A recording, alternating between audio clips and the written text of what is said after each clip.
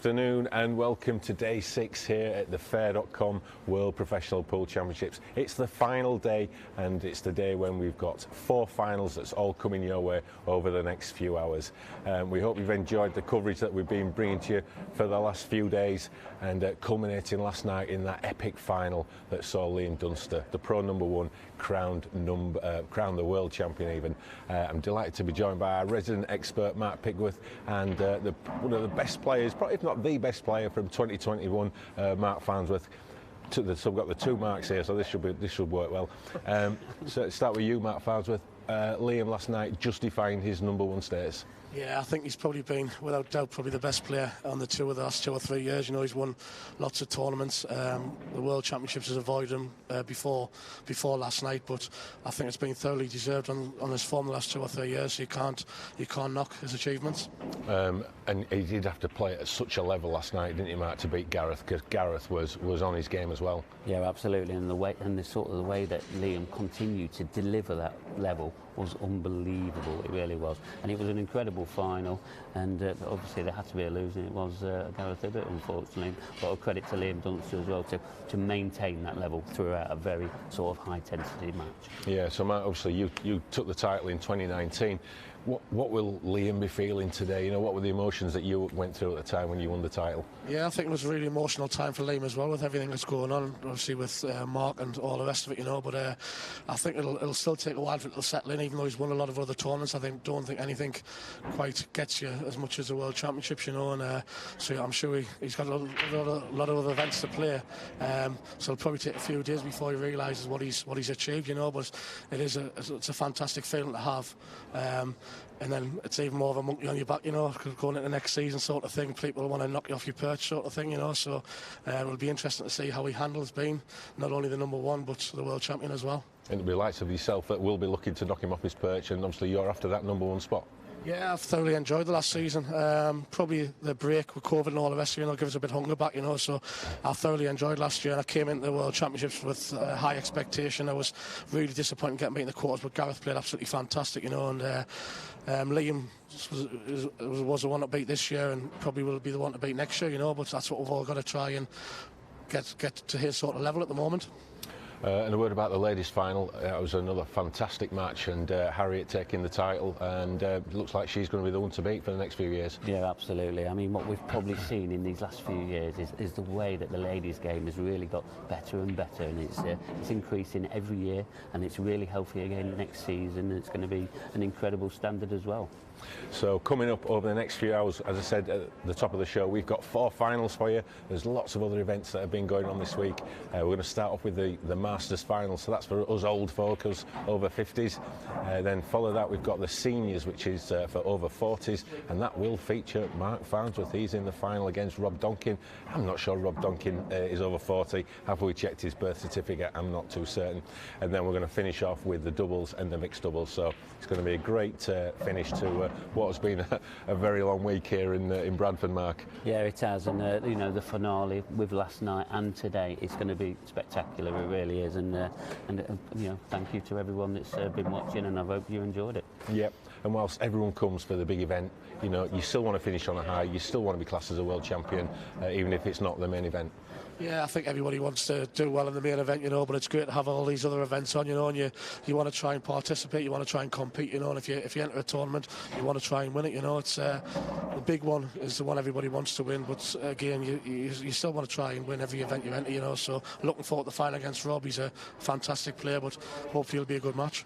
And just a final word, obviously you've experienced winning the title. What does it take to become a world champion? Yeah, it's probably, I've played a lot of money matches over the years and played a lot of different tournaments, you know, but the pressure that it builds, because it's weeks leading up to it as well, you know, and an expectation, and but the match itself, sometimes you go on a little bit of autopilot, you know. The final I played against Tom, I think it was 6.5 hours altogether, you know, but it never felt it was such a long time, you know. There was an awful lot of pressure all the way through, and then when he finished, it's just a massive, like, you feel like collapsing, you know. So I'm sure that's how Liam felt as well. He's a lot fitter than me, like, but I'm sure it's still got to him. Yeah, excellent. Some great insights there from a world champion. So coming up first is the Masters, and it is a rerun of our first match that we brought to you on YouTube on Thursday between Andy Lucas and Gareth Hibbert. You know, Gareth, he seems to be in everything. and you know, there's no let up from him, is there, Mark? You know, how do we see this one going? Well, I mean, Gareth Hibbert, he's already beaten Andy Lucas in that last 64, you know, to get to the final. That's what he did. But this is going to be, these former world champions, these two, and it's going to be an incredible game. It's going to be fast and furious, very sort of similar styles. It'll be all about the break and about how well Andy Lucas can adapt to this cloth, which he's not used to playing on, where Gareth is always, it's like part of the furniture in there now. He's always playing on these sort of conditions. And the formats, Mark, is slightly different format to what we've played in the Open. Obviously the set format, the brutal best of sevens. Now it's just a straight race to 7 frames. Will both players be a bit more comfortable with that format? Yeah, I think the sets format, I really like them. When I first started playing the sets, the World Championships, it was a bit of a shock to the system, you know, but once you get used to it, it is a great format to have, you know, even though it's very, like, brutal, like you say, the short races. But even if you lose a set 4-0 or whatever, you know you've got to, it's good for the concentration, you know, the stronger players mentally tend to do well in it. And like you say, it's back to the old-fashioned races for the final of these two events, you know. So both fantastic players. Probably on paper Hibbert might be slight favourite, but Andy's he's a very, very experienced player. He knows the way around the table. He'd be very tough to beat. And just a quick word about your match that'll come up after that against Rob Donkin. Looking forward to that. Yeah, Rob, he's such a fantastic cewist. You watch him sometimes, I know he sometimes goes crazy routes and all the rest, but he's such a fantastic shot maker and cewist. He's a pleasure to watch at times, except when you're sitting in the chair, you know. So I'm looking forward to it. Yeah, well, you're going to hear more of Mark Farnsworth over the next hour or so. He's going to be in the comms box. So let's get the action underway. We've got the man in the middle, Brian Moss. He's ready to go. So it's over to you, Dan. Thanks, Kev. The World Pool Championships Masters Final. The over 50s continuing on from where we left off last night with final after final after final. Gareth Hibbert, this will be his second final of the weekend. And as Kev mentioned, it's a repeat of our first match on Thursday, brought to you on YouTube. Masters is certainly an apt title for these two. They've both won so many titles between them in this game. Andy Lucas, former IPA professional. Gareth Hibbert, still probably one of the men in form on the IPA circuit. And one of the other men in form on the IPA circuit joins me right now, Mark Farnsworth. Afternoon, Mark. All right, mate. Yeah, good. Looking forward to this one? Yeah, it should be a really good game. Two very experienced players. Even though it's a Masters event, they're still dangerous in every tournament they play. So it'll be an interesting match to watch. IPA World Championship is this 2022. Obviously, we've just heard you're going on to the seniors final straight after this against Rob Donkin. Is this helpful for you, this coming in the commentary box and just keeping an eye on things, or would you rather be sat relaxing, chilling out? Yeah, well, normally I would go back to the room and just chill out, watch the telly and have a bit of rest, and I've checked out the hotel now, so I'd only be sitting and watching anyway, so I don't mind getting on your nerves for an hour or so. Well, we're delighted to have you here. Andy Lucas and Gareth Hibbert in their first match, the last 64 of the Open. Back on Thursday, all the way back. It seems a long way ago now. Andy never really got firing, and to be fair, Gareth blew him away. Do you think this is perhaps a chance for a bit of revenge from Andy? Like I said just in the studio there, I think Gareth's definitely favoured going into the match, but Andy's he's a methodical player. He's very consistent. So if he gets his chances, he's definitely more than capable of winning the match. Gareth Hibbert's into his work straight away. He's just so consistent, Gareth. His break's exceptional. His potting is fantastic. There's not a chinks in his armour. No, I almost had him down as favourite for this tournament before it started, just because of how consistent he's been in recent events. He had the professional win in the Isle of Man at the Grand Finals, the second event in the current Champions Cup and the previous Champions Cup. So he essentially won sort of 3 of the last 4 IPA events. It's just unbelievable form. Yeah, he's matched only by you, really. Yeah, it's even though he's getting on a bit, Gareth, he's so fluent, consistent, and natural as well. So I'm sure he acts as I was in the practice table, but he's such a natural cueist. He's very, very tough to beat. He certainly is. He's showing all of that here. Andy Lucas broke off first. Doesn't look like he's going to get back to the table. Yeah, and just simple positional shots as well, but he's so precise, and when things do get a bit awkward, he's so confident in his own ability. Just as long as he gets his hand on the table, you fancy him to knock them in. These sort of chances, he very rarely makes a daft mistake. Is that black just a little bit close to that Yeah, side I think he's cushion all to right. drop Just in? run the white round the angles here, and I think he'll come within maybe 16 inches from it, and shouldn't be a problem.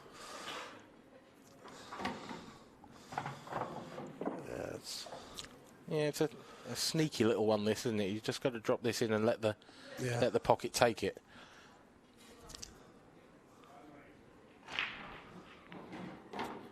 That is exactly what Gareth Hibbert does. He takes the first frame in this Masters final.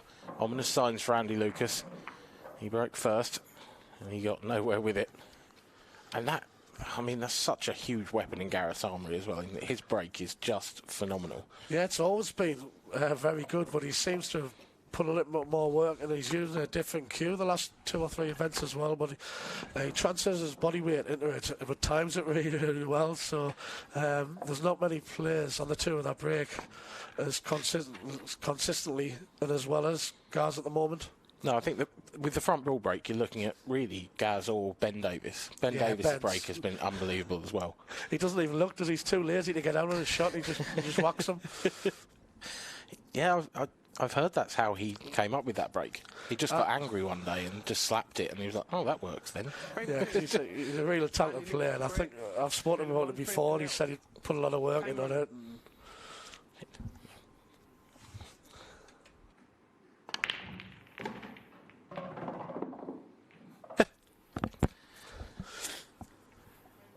Andy breaking second. This is a great break. Yeah, I missed the start of the match. I thought Andy would drive up as well. Sorry. I did as well. I must have blinked. Yeah, he's hit them clean as a whistle, hasn't he? He just had a lovely split. It couldn't be much better, that, could it? It's actually a better break than Gareth's. That was sort of the reason. I looked up at the table and saw that initial split and thought, well, that's not a Gareth Hibbert break. Yeah, they've came out lovely. I haven't got a great lot of work to do. It's just important, basic little positional shots. But you've just got to be concentrate, because if you run a couple of inches in, it make things a bit more difficult. That's a good little shot, that.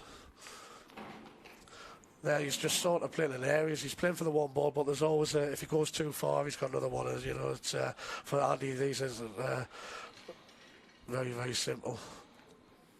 Yeah, fully expect Andy Lucas to take these out. In terms of the difference between, the main event at the World Championships and your stuff like the seniors and the Masters, do you think the difference really is just... Is he all right now? I think it's just... You try to check it back, but it just seemed to slide off the cushion. It's quite tight. Can you get it? A little swerve? Oh, not enough. See, they're just a careless little positional shot. Well, probably he's just trying to check that ball back, and it's slid off the cushion a little bit and made things difficult and swerved a little bit too much. Yeah, over-swerved.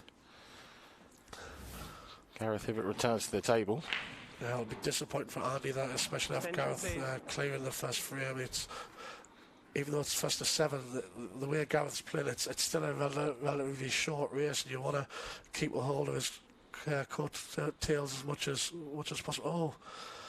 Oh, uncharacteristic, that. Jesus. I think the week must be catching up on Gaz a little bit. He's hardly seen anything other than the pool table this week, I don't think. It's he's been so consistent all week. I don't think he missed a ball against me in the quarter final, the main event. He shows he is human. 10 seconds. Yeah, he is sometimes. That's a nice shot from Andy. How's it going to work out? A little bit of luck, like he's getting it. Yellow in the corner, pull it back a couple inches, and the yellow in the left centre. Yeah, these are easy now. Gareth Hibbert doesn't look like he's going to punish that mistake from Andy Lucas. Yeah, I think Andy will be pleased as punch to get back to the table. He definitely won't have been expecting to get back after he's made that mistake. And he doesn't. Andy Lucas levels the scores. It's one each. Going back to what I was saying earlier, Mark, do you think the difference between the main event and the Masters and the Seniors is just a little bit of strength in depth? Like I said in the studio, I think that everybody wants to either win or do well in the main event.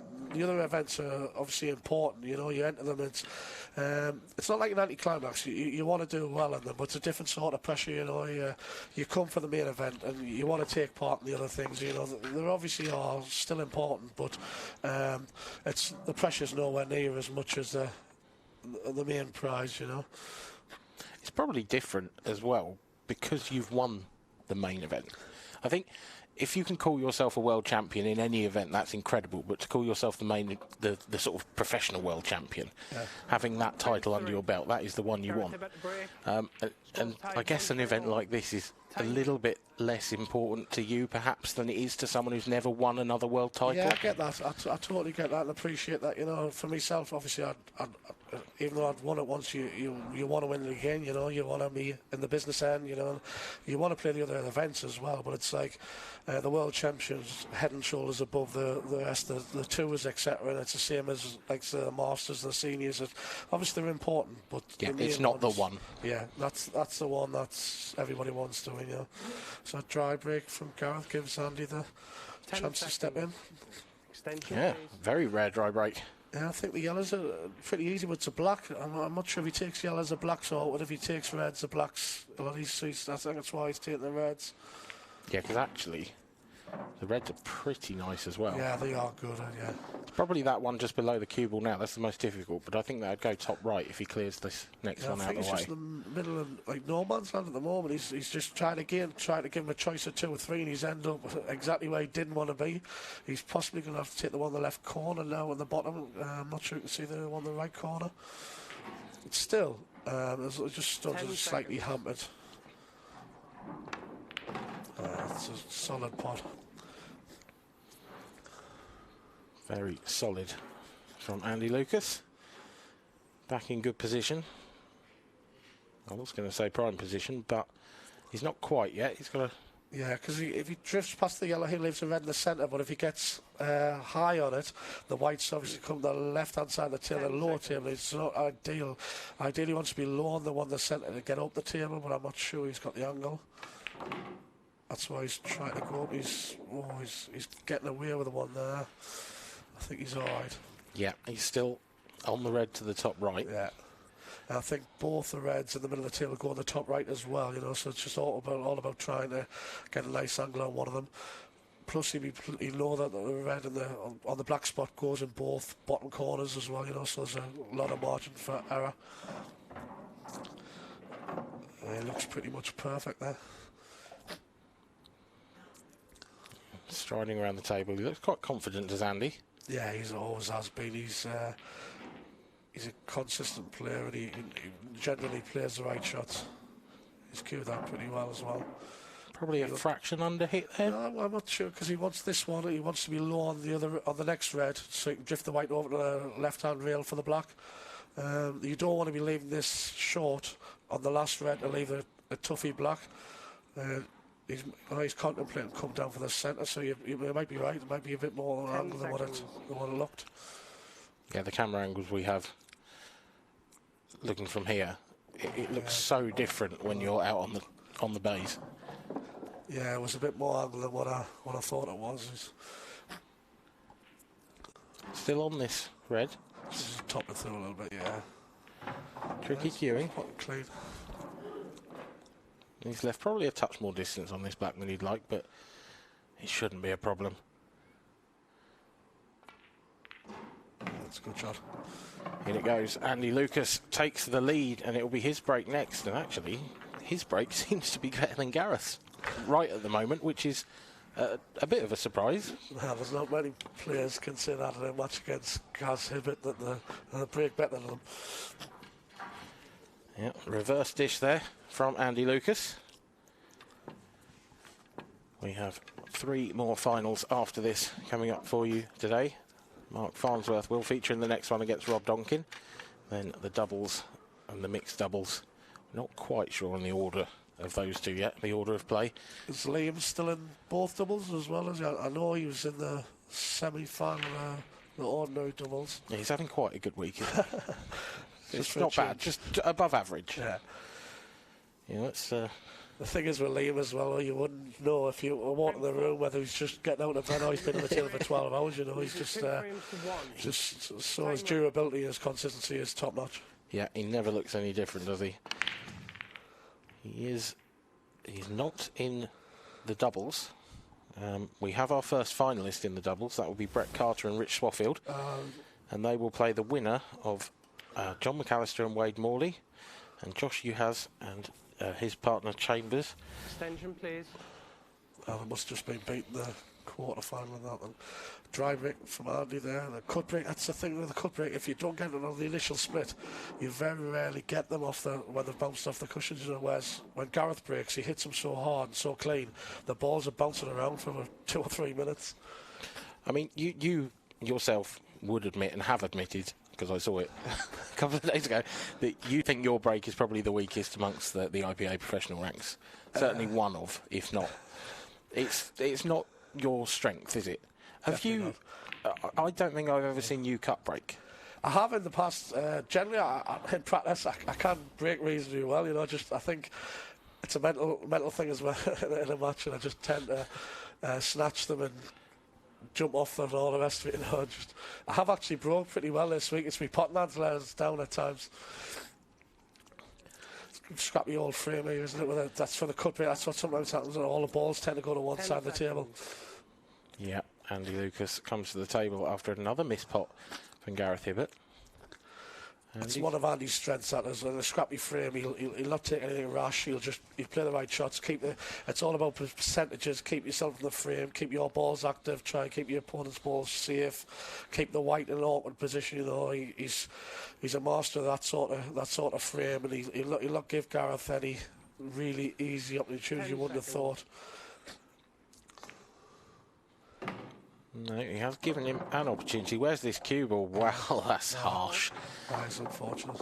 I think Andy's had a look at that and thought, well, it's a finish that Gareth could have got, but it's a tough one. So Andy's basically said, go on then and have a pop at them. Yeah, sometimes that works, sometimes it doesn't, and it's just about finding that percentage. He's in a fantastic position here, 2-1 up, ball in hand. It's a great opportunity to go 3-1 up. He'd probably just be looking at developing the black, and he's got that one awkward red on the left-hand side, which he's got to think about. Yeah, Andy's just studying the table. It's the first shot here is crucial, isn't it? Yeah, if you get a good first shot here and you open the table up, then you know you've got the frame in hand. But it's easy to overthink these, easy to make a little mistake and knock something safe at the same time. Yeah, when we interviewed the other day, I said snoring was one of my pet hates, but one of my pet hates is people that don't use the first shot properly with 2 shots. You know, there's that many players that try to get out and knock a ball in without even thinking of, like, they can make things a lot easier with the free shot. Yeah, it's certainly a great opportunity to study the table and work out how you can make life easier for yourself. Yeah, Andy's just thought that he's made the black easier, but he's still got this awkward red, but he's got that red next to it on the left-hand side, so obviously he feels comfortable that he can get into it or play on it. Oh, he's on yellows, and I thought he was on reds. No, he's I'll stick the Kiora. He's taken his choice. He could play this plant now and sort of knock into that yellow. Yeah. I think, does it go in the middle anyway? It's quite tight, isn't it? He could just bounce it out. He's going to be on the yellow in the opposite centre, isn't he? Just plays it a bit top. That's a clever little shot. If it goes past, yeah, it's a good shot. Yeah, nicely done. Probably just wants one more shot to get in perfect position. I don't know how much angle he's got on that one to the right of the cue ball, to the right centre. The one on the left centre's just went a little bit high, so he needs to be above it if he leaves that last to get on the black. Doesn't want to be behind this red. I thought He's he okay. came for real. I thought he was behind the red now. He came off the bottom cushion. Yeah, that was just an inch more, and he'd have been in real trouble, Andy Lucas. He's actually got a nice angle to play. He wants to be low on the one on the first one in the centre. He's too low. Can he hold this? Can he Possibly play go with to the loads red. of check side? Or Possibly at the red, so dig it a little bit. is there a gap up to the top left pocket? I don't think so. I think he'll play into the red. He's just got to dig it to the white a little bit. But if he hits the red full ball, he's actually plumb. Oh, Yeah, okay. it's clear shot. He just had to play a little side. I looked a bit more angle where he had to dig into the white, but he's played just a little bit right hand side. He's played it really well. There's plenty of pocket to use as well, isn't there, to pinch a little bit for those shots. Andy Lucas gets on the black nicely. This one for a 3-1 lead. Nice shot. In it goes. Great start for Andy. Gareth just starting to get away from him this match now. It's Gareth's break next. So Gareth hasn't broke well in this match so far. He did clear his first one, but it looked an awful table. Yeah. He worked it out really well. Second one was dry, so quite a pivotal break now for Gareth. I think the thing is with Gaz, he'll just be out of his mind. He'll just get out and hit this as well as he normally does, you know. And even though he's had a couple that hasn't went right, there's every chance he can put 2 or 3 leave absolute drop-ins. You know, it's just he's that type of player, and he's that confident in his break, you know. So I'm sure he'll give it a clean strike and see what happens. You mentioned his new break cue. You can see that there. Gareth about the It's break. sort of black. It's made of beech, apparently. Is that what it is? Yeah. Time running. It's really unusual, isn't it? I It thought almost it was looks some carbon, sort but I thought it was some support of 9 monkey when I first seen it. Yeah. He's lost the white a little bit again there, but is he dry again? he is. Yeah, he's dry sort again. of just trying to put a bit extra in there. He's totally lost the white. Nearly went off the centre. And unfortunately for him, he's dry again, giving the table back to Andy again. It's not the nicest table. It would be okay, but the cue ball's in a really tricky little spot, isn't it, to yellows is start good. I with? think he's looking at the red, but the 2 reds that's together up the table are awkward. I think he's definitely taking the yellows. It's just the 2 in the centre. One in the middle pot. The other one's going to be a bit tricky. Yeah, is he taking that tricky one now? Yeah. He is. Up to the That's a top good shot. left. It's a great little shot. Oh, he's been a bit lucky. Oh, I think they went together. I don't think either of those 2 yellows go now. I don't think the plant goes either. He'll have a little bit more work to do now.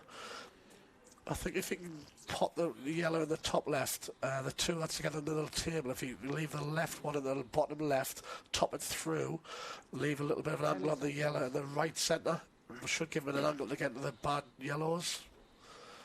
We'll find out. A couple of options available to Andy Lucas here. I just don't see how he's going to get to these yellows from that shot, Jesus. No, I wondered if he was going to leave an angle to top into them from this one, but he's got far too much angle there, surely. Yeah, I think he's going to play safe, is he? Oh, that's a great shot. That's came out well. It has came out well. That's the thing I was saying earlier about Andy. He weighs his options up, and if he's not comfortable going for a risky finish, he'll play the containing shot or the tactical shot just to keep himself in the game. And it's all percentages. If he thinks the chance of going for a finish is quite relatively low, he'll just keep himself in the frame, which is it's the right way to play the game. Well, Gareth can only see those 2 reds to the left of the cue ball. I don't know if the top one of it's the not 2 is a double. I'm not sure if maybe he's play a cross double and try to hide the white up the top end of the table anyway. I don't think he's really got anything else to play. I am half wondering if it's a 3-ball plant, but I don't think it is. No, I don't think so. I think if it doesn't cross double, it definitely cross trebles, and he'd be concentrating on getting the white up the top left-hand side, the top right-hand side of the table. Try and get in behind one of them reds, or leave it on the top cushion, or... Oh, he's at the wrong ball. Oh, no. He's at the wrong ball. That's very, very strange from Gareth. He's normally so consistent. He's just he's clipped the first red. It's really tight there, isn't it, on the yellow? Maybe he was just a little bit worried about that. Yeah. I think he's trying to go for the double. Must be really, really tight for the angle, and that's how he's hit the other one first. A fantastic opportunity for Andy here with the ball in hand to go 4-1 up. Probably a little unlucky to go in off. Wasn't a good shot by any stretch of the imagination, but that's a strange one as well. I think he's getting away with it. Not what you'd have played then. I don't think he had to move them to. I thought they were in a good position anyway. He should have just used his first shot just to make it a little bit easier. And I don't think he had to develop anything. He's actually getting away with it because he can play the one below the black, drop on the bottom rail. He's got a little planter player. I think he'd be over the moon with that came out. Yeah, I think the top of those two yellows that are together as well will pass the red once the other one's out the way. So he'd be playing this. He'll not be bothered if they both go here. He'll just want to make sure the white's off the rail and on the other one, you know. So if he puts them both, it's not the end of the world. Again, he's plumb. In some ways, he probably played two-pot them both there. Yeah. Because if you do, you've got one less to do. Yeah, you just want the white off the rail. That's the important thing. You don't like the white glue at the bottom rail. No, but if he didn't have to leave that one over the pocket. See, the bad shot there, he's played the plough hand, but he should have played the one in the middle, and you've always got that one over the pocket, but he's played in such a way, he's left himself in no man's land. But if he plays that firmer, gets the white up the tail, plays the yellow in the centre, you've always got the one over the pocket anyway. He's left himself a touch awkward. Loads of running side and round the back. He's getting enough angle, he's getting away with it, yeah. But that's a strange by Andy, because normally he would definitely play that, leave the one over the corner, get on the one in the middle, and you've got the option of two. You know, he just hasn't played it very well. Well, in the words of Mark Farnsworth, he's got away with one or two in this frame. He's still took them out. It's not as comfortable as what they could have been, you know. But still, at the end of the day, he's 4-1 up. He is 4-1 up, Andy Lucas. He's punishing everything Gareth Hibbert's leaving for him. It really is role reversal from their first match in the main event earlier on in the week. Really, things are just like Gareth. He's played so many matches, been so consistent all week. Sooner or later, you're gonna feel the effects of it, you know. And he hasn't played badly. He's just made a couple of mistakes, which is just so unlike him, you know. So he's got a bit of a mountain to climb, but he's still more than capable of getting back in the match. It's up to Andy to keep him sat in his chair now. Yeah, it's Gareth Hibbert's break has deserted him. His luck has deserted him a little bit, but Andy has played very well so far in this match, and is good value for his 4-1 lead. Yeah, definitely. Andy Lucas to break. Important break here. If he can get a ball and a finish or take control of the frame, he's in a fantastic position. Oh, yeah. Fighting over to get in the middle pocket there. Got the ball. That's a better cut break as well. Yeah, beautiful. You haven't seen that all go to one side. It's a much cleaner and neater split of the pack. Yeah, I think the yellows look lovely. He's got the yellow in the right centre. The yellow below the black, don't think it goes in the top, but it goes into the right centre as well. So it's just hasn't got a great lot to do. It's just making sure you keep the white in position, you know, just basic position shots, but you've just got to get them right. An inch or two wrong could make things a bit more difficult. Yeah, it's amazing how quickly it can start to unravel. Yeah. Like, even this one, he's probably an inch further down the down the table than he would have liked. I would have played for the one below the black there, just because it is your tricky one. The earlier you can get on the tricky balls, the better, because you've got to, if you don't get on it, you've got a bit more options to get. You just don't want to leave that till last, just in case you don't get on it. That's a strange shot. Why didn't he just drop that in? Yeah, I think he's trying to get low on the yellow to get the white back up the table, and he's just sort of trying to be too precise. But I think the bad shot was the one before. I think he should have definitely been getting on the yellow below the black, get rid of that, and the rest of them were pretty simple. Extension, please. He's getting to the point now where he's going to need one big shot. I don't know if he can screw it across. It's a bit of a sharp angle. He might just have to top it through around the angles. But again, it's got the one next to the black. That's tricky. He's trying to pick. He's going to. Oh, he sort of threw his arm at that one a little bit. I think he's trying to dig in to avoid the in-off to get the white across to the one next to the black, and he's pitched the angle a little bit too much. There you see it. Off the jaws, back out again. And Gareth he'll know he's Hibbert. 4-1 up. He'll know it's a massive frame. It's a massive shot, and maybe he's just had a little bit of a shoulder on it. You know, it's just one of the things that definitely happens. Gareth's got a great chance to get himself back into the match here. Still got a little bit work to do. It's a one at the right next to black. He's got to get on it. Probably leave it to last. It's a good shot. Again, you're playing a choice of two. He wants to be on the higher one. What pocket do you think he'll be looking at for the black? I think he They have only the really same goes pocket, I top think. right, doesn't yeah, it? I think he'll be looking to try and get the white towards the right centre.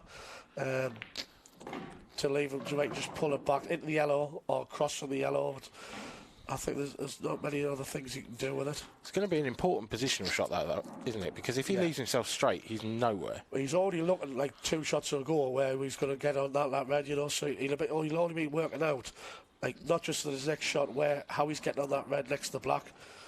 10 seconds. Yeah, you'll see. It's a bit of an angle, because I'd probably bring it below the centre. I don't know if he'll bring it above the centre here.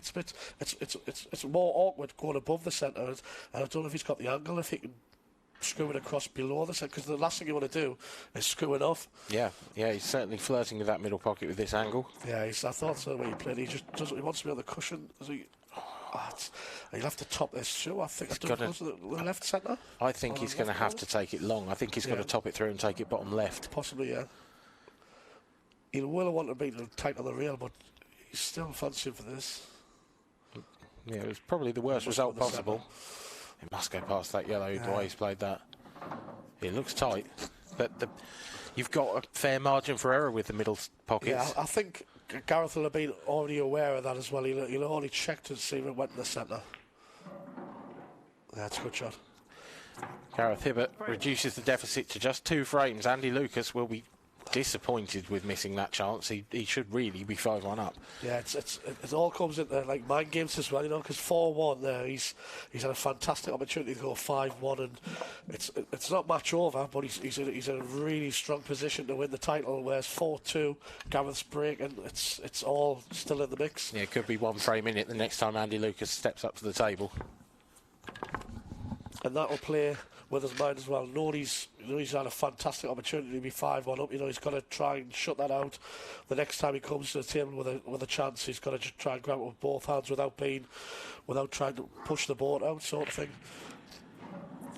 I'm sure Gareth's physical and emotional energy reserves have been depleted this week. He has after last night hardly been away from the pool table at all, but he's still hanging in there in this Masters final. Still can go home a world champion.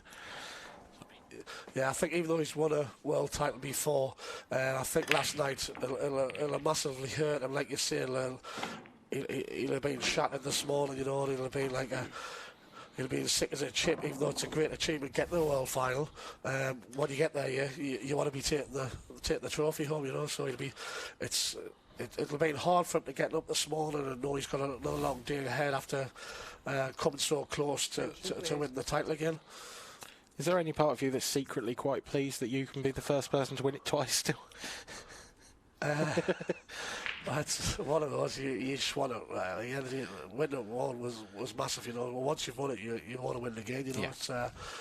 It's a great feeling to have, and it's a bit gut-wrenching giving the trophy back, you know. When it goes back, you sort of want to win it again, you know.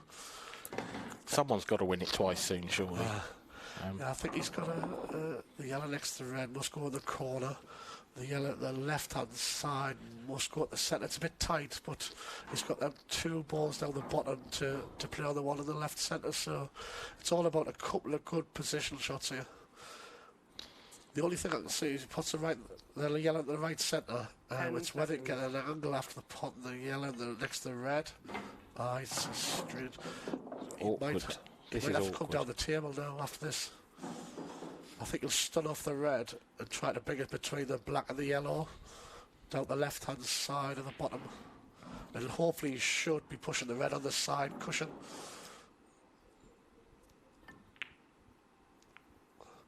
It's a bit short on it. Has he left the yellow? I think he's got the angle to go around the back, around the angles. Yeah, it looks like he's going to have to take the remaining yellow in the top half of the table. Needs to be wary of those 2 reds on the right-hand side when he comes round. I think he'll play with a lot of right-hand side to kick it inside between the left centre and the yellow to come down the bottom end rather than going near the reds. I'd play it with a lot of right-hand side. Yeah, inside of the yellow and round. Oh, that's a tremendous shot. Great shot, well judged. And now again, he's got choice of shots, you know, after playing that. He's basically playing for all 3 yellows. Yeah, it's starting to look like the hard work is over in this frame, particularly with that last positional shot for Gareth Nice Hibbert. angle on this one at the bottom. Yeah, it's a lovely natural angle drifted up for the yellow in the left centre. Just wants to finish straight on that. Yeah. Yeah, it's a touch far, but he's all right. Yeah, he's going to leave himself probably 2 inches further to the right than he would have liked after this shot. That's a good finish. Drops it in. He knocks a black. Don't start cursing him now. Yeah, kick. Yeah, that's good job. No such luck for Andy Lucas. Gareth Hibbert does claw the deficit back to just one frame. And he sits in his chair and thinks about what might have been. He could well have been 5-1 up. It's a completely different complexion on this match now between 4-3 and 5-1. Yeah, and I think the pressure, it sort of shifts again now, and it's probably all the pressure's on Andy at the moment.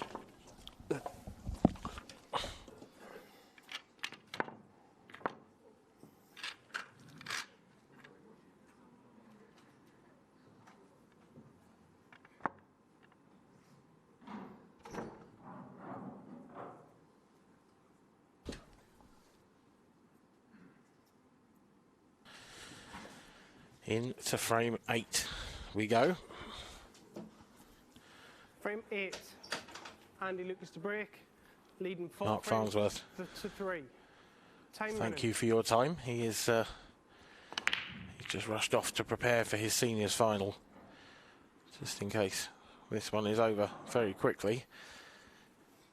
Andy Lucas, it's all gone wrong for you. Gareth Hibbert now. Chance to level the scores at 4-all. Extension play. A dry break on the Andy Lucas scorecard.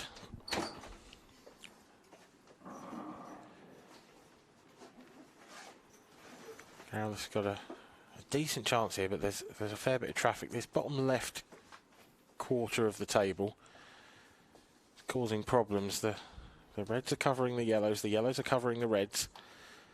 Reds have the control over that area, and that's why Gareth played that first shot. He's taken reds, he's got into that area straight away. Don't think he's quite got the angle to get from one to the other, has he? The top one looks a bit thick. He could just drop it, roll it through. Oh, he can get off the side cushion. Excellent shot.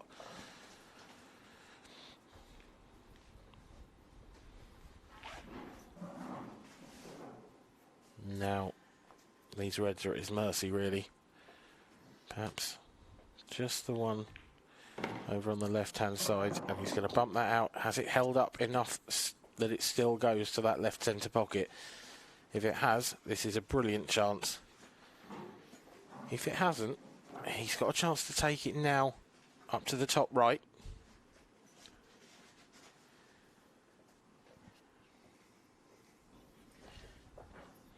Ten seconds.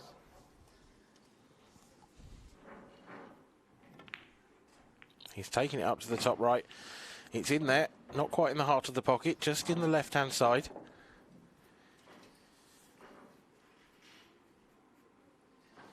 And Gareth just now finding that one crucial shot to get perfectly in position. He's the wrong side of either of the reds in the centre, really. Can't see the one in the top left, so probably going to have to come around the angles here. Needs to avoid those 3 yellows around the black spot. Hasn't. And that is disaster for Gareth Hibbert.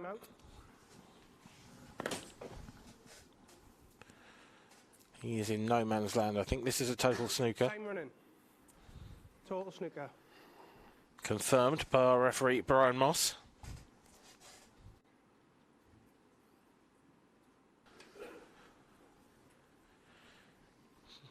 Gareth has just got to find something here. The yellows are going to be glorious unless Gareth can pot something or find some kind of safety. He's just hit the red. I think he was probably trying to come cushion first and pot it. May have had a small result I think the way that red has wedged onto the yellow means that it will no longer go. So Andy might have to develop that at some point. Doesn't have an easy opener, does have this long straight one. 10 seconds. And he does have the one full length of the table over the bottom left corner, which is shot number 1. But Andy's patterns of play have left a little to be desired so far in this final. He's potted his way out of trouble a couple of times. He hasn't been in huge amounts of trouble, but he hasn't made finishes look as simple as you would expect him to.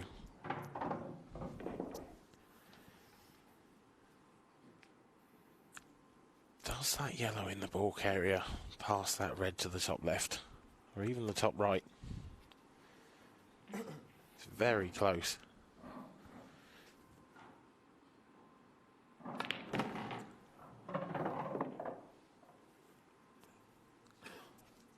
It's so tight whether that yellow in the middle of the balk area passes.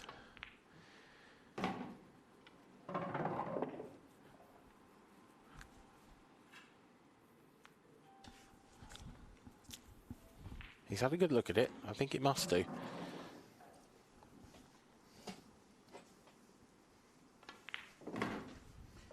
Well, we're certainly about to find out.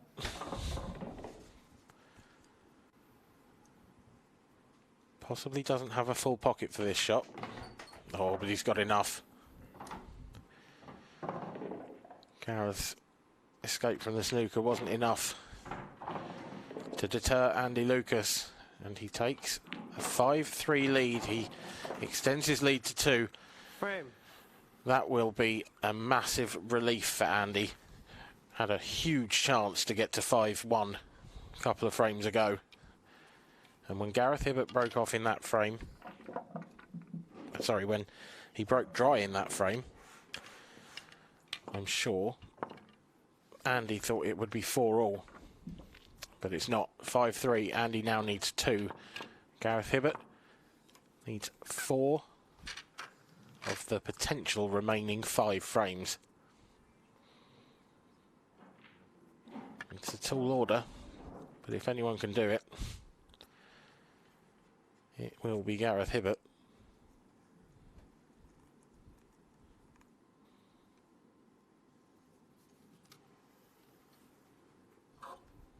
Rob Donkin, you can see there on the left of Gareth Hibbert, just sat in the crowd, 5 frames to 3. taking some time, waiting for the seniors final to begin after this match against Mark Farnsworth. As Gaz breaks off in frame number 9.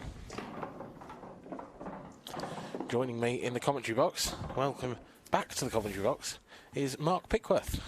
Yeah, my first appearance of the day. Attention, please. And wow, what a brilliant final we've had of this so far.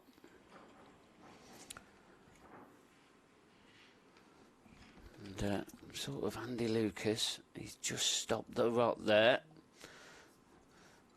That little mini comeback from Gareth Hibbert. Yeah, Gareth really will feel like he probably should have been going into this frame at 4-all. He'll be disappointed. Just one slack positional shot. How about that for a split, though? The middle of the table is completely clear of balls. Gareth has chosen red, so it's all going to be about cue ball control. Obviously not happy with that contact. He's having the cue ball cleaned. But look where that black is. It's so far away from the rest of his work, Mark. Yeah, it is. I mean, he's still got that red next to the yellow. And I think he's got a potting angle, but it's just about how he gets that white ball out. Yeah, can he spin the cue ball round the back of the second right from the left corner pocket? 10 seconds. Nope, had to draw it straight back. And that, the right hand of those two reds, I think he's got to move the yellow out of the way, hasn't he? Yeah, he's looking that way. He really is. He's looking there. He's pointing his cue. Is he going to come off the back cushion and move that? There's huge amounts of risk in this. This is 50-50 whether this comes out well at best. Yeah, you just can't see how he's going to get a great potting angle on this. This can go wrong. Oh, it's a lovely shot. It's as good as he could have got. But there's... If the black goes top left, this is okay. If it only goes top right, I don't see how he can get there. Yeah, and I think of the way that he's sort of looking, see if he can miss this yellow. Probably suggests it doesn't go into the top left. He's got to miss it by... Oh, he couldn't miss it. He just couldn't miss it. I think he was backing himself with a very sort of long-range clip to the right. I mean, this one is even harder. I'd even be tempted by the double to the centre here, I think, Mark. This is so horrible. Yeah, it is. And he knows if he misses, Andy will have a glorious chance to go one frame away from being the World Masters champion.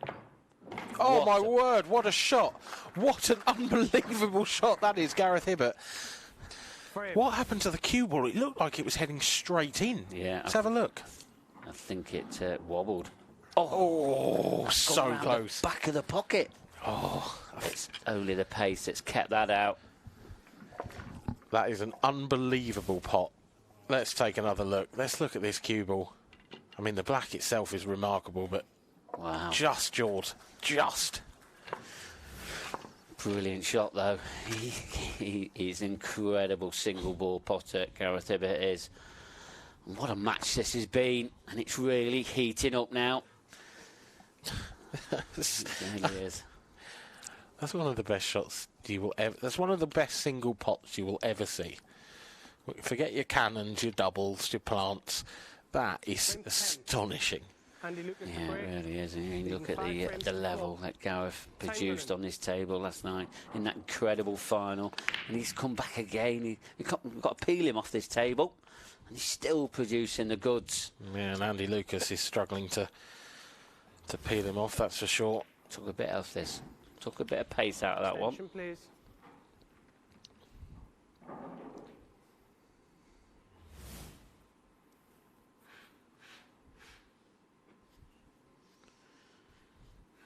So, not an easy opener. I think, is it red onto red? Top right. I don't think it goes in the middle, but this is missable because that red ball is not cleanly over that right pocket. But where will the cue ball go after that? Yeah, if he does take that, I think he's got to sort of try and just avoid that yellow that's top left of that initial red and come through the gap and play potentially the red in the middle of the table to the right centre. Depends how far he can get through. He's taking yellows. Yeah, sensible. I mean, he's probably going to have to... Oh, that's a great shot. That's a great shot. Yeah. He's fooled us both, Mark. He has, I mean, but that's good vision, innit? It just shows his thinking right. And he obviously wanted the reds. I mean, we thought he wanted reds, but he's come up with his own innovation, and what a great one it was. Just that. The red close to the left centre pocket. Not the one he's taking now, the one to the right of the black.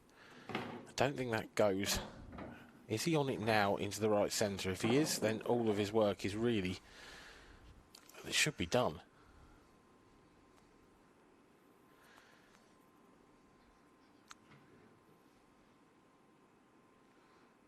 Yeah. Good planning this from Gareth. That's all of his hard work out the way now. Yeah, it is. Just wants one good positional shot here. Just to get back into prime position. Needs to be careful with this one.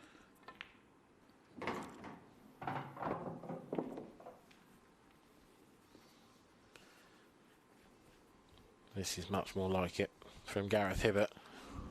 A slow start to this Masters final for last night's World Championship runner-up. It's obviously not the prize he wants, Mark, but it would still be nice for Gareth to go home being a world champion, even if it's not the world champion. No, I know what you mean, but there's still a lot of frames left in this Masters final yet, and Andy Lucas, he's going to have a say in this. He wants his title as much as Gareth does, but it's looking like now we're going to be into a best of 3. 2 balls remaining. And this simple 8 ball into the left centre, and there you see it. It's 5 apiece. We're into a best of 3. Going to be Gareth to break as well. It's so different from the set format, isn't it? That we've been so used to in the commentary box and on the stream all week. This feels a little less brutal, but the tension's still there. Now that we're getting to the business end, I guess with the set format, you get that bit more tension at the end of each set, whereas the tension builds more gradually with this sort of format. Yeah, it does, and I think the only problem is with this format, if a player takes like a 5-0 lead, say, you'll sort of see the other player sort of not play as well and struggling, and then but when you get these matches are close, they become very, very exciting. Oh, Gareth just nipped off for a comfort break. So we'll perhaps talk about what we've got coming up for the rest of the day. Rob Donkin takes on Mark Farnsworth in the seniors final next up. Yes, and then if you want. There he is, having a little natter with Dean Shields. I think Dean's out of everything now, isn't he? Or is he still in one of the doubles? No, he's just been knocked out of the mixed doubles. Oh. So, yeah, he's unemployed now, if you want to call it that, or redundant. I'm not sure he'd like either of those terms, but he'll be listening back. He certainly will. Yeah, so seniors final next up, followed, I think, by the mixed doubles is the potential plan, isn't it? Yep. That will be Clint Ianson and Amy Beecham against, it looks like, John McAllister and Danielle Randall. They are 5-1 up in the final semi-final. Yeah, there was leading in that. And then the doubles final still not been decided yet, and that's because John McAllister in the picture there, he's in the mixed doubles, and he's also in the semi-finals of the doubles event. So we're waiting for them to be playing.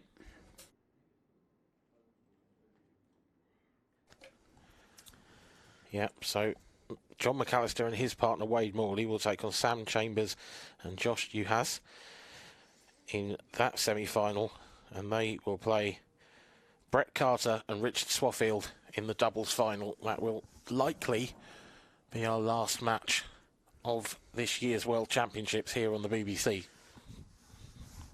Yeah, it will, and that will conclude our tremendous week's action.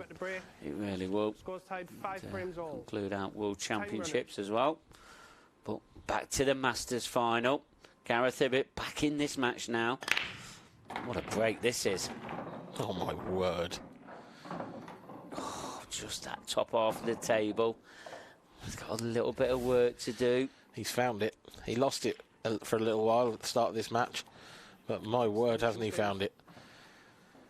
That red in the balk area, does that go already into the top left pocket? It's probably, it covers the yellows.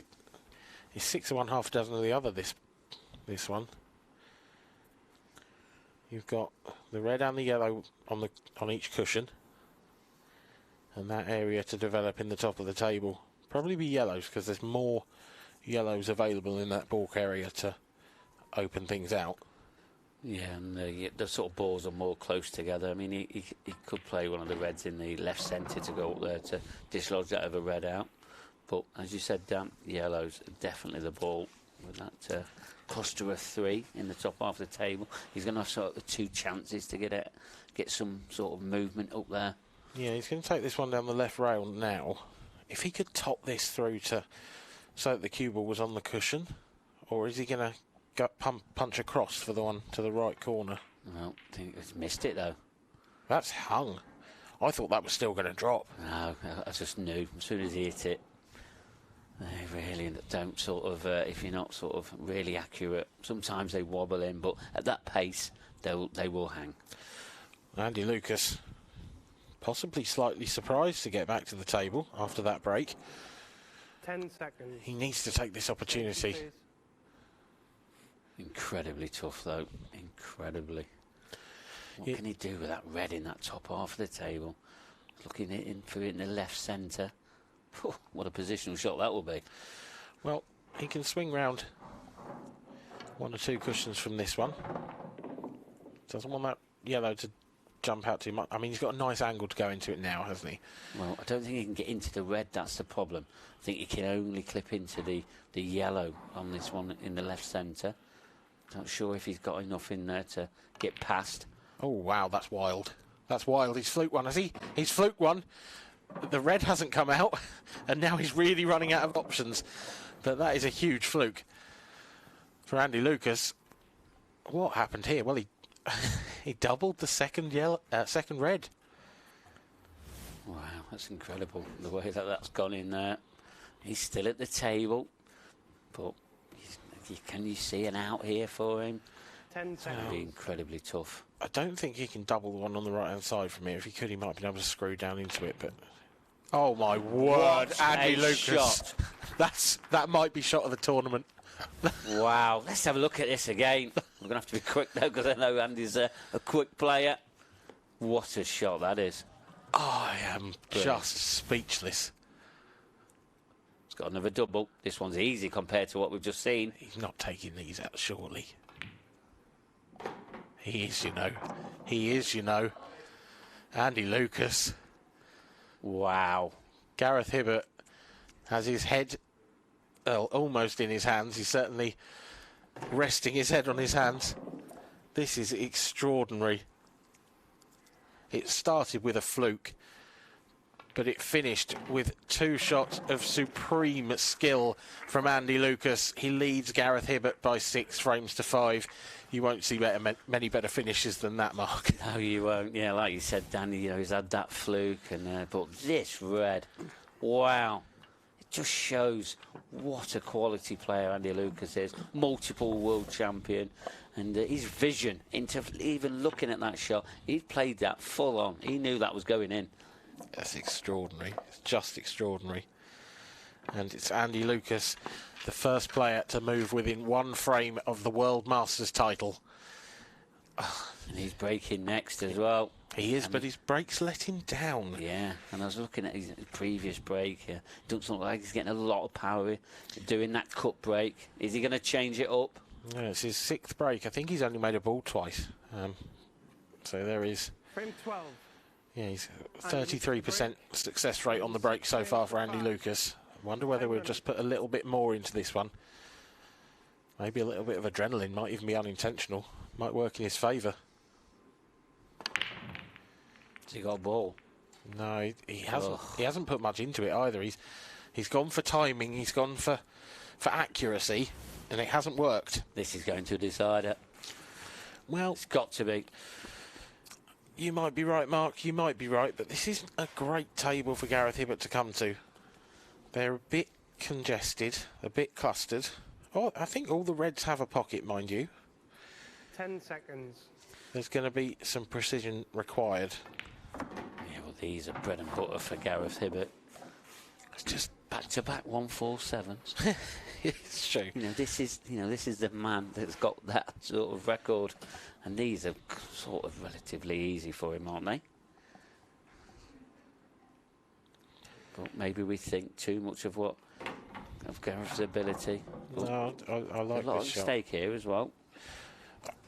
We've seen him make a couple. We saw him miss a surprising one in the previous frame. I actually can't believe he missed that one down the rail. I still thought it was going to drop even a minute or 2 later. 10 seconds.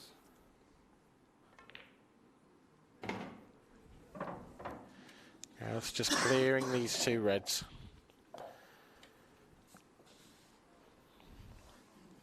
Don't know if he's quite got the angle he wanted on this one to the left centre. If he's going to come round it, doesn't want to flick it. Well, has it gone wrong? I think he's still on this red. He is, but it's very thin. Attention, middle pocket.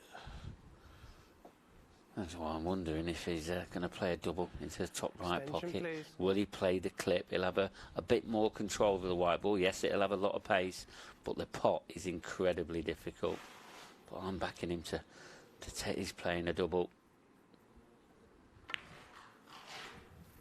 That's not there. That's not the one. Andy Lucas has a chance to take home that little gold trophy in the centre of your screen and say that he is the World Masters champion. He's got one problem. It's the red over the bottom left pocket. 10 seconds. Does he have an angle now for a skill shot? Can he take the one in the left centre and stun into it? He could do, but I think he'll try and get a bit more of a deeper angle, so that's why he's taking this one in the top left-hand corner. And then he'll have a chance then. He's got a lot better angle now to clear the bottom of that pocket. Yeah, this is the one. I think he's got to be slightly careful of the in-off here. He'd be a bit unlucky, but if you catch the cushion first and red half ball, that's the one. That's come out nicely. Really, this should be the key shot now. This is probably the most difficult pot he's going to have. Yeah, and this pot will get him back into prime position. He's overrun it a little bit. Is he starting to feel a little bit of tension? Yeah, I thought he might have come through the gap between red and yellow. He screwed out. He's still got a chance to get back in good position. He could take the yellow above the cue ball into the top left, and that would be a bit more controllable than this shot. He's punched this round. He's almost there. He's not quite, but he's almost there. Yeah. 3 yellow balls away from coming the Fair.com World Masters champion. You've got to say, you can't see him faltering now. Just got to hold himself together. He's fully deserved it as well. Andy Lucas has been the best player in this final. He can taste the winning line now.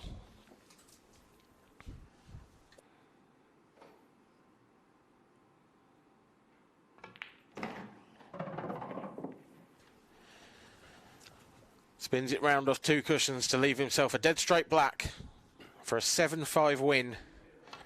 Andy Lucas, you are the Masters World Champion.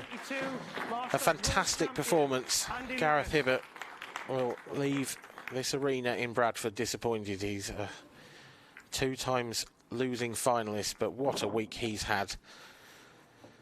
He really has given everything to this game this week. He's been all over the place.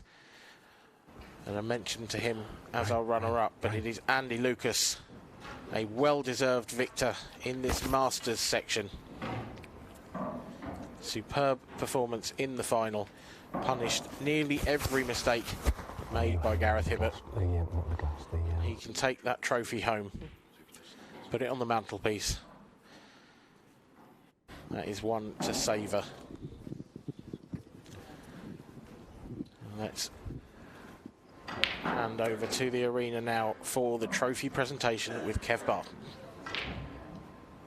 Well, thanks a lot, Dan, and I'm down in the arena with the 2 finalists who put on another exhibition of black ball pool at its finest. 2 gladiators going head to head, and I know this is the over 50s category, but they're just as good as any of the young guns coming up. First of all, let's introduce our runner-up, Gareth Hibbert. Gareth, second final, second runners-up. I guess obviously disappointed, but you know, Andy was just a bit clinical there at the end. Yeah. I got back in it. I was very sloppy and just half asleep early on. Really played 3 or 4 terrible shots, and luckily got back into it. And I had first chance in them next 2. So Andy sort of punished me when I made those mistakes. But yeah, I certainly had the chances towards the end. It's been a long week, and do you think just finally caught up with you a bit to all the matches that you've been playing? Probably about 2 or 3 hours sleep last night, and I played since 10 this morning. Just not taking anything from Andy. He deserved to win the tournament. Well, a great week nonetheless, and very proud. So congratulations on your performance this week. Gareth Hibbert. So introducing our winner, the Fair.com Masters Professional Champion, Andy Lucas. A world champion again, how does it feel? Feels great, yeah. It's the 5th one now, which is feeling quite nice. But I mean, to be fair, you know, I just want to say about Gareth. He's been class all week. He's been playing for I don't know how many hours. So you know, he didn't perform his best today. 4-1 up, I've made a real big error. But then when it got to 5-3, I'm thinking I'm going to go 6-3 because he's not on the black and he played a worldie. So I was thinking, then of course it went close again, and I played one myself when I come around the angles into the corner. I think probably turned it a little bit, but it feels great. Feels great. You can never rest on your laurels against playing someone like Gareth, can you? When he clipped that black in, it was phenomenal shot. It was incredible. It's the best shot I've seen. I'm sat there thinking 6-3 all day long because you know the mob balls are all over the place, and he's just I've never seen a bit like it. It was incredible. But yeah, it feels great.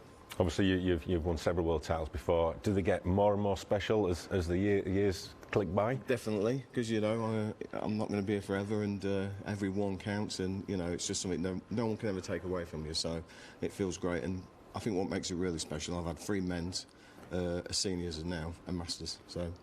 Yeah, proud. Almost a full set, just about. Yep. And obviously coming into the final, Gareth had beaten you in the last 64. Did you obviously knew what you were going to be up against? Yeah, definitely. I mean, he's world class, and I changed my tip yesterday, which I'm renowned for, and it felt all right. You know, I made a couple of mistakes myself, but overall, you know, I felt like, you know, at my age, just keeping it together and being able to pot a few balls and just enjoy it, you know, and the setup's been fantastic, and again, you know, I end up here and winning the title, so it can't be too bad. No, absolutely fantastic performance. It gives me great pleasure to announce you as the 2022 Fair.com World Masters Champion. Congratulations.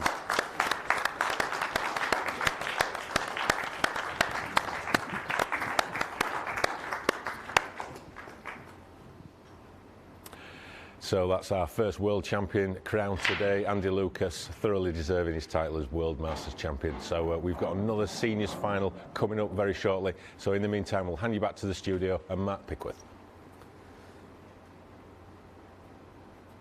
Thank you, Kevin, and wow, what a first sort of final of today. And Andy Lucas, multiple world champion 5 times now. That's an incredible performance, and I'm just wondering how much of it is like one of the biggest titles of his career.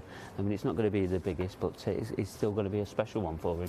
Yeah, I think, obviously he's not a spring chicken, and, to the fact that he's winning, I mean, the quality of the field, first of all, in the Masters is phenomenal, so, I mean, we've seen, the quality of the players who have come through, Gareth, a world finalist, and Andy, who's, a multiple winner. So the strength in depth, even in these older categories, is still phenomenal, and, great that, Andy's still producing the goods, whatever age he is, 80, 90, I've no idea how old he is, but, great performance, and, there was some high quality stuff there. Yeah, absolutely, and I think for Gareth, after that disappointment last night, it was how he could continue with that, sort of great, really standard. I think we saw glimpses of it, but probably not really as much as we saw last night. I think that final took a lot out of him. Yeah, well, I think the week has. I mean, he's been playing since Thursday, well, possibly Wednesday. Non-stop, and like you say, losing that final, he wouldn't be human if it wasn't going to take a lot out of him. And I think those little sloppy errors were definitely down to he was probably just one match too many this week. Yeah, and Andy Lucas, back as a world champion. I mean, he's tried a few times here at these World Championships, but it's good to see him back, and no doubt we'll see him once again at some point. Yeah, absolutely. Yeah, he's a great character on and off the table. He's always great to talk to. But he's done the business on the table again, and I've no doubt he'll be back next year to defend it. And these over 40s, over 50 comps, they just get harder and harder every year. Yeah, and as you said, that's the 3rd world title now that we've seen confirmed. We've got 3 more to go. Do you want to sort of say a little bit about that? Well, coming up now, we've got a final that will be worthy of the Open. We've got Mark Farnsworth and Rob Donkin in the seniors category, which is over 40s. We've had to check Rob Donkin's passport because I can't believe he is over 40. He has had a very easy life, that's all I can say. I'd like to say the same for Mark, but I know he's over 40. But yeah, it's just going to be a great match. I mean, we know Rob Donkin is top draw, and we know the quality of Mark.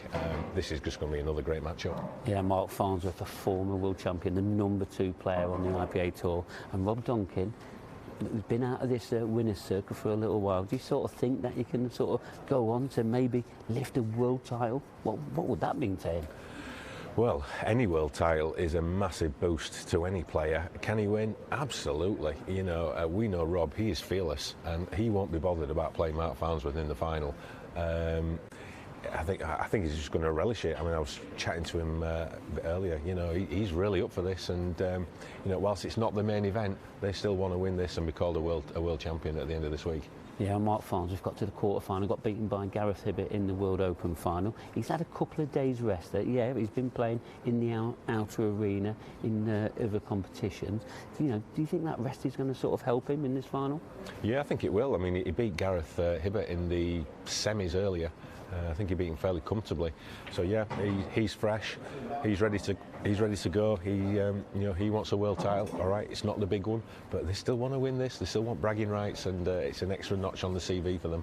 Yeah, and I'm looking at the 2 doubles finals that have coming up as well, and some of the standard that the potential standard of them sort of finals, if they sort of come about, because they're still being played in the background. Yeah. I mean, there could be some monster clashes. Yeah, we've seen a lot of the favourites go out in the doubles. We've just seen Liam Dunster and his partner Jordan Templeton.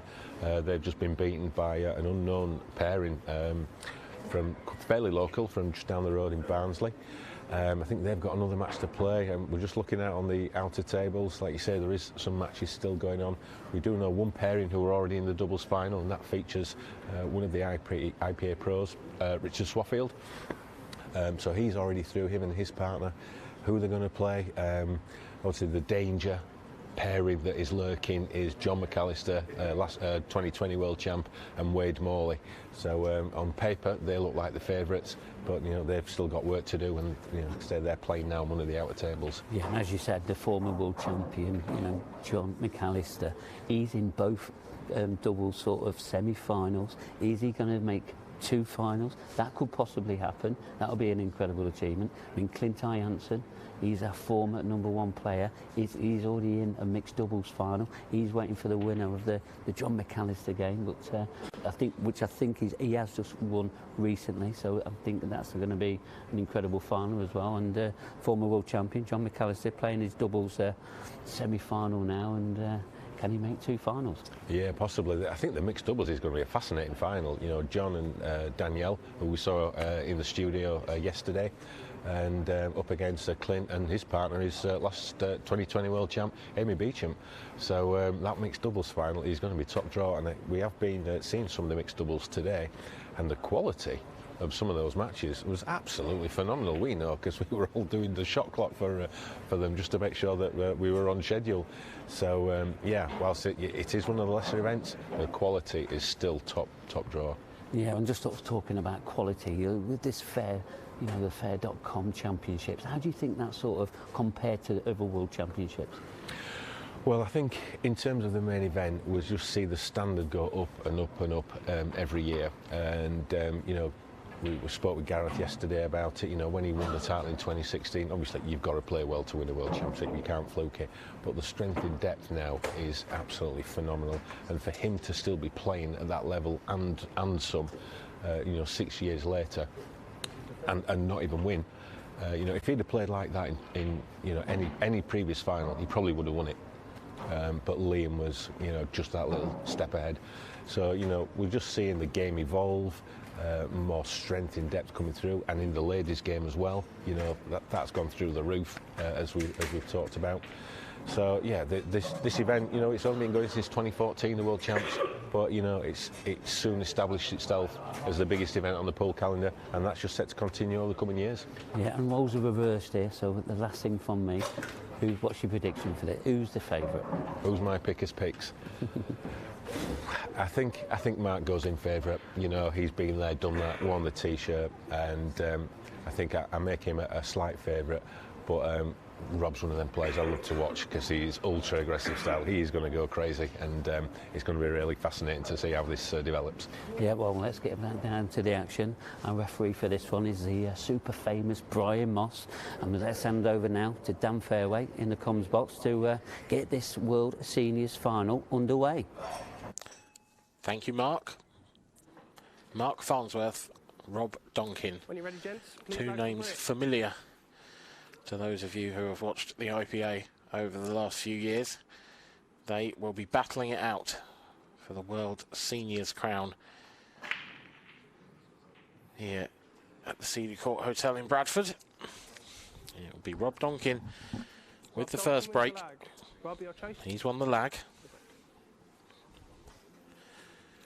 We heard a few words from Mark Farnsworth, both in the studio and in the commentary box earlier. It may not be the main one, but he is still eager to win this title. For Rob Donkin, it would be a first win at the World Championships and a first win on the IPA for a number of years. Mark Pickworth joins me in the commentary box. I think actually Rob Donkin, when he won his maiden IPA title, I believe it was against our new World Masters title in Andy Lucas, wasn't it? Yes, it was. Yeah, right back into, I think, 16, 17? 17 was on Yeah. the tip of my tongue, and that's when it was. So it's sort of 4 years, a little bit out of touch, if you want to cancel last year due to the pandemic. But yeah, it's a few years ago, without a doubt. It's one of those players, Rob, isn't he? Bundles of talent, bundles of ability, but doesn't reach the top step of the podium all that often. He's sort of in that camp with Dan Davey. He's got the one title, but never really kicked on from it. No, they haven't. But what's interesting about these two players, both of these players have had 1-4-7 breaks, and it just proves what a talent they are.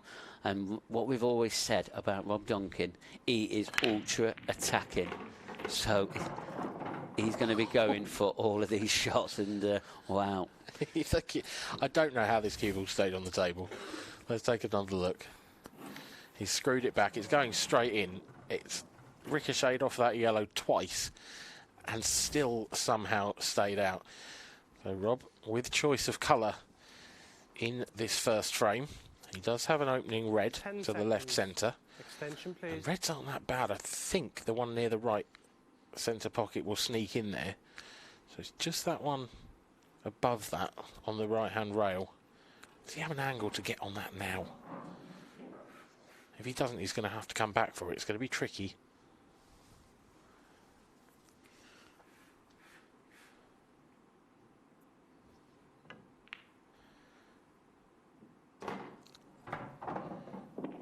Used every millimetre of the pocket there. But that red does drop in.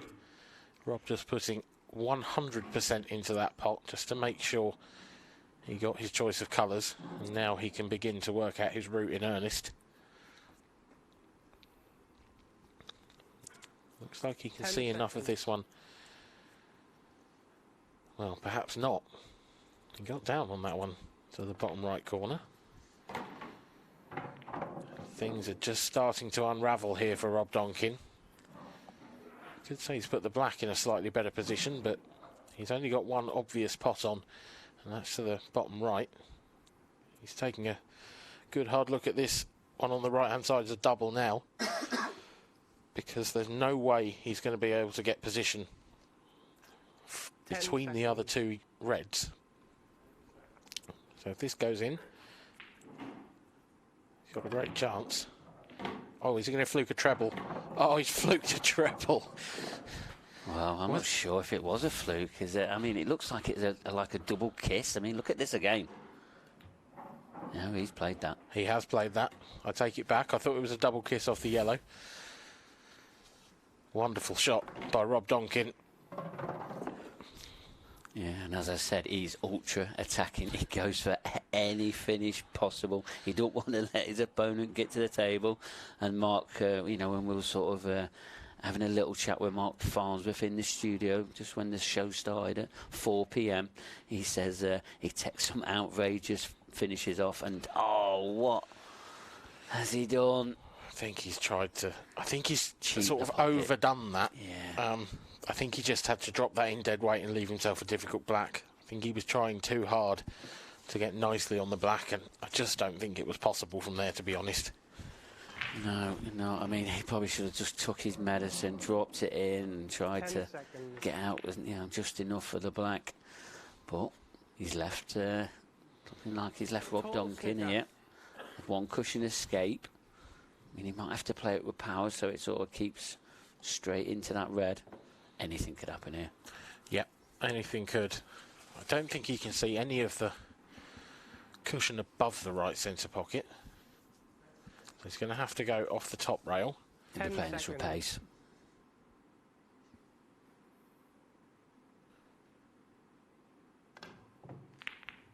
Good effort. It's a solid hit. It's not enough. Mark Farnsworth still got that awkward yellow on the right-hand side. It's not bad if you drop on it. It would be okay as a second to last yellow.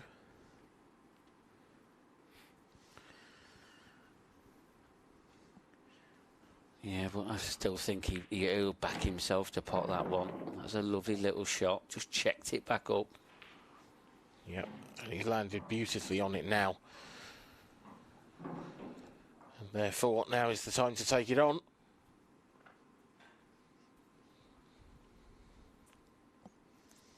Yeah, a bit of awkward queuing, but you can't see it being a problem.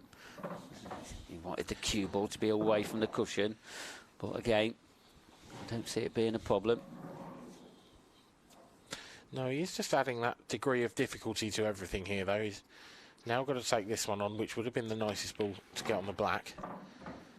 He's not quite in perfect position yet. No, but after this shot here, he's just got to make sure he gets the pot.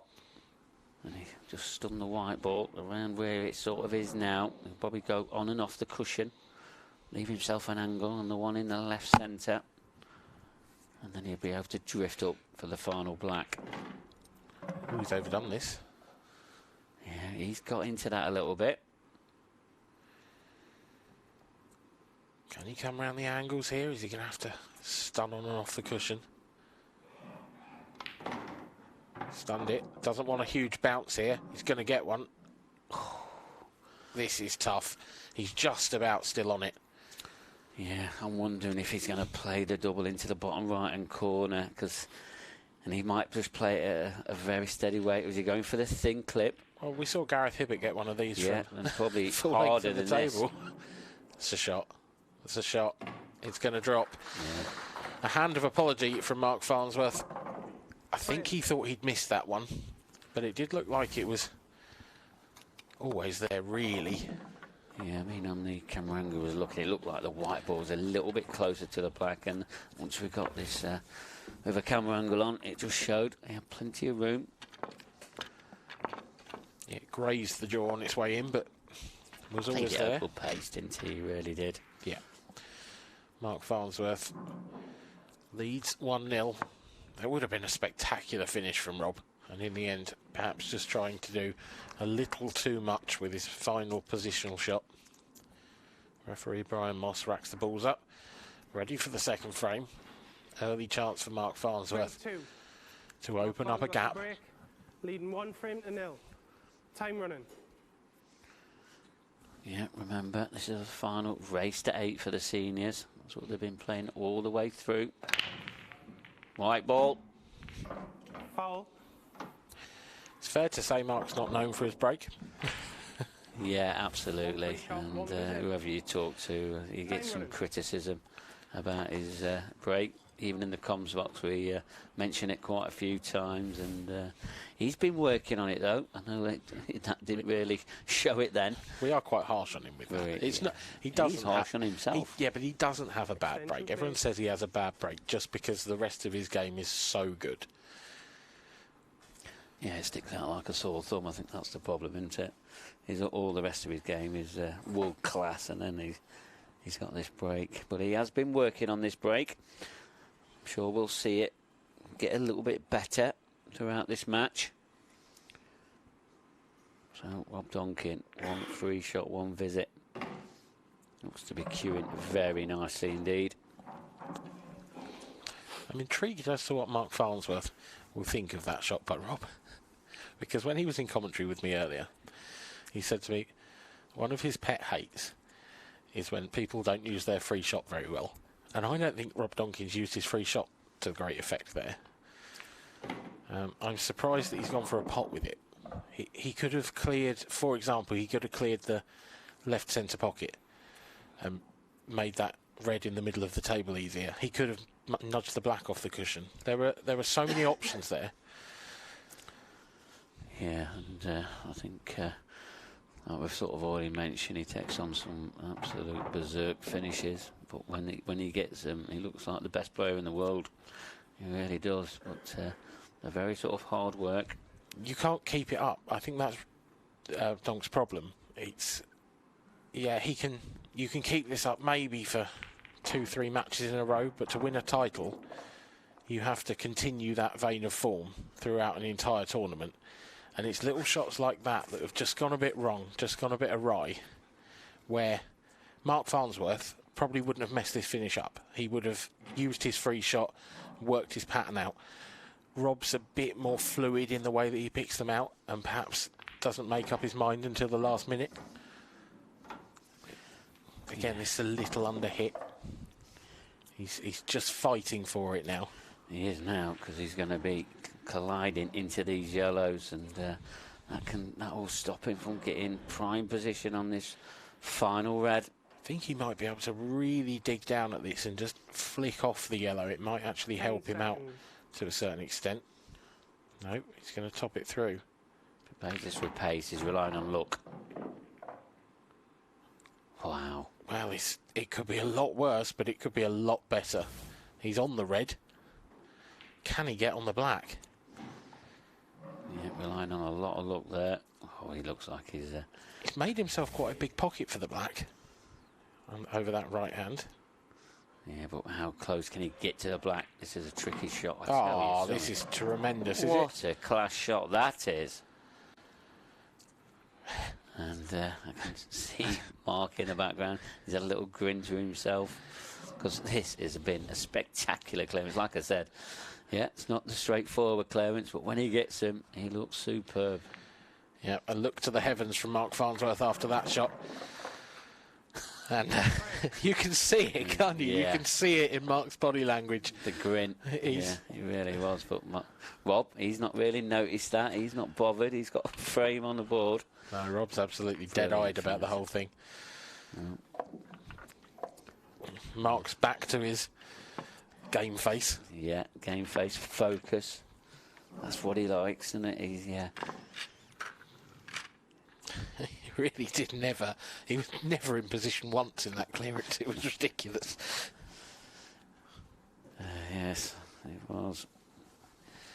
That's what he does, though. Ultra attacking Rob Donkin. Goes for everything.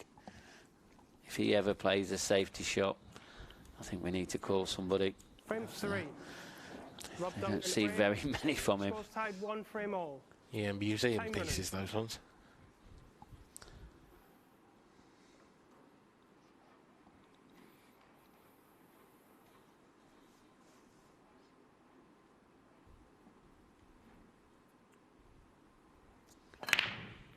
Oh, cue ball.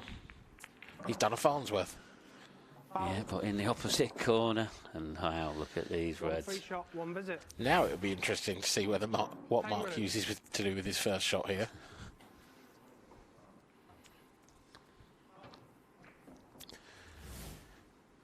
He's going to get rid of his hard red. This red is isolated. It's right up the other end of the table from the rest of that colour set.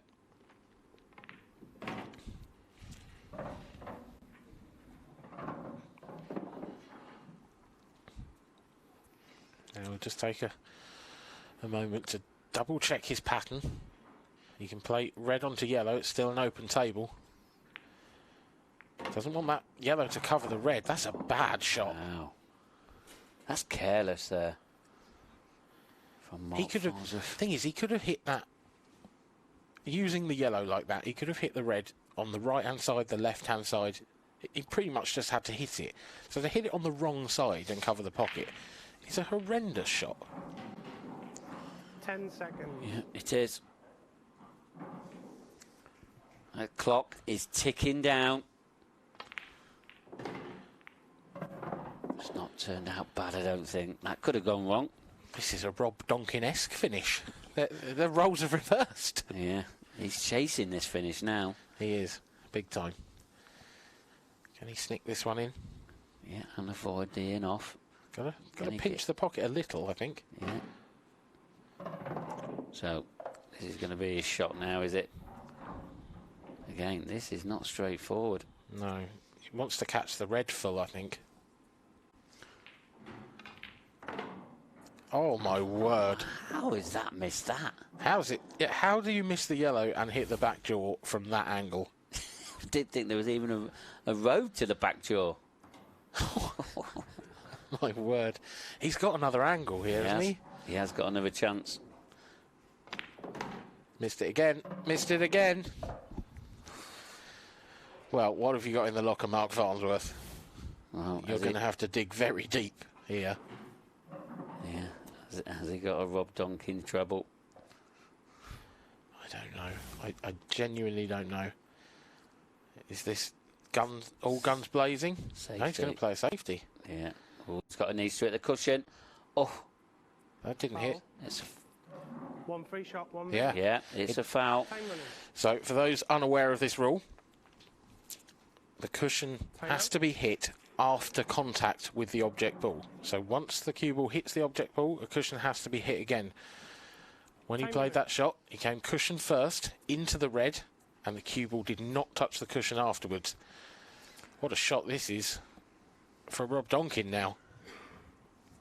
He will have been... I mean, he will have been mentally preparing for 2-1 down, I'm sure. There's no way, after that break, with that in off, he thought he was coming back to the table. No, absolutely not. And so even when he was, well, Mark was chasing the finish when he's gone in off. I think that's where he sort of thought, well, what's Rob Donkin done here? It's unbelievable. I don't think that goes in the top right either. What is it about that pocket? What are they doing? Rob's got more options than Mark had to get into that. I don't think he needs to get into it now. He's going to be running the risk of going in off. Well, that's all right. I mean, he could have gone into it then, but that would have been incredibly close in the middle pocket. Yeah, he's just biding this time. He could take the right hand of the 3 yellows now and top into it, but that's a risky shot. It's a risk too far, even for Rob Donkin. But he keeps knocking these yellows off. That yellow is still welded to that red. I mean, does it go to top right? I don't think it does. I think it might, but it's it's tight. I think the way that these pockets play, with the slidey cloth slightly bigger, I think you probably graze it off the near jaw and it'll still drop. But if I had an opportunity to move it, I'd be taking it, that's for sure. He's got a bit of an angle on here, but this is a tougher pot.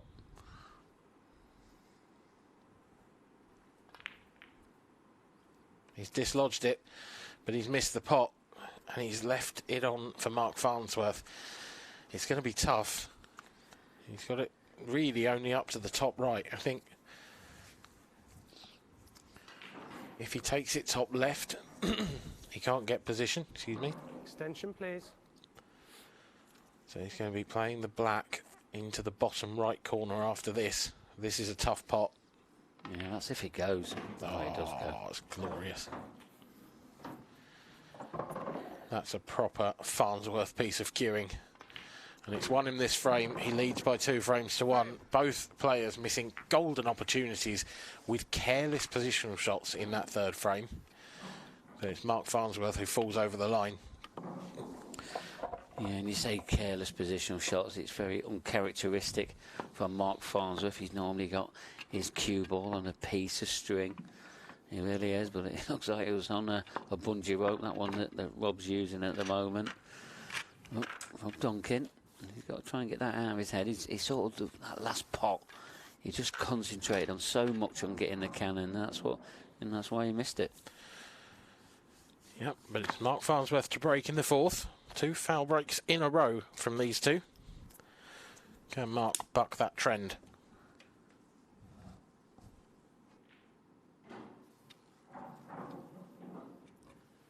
Frame 4. Mark Farnsworth to break, leading 2 frames to 1. Time running. So Mark Farnsworth, remember he had it enough last time. Got a lot more power on that. Has he got a ball? Is that going to drop in the corner? Yes, it has. That's a red ball potted. Now, first glance here, these yellows have all got pockets.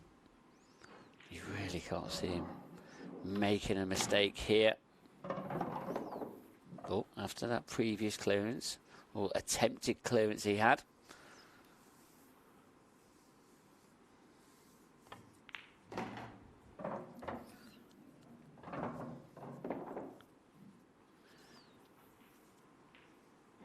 Yeah, going to take these out in the top half of the table first. Then he'll head back down towards the bottom half. Take the remaining 3 yellows out. And he should have a simple black into the right hand centre.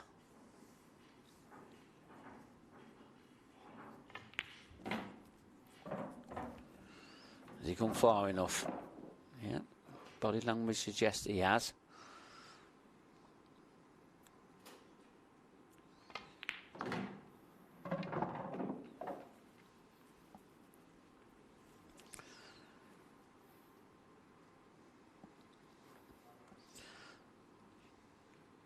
Yeah, I think he landed it a little bit straight on this. Shouldn't cause him a problem.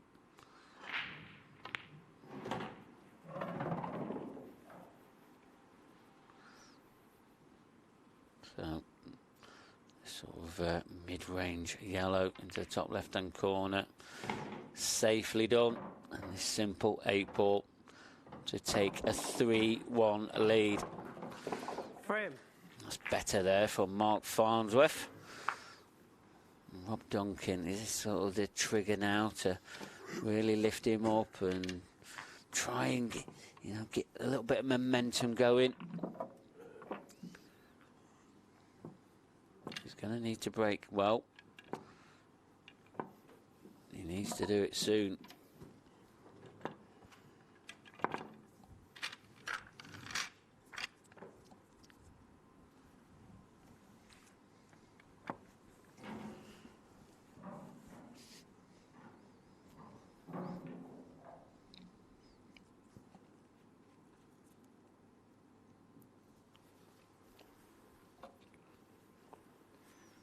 Frame 5.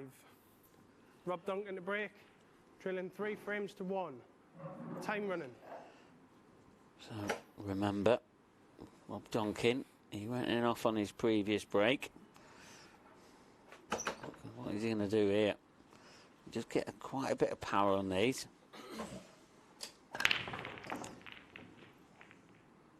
Yeah, that's okay. He's got a ball, kept the white nicely controlled in the middle part of the table.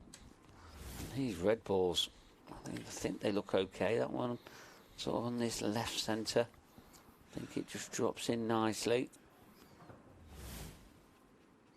Yeah, Rob's sort of starting to need these frames now. 3-1 in a race to 8. It's early doors in the match still, but 4-1 against Mark Farnsworth just begins to become a lead that's very difficult to pull back.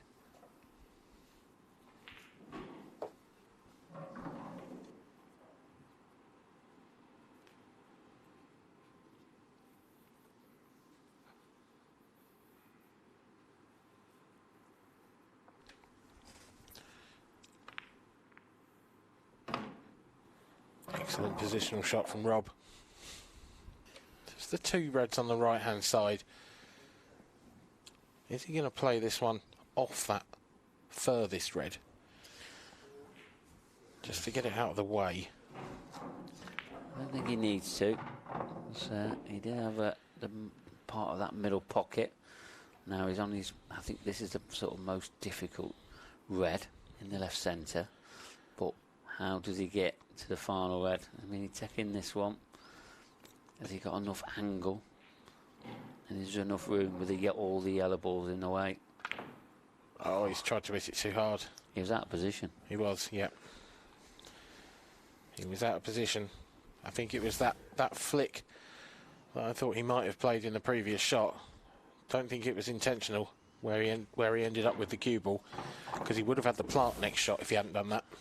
Yeah, and now looking like this match is going to get away from him.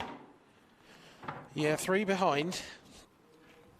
You're starting to hope for a failure on your opponent's break, and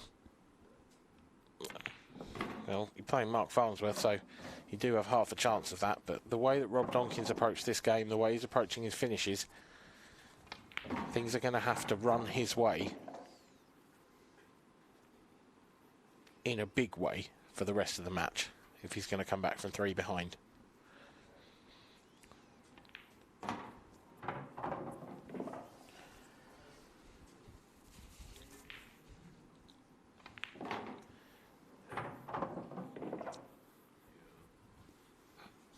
Making it look very simple now, Mark Farnsworth.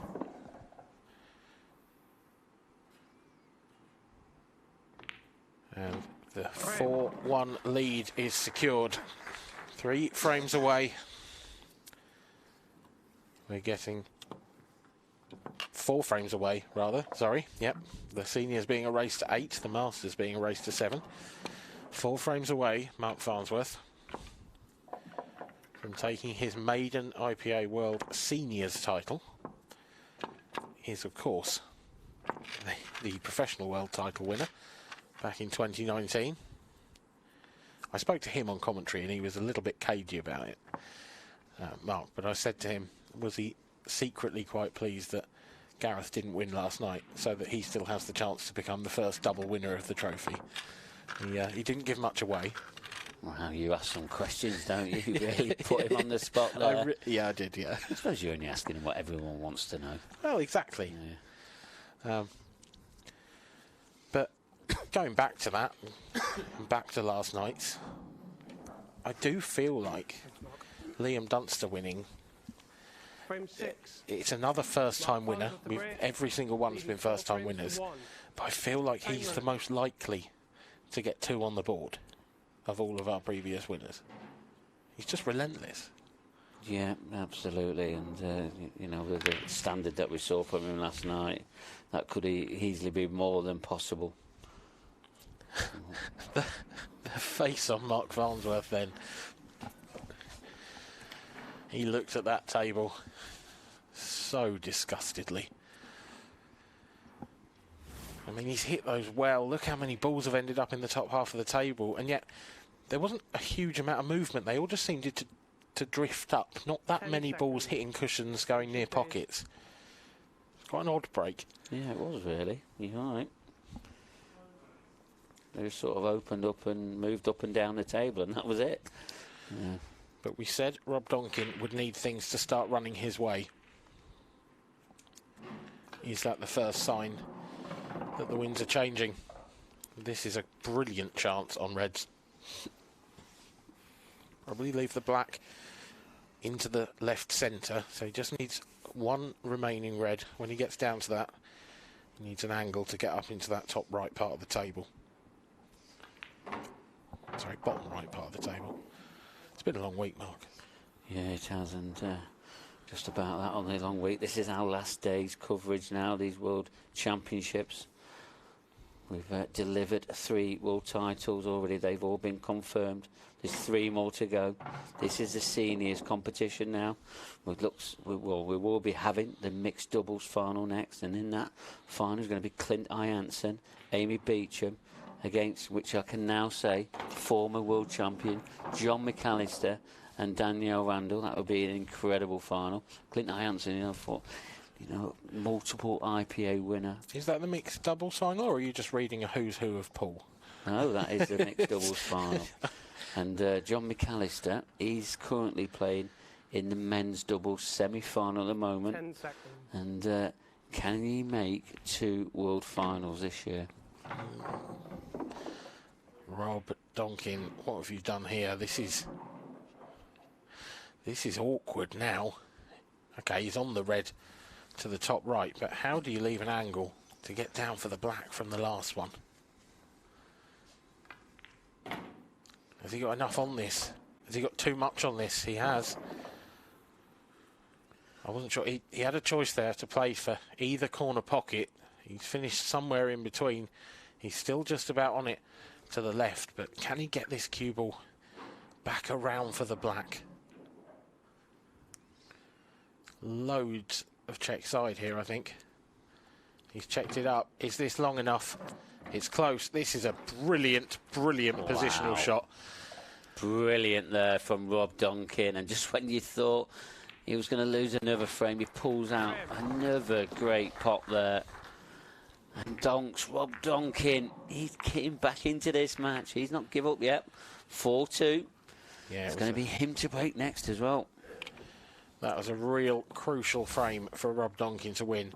You felt like 5-1 down really might have been too far to come. And again, he's made that finish look a lot more difficult than a lot of players would. But he's made it stick. He's over the line. Trails marked by 2 with his break coming up. Rob's break hasn't been the best either. We talk a lot about Mark's break. I think it's fair to say that Rob's isn't his strength either.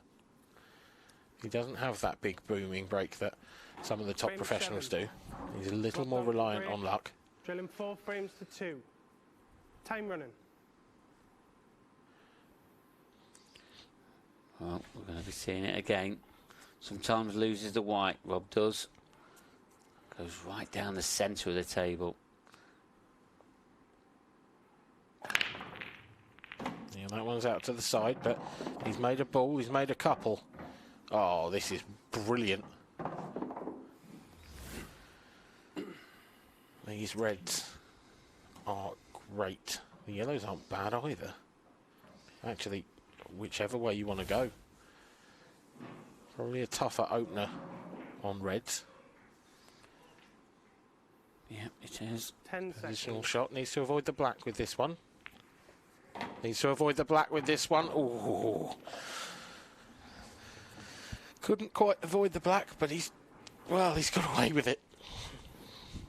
That was remarkably close to the in-off.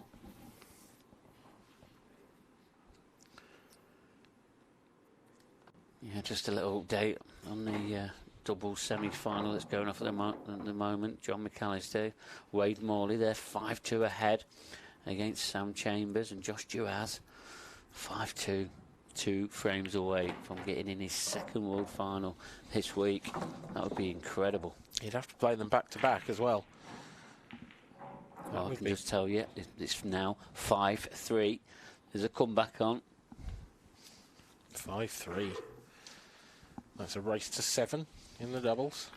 Yeah, and I think the sort of real unique thing about the doubles, if it goes 6 up, we will be seeing a black ball shootout.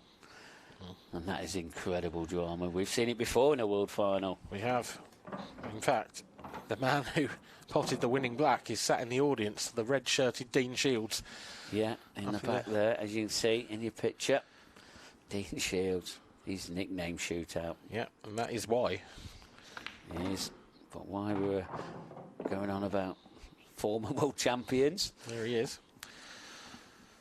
Rob Donkin, he's getting down to normal business. And he replies with his own break and clearance. 4-3. Yep. Mini comeback. Can it continue? Yeah, Mark Farnsworth to break next. This has been a really good final so far. We've seen a little bit of everything. But they're just both getting into their stride now. We've gone Had a few dishes in the last few frames. Rob has dished up the last two. One from Mark's dry break and one from his own. The breaks have been so inconsistent so far. We've had 3 good, 2 dry and 2 foul.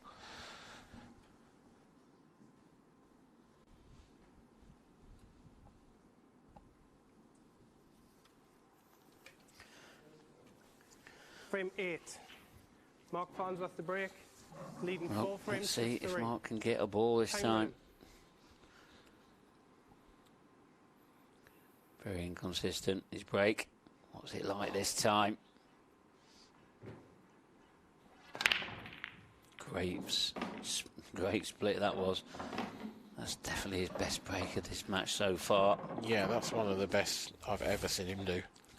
He's really got through this. Look at that. Just it's almost the polar opposite of his previous one. Rather than just seeing the balls drift around a little bit, you saw them, everything hit a cushion pretty much. Everything exploded out of the pack. Couldn't hit those much better, really. And now it's just about the pattern. Getting his route right. He's got that one red on the right-hand side of the table. In between those 2 yellows. Only really goes up to the top right. So that'll take a careful positional shot. I think the one. He's left himself a lovely angle to move the one nearest the left centre pocket now if he wants to. Would just be nice, a little nudge on that. And just like that. That's a perfectly played cannon from Mark. Now can he go on to clear these reds up? Still got a little bit of an awkward red. If he wants to class it as awkward. The one that's next to them yellows on the right hand side. Normally with Mark, I don't really see it as a problem. This is going to be a slightly painful clearance for Rob Donkin. Just felt like he was getting back into the match. He's gone dish to pull the scores back to just 4-3. And without doing anything at all, it looks like it's going to be back to a 2-frame deficit. It's going to pile the pressure right on that Rob Donkin break again. But what's Mark Farnsworth done there? I'm stunned he's tried to move that. I thought he'd have dropped on it. Yeah, I am. He don't normally go around trying to shift balls out of problem areas. I mean, it was easily possible, and Mark just needs to rely on his ability. We know how good he is a single ball potter. He's one of the best in the world at it. He's tried to move it, but he's still got to take exactly the same pot on. So tricky one, missable. Just there, just. Any harder, that would have missed. Any softer, that probably would have missed as well. Probably, yeah, no. So he leaves himself the black from distance. No heroics with the cue ball.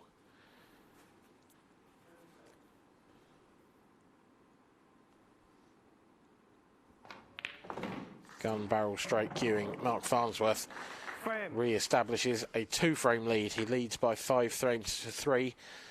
We're getting towards the end now, Mark.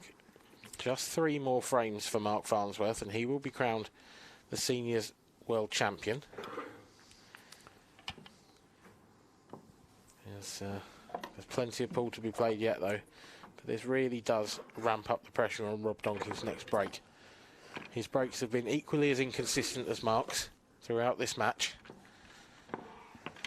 Yeah, but Rob Donkin, he had a bit of momentum going, taking 2 frames on the bounce. But Mark has put a kink in that, and he's stopped the rot a little bit.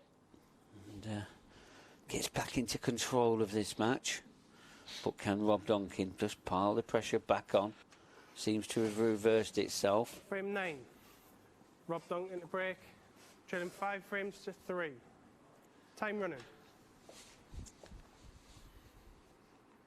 So let's have a look at this break of Rob Donkin.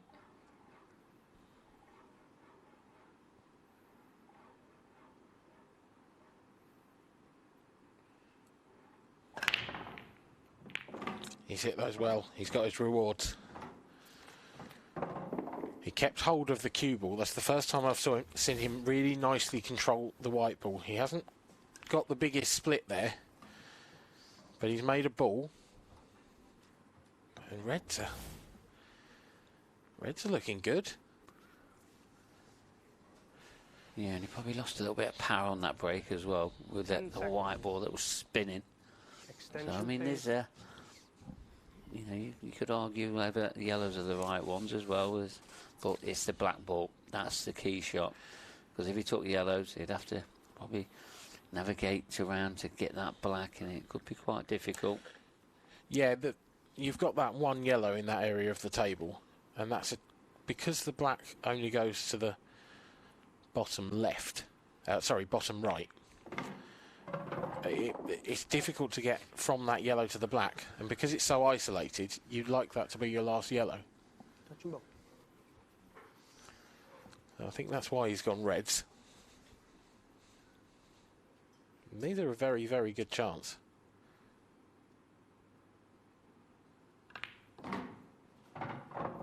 Lovely use of spin there to control the cue ball. Yeah, it is. I mean, can he hold on that red? And it's near the black next.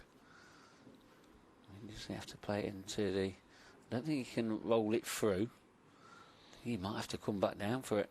Yeah, it's not the worst thing in the world, that, because it's quite close to the black. So as long as you can leave yourself a decent angle, I don't think that's too much of a problem. Of course, it would have been nice to get rid of it, because then his final shot, he'd have had a much bigger margin for error. He just needed to land somewhere in that bottom left corner of the table, and he would have had a shot at the black.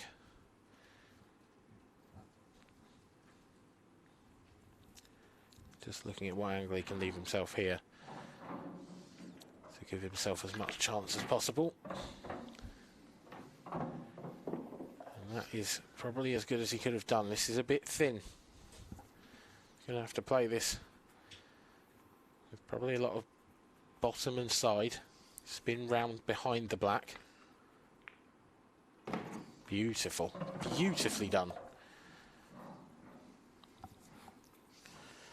Yeah, a very good clearance this, and it's really sent a message back to Mark Farnsworth's corner and said, look, I'm not giving you this very easy, and they seem to be delivering punch after punch, sending bombs over to each other, and is now stepping up. The standard has got better in this final.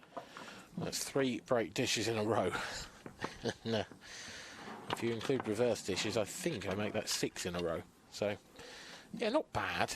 Yeah, not bad. I mean, they're only the seniors, you know. Like, yeah. What do you expect? This is, as Kev pointed out before the start of this final, this is a match that's worthy of any final. And aren't these two proving that theory now? You mentioned Clint Jansen gearing up for his mixed doubles final. He's sat in the audience just having a watch, and Amy Beecham's there as well. I'm sure they're eager and excited to get on with their own world final, but they'll have to wait, because Mark Farnsworth at the table, and he's breaking. Well, he's breaking like Hibbert now. Where's this come from? Well, he was watching on the sidelines. He did a bit of commentary with you as well, so he might have been just picking up a few tips. Yeah, this is a wonderful chance. He's going to take yellow onto red first shot. That will put him on reds, and these are gone. I mean, this is the best split of the whole match. Yeah, it is. And, I mean, there's not even a half problem here. And now he's a lot more settled in this match. You just can't see any other outcome. I'm going to write it down. I'm going to write it in my notes now. This is a break dish. Okay. Yep. Very confident. Well, in that doubles match, it's now gone 6-3 to John McAllister and Wade Morley. They need one frame now to make the Fair.com World Doubles final. One frame away. And is Mark Farnsworth going to be 2 frames away? Yes, I've told you. Oh, yeah, that's it. You've already written it down. Yep. Yeah, we're being told John McAllister has made his second final with Wade Morley. He's going to have back-to-back world finals. That's an incredible achievement, isn't it, Dan? It's an unbelievable achievement, especially in the doubles. The doubles is actually, I think, harder sometimes because you're put under so much more pressure because your positional shot is for someone else. If your positional shot is for yourself, then you've only got yourself to blame.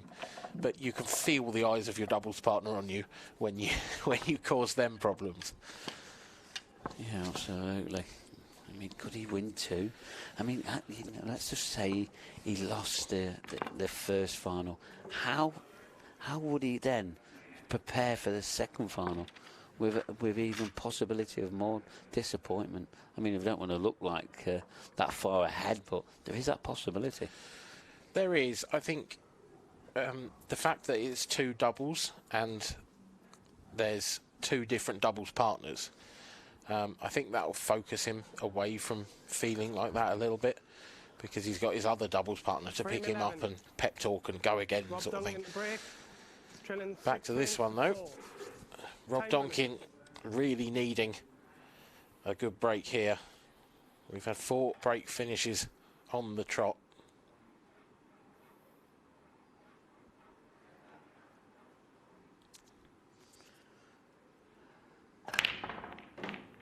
It's a good one. Where's the cue ball? Safely off the jaw.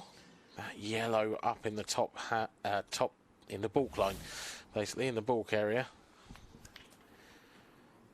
If that had come out into a possible position, I'd probably been chalking this one up as well, Mark. Yeah, absolutely. These have fell awkward. Yeah, they really have. They're really awkward. Well, I can guarantee Rob Donkin, he'll be going for these. Well, they are really awkward. The reds, I just wonder if he started, it's a bold shot, but if he started with a double, the one to the left of the cue ball now. Here we go.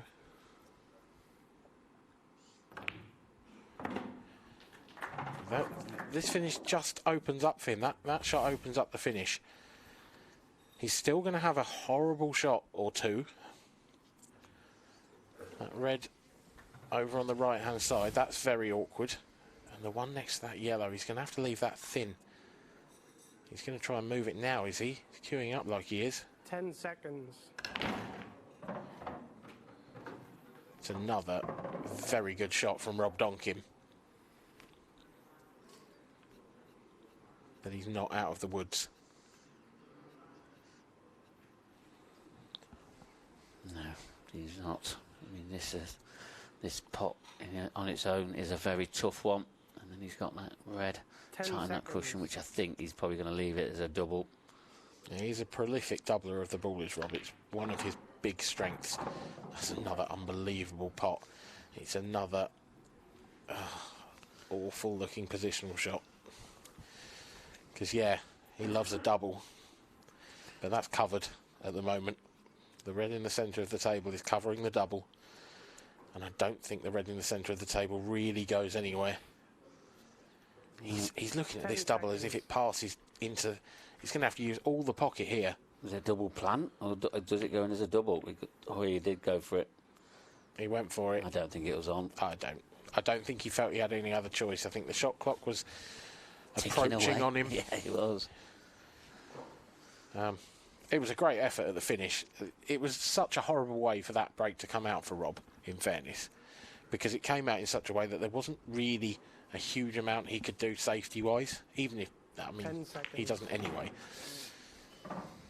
But there was only one problem ball on each colour set. They were just a big problem for him.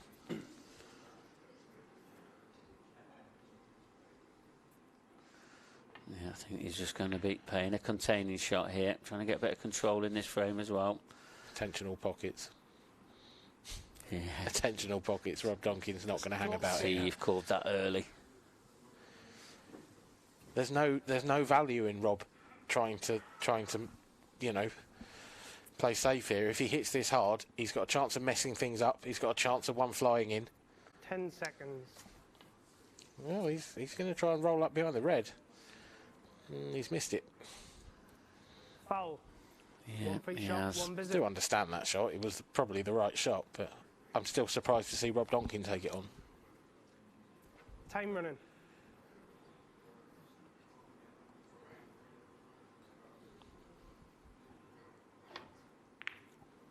Farnsworth won't get a better chance to move one frame from victory in this final. He won't need another chance.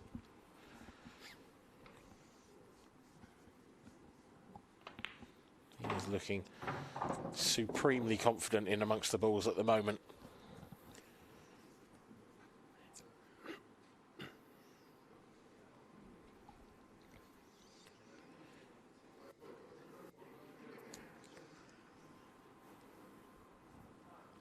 Yeah, if he just stun this out, just like that. I think he's got a choice of 2 yellows here. I think he's missed one ball in this match, Mark Farnsworth.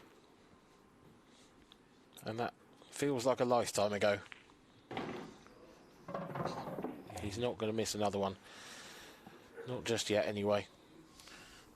No, you've got to say it's clearly out of his head now. He's continuing here. Continuing his quest to be the World Seniors Champion.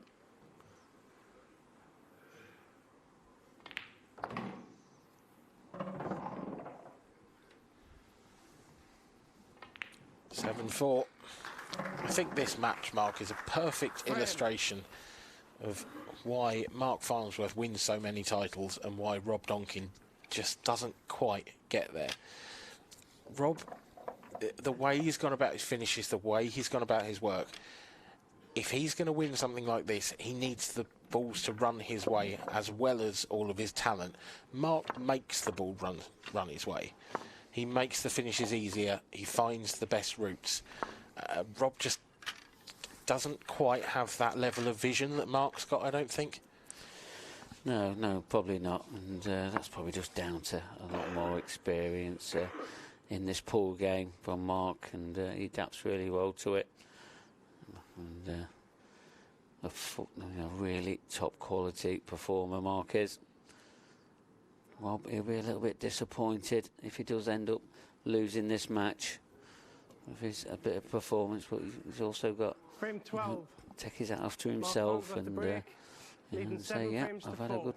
good week, really. Time Get running. to the final of the seniors.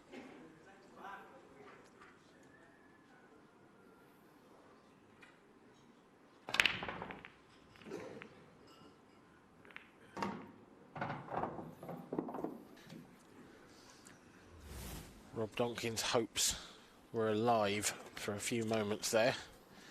This break looked a little dry, but then Golden ball. Time running. that yellow moved its way into the right centre pocket. Now Mark Farnsworth has the first chance at the table to take the title. And if he can pot this yellow and open up the yellow into the top right, it'll be a very, very good chance indeed. Look at that. Great shot from Mark. That is shot making at the highest class. There's no wonder why he is a former world champion, former IPA #1 player.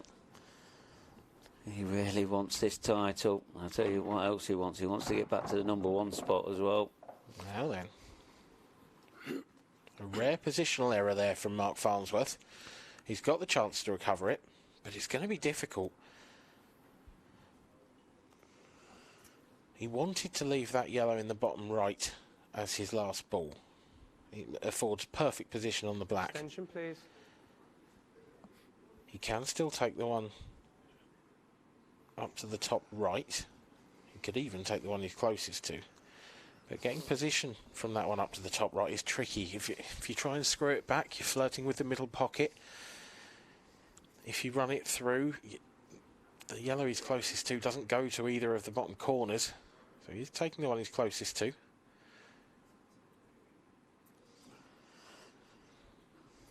Ten seconds. This is a tough shot. It's a wonderful shot. He needs another one. Well, he needs a great positional shot. Hand along. If he takes this, he's going to be taking this one in the top right-hand pocket. Yep. Awkward cueing. Yeah, if he takes that one now, I think he's just got to bring the cue ball as far over to the left-hand side of the table as possible. Little bit of right-hand side on this. Doesn't want to go anywhere near the centre pocket with the cue ball, but it doesn't matter because he's missed the pot. Is there a twist in the tail?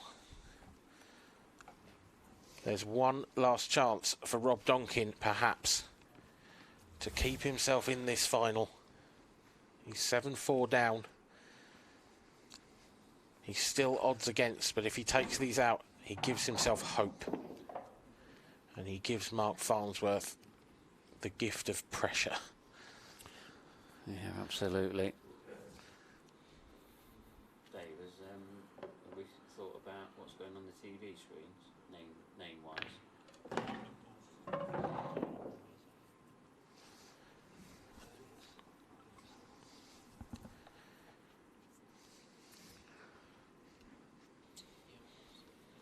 Just wonder if the doubts are starting to creep in to Mark Farnsworth. Just that little expression on his face there. Rob Donkin, this is not an easy finish. It is made easier by the fact that the yellow near the top right is just off the cushion. So he does have the opportunity to play the red and flick into that yellow. It would open the pocket up. 10 seconds. Extension Yeah, it would, phase. but he'd love to be a lot closer to this red. Yeah, it's a ballsy shot now, this. Really is. This can go wrong. Doesn't want to catch that yellow too thick. If he does, it'll double kiss. Shot. Where's the cue ball? It's in. It's not. It looked for all the world like it was on its way. Let's take another look. Oh, that couldn't be much closer. Yeah, there's a bit of good news, bad news there. The good news is the white ball's still on the 10 table, seconds. but this clearance is all of a sudden got a lot harder. Rob Donkin has played a safety shot, and in doing so, I think he showed why he doesn't play safety shots. That is not good. Oh, no. Oh, Rob. And I just wonder now, is that his final shot in this world final? Could be. This isn't a great angle. He's going to have to screw this, isn't he, up the other side of the table? I'm going to have to cue it like a dream. Rob Donkin looks on. It's a great pot. It's a great pot from Mark Farnsworth. He's done as good as he could with the cue ball, but he's still got a tough black. This for the World Seniors Championship. Nailed it. Mark Farnsworth beats Rob Donkin by 8 frames to 4. It was a superb performance by the 2019 World Champion, and he will be crowned the Fair.com World Professional Seniors Champion. Rob Donkin played his part in an exceptional final, but he came up short in the end. He did have his chances, you have to say, but he didn't have many of them. He would have had to play perfect pool to keep Mark Farnsworth from winning that title. And there's the trophy. They are ready in the table, and they will be presented by Kevin Barton. Well, thanks, Dan. And we're down in the arena for the presentation for the World Seniors Championships and another high-quality final from two high-quality performers. First of all, our runner-up, Rob Donkin. Rob, not quite to be. Just he couldn't get back into the match fully. He played well in the middle, he got back, but then Matt just pulled away at the end. Yeah, no, I started off badly. I made a few silly errors at the start. Playing on this table is different to the outer tables, and it just took me too many frames to get used to. And we all know you can't give Mark a start at this game. He's old enough trying to beat him off levels without giving him a few frames start. But it's he's just. It's beginning to annoy me, as Jimmy White once said, I think. Obviously, no, you're not the end to the week that you wanted, but have you enjoyed the week, nonetheless? Definitely, yeah, definitely. I come here. Obviously, I try and play every tournament, trying to win, but I'm realistic. I know I'm not going to win anything, but win everything, should I say? But so getting to a major final is brilliant, but just not nice to be a runner-up in the major final. Well, Rob, it was a great performance nonetheless. Should be very proud. Thanks a lot for Thank you. Well played tomorrow. Great final. Yeah. Thank you. Well done, Rob Donkin. Well, we're still not convinced he's over 40 anyway. But anyway, our winner, 2022 Fair.com Seniors Champion, it's Mark Farnsworth. Mark, obviously not the title that you came for this week, but a good end to the week nonetheless. Yeah. I think everybody comes down to try and win the big one. Liam done really well last night, but you enter a tournament, you want to win it, so I'm still absolutely delighted to get over the winning line, so it's not the one I wanted, but I'll take it. It's still a world title nonetheless. One thing that has been noticeable this week has been your break. You obviously look like you've been working on it, because it's been probably 20-30% better than normal. Yeah, I think I've broke pretty well all week, to be honest. It's been my potting that's let us down at times, which is normally my strong point in my game, my positional play, but I have actually broke pretty well most of the week. I do break pretty well in practice, but it comes to matches, sometimes I just try it too hard, I think, and I have some sort of mental block. Doesn't help with everybody griefing us about it, but yeah, it's been good. And the seniors event, as we know, it's super strong. There's the likes of yourselves and Rob, obviously, and the likes of Gareth Hibbert and numerous others in it. So it's a really tough competition to win. Yeah, you look at the field and like the main tournaments, like it's a cracking field. But you look at the seniors field and there's a lot of really, really good players in it. There's a strong strength and depth in it. So it's a tough tournament to win. So I'm pleased to actually do it. Well, it's the end of the week, Mark, and I'm delighted to announce you as the 2021 Fair.com Seniors World Champion. Thank Congratulations.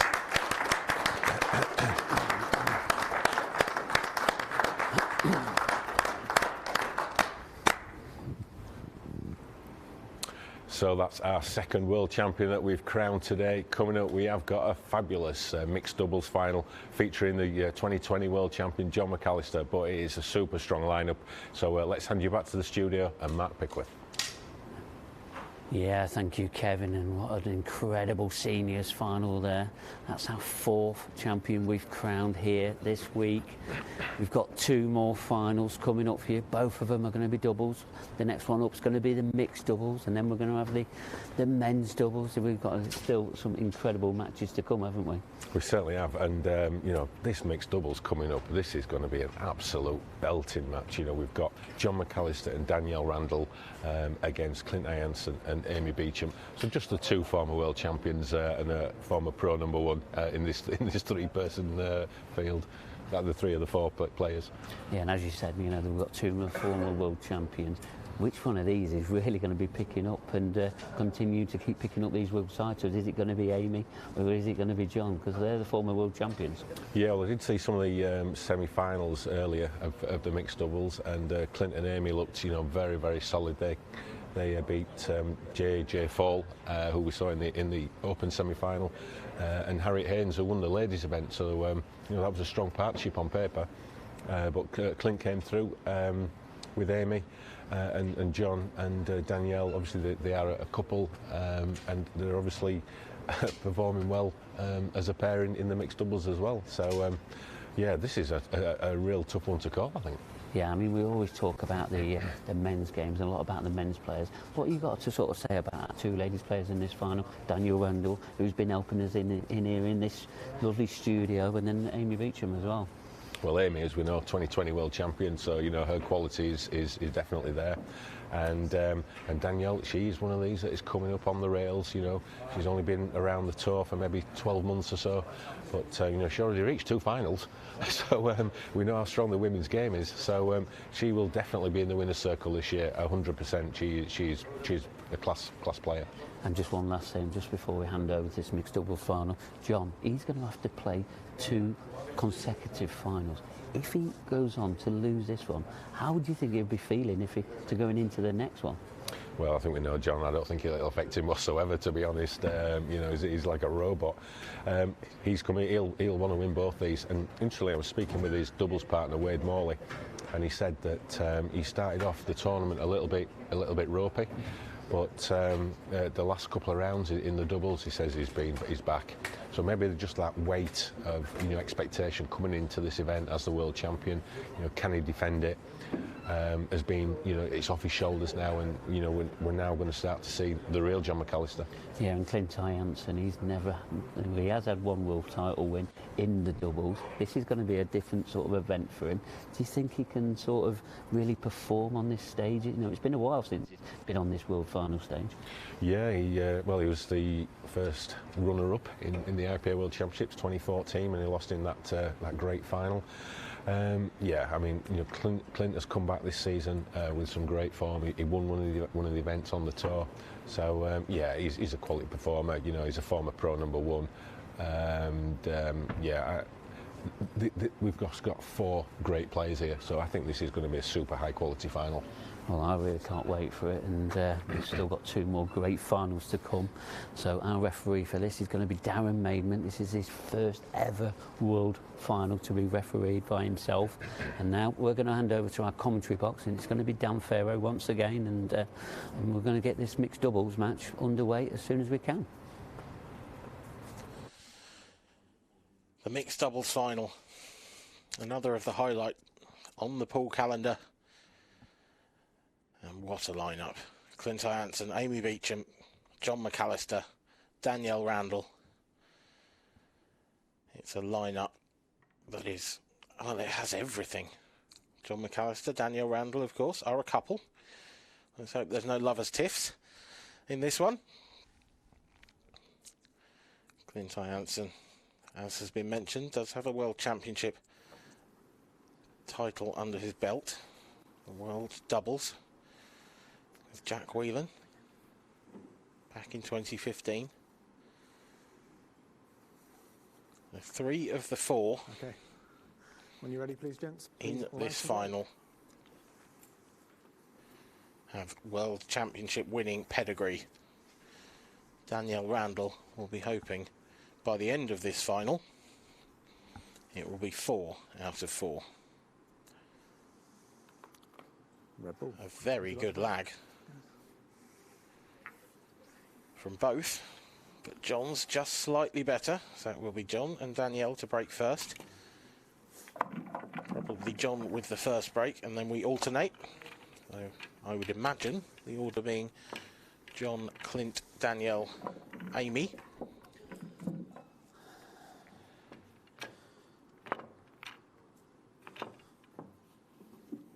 And in the middle, Darren Maidment, one of our expert team of referees. The 4 referees this weekend: Scott McMillan, Darren Maidment, Ben Taylor Fuente and Brian Moss. They've done a wonderful job, and it should be put on record. They are the best in the business. Mixed doubles, world final. Amy Beecham to break. Time running. Ooh. My apologies, I got that call on that lag wrong. It's Amy who breaks first. What a break that is. This is an unbelievable chance she's left for herself and Clint. I can't imagine them even bothering to talk about it. This is Scotch doubles. They are allowed to talk before the first shot of their visit.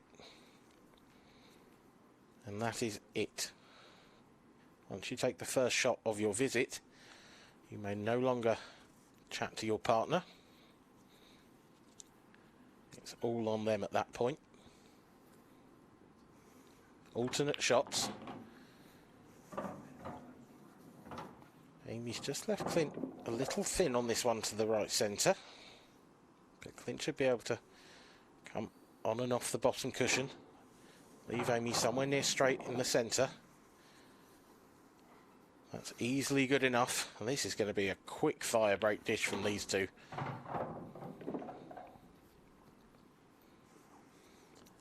There is nothing you can do when someone hits the brake like that. And Amy Beecham, she hit it well. I think she should give Mark Farnsworth some tips.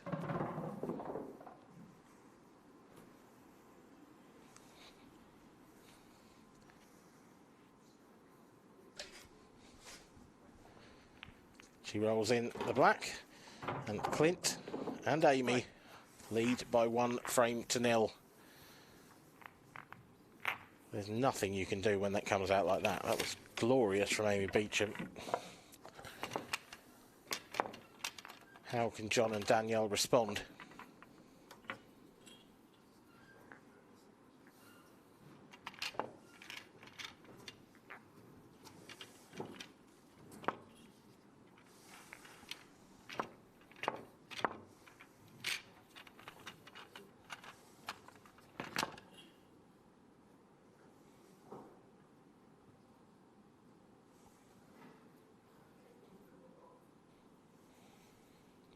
This won't be Clint's first mixed doubles title either. Frame 2. John McAllister to break. If him and Amy are to lift this trophy at the end of the final. Time running. He's won it before with Deb Birchall in 2017.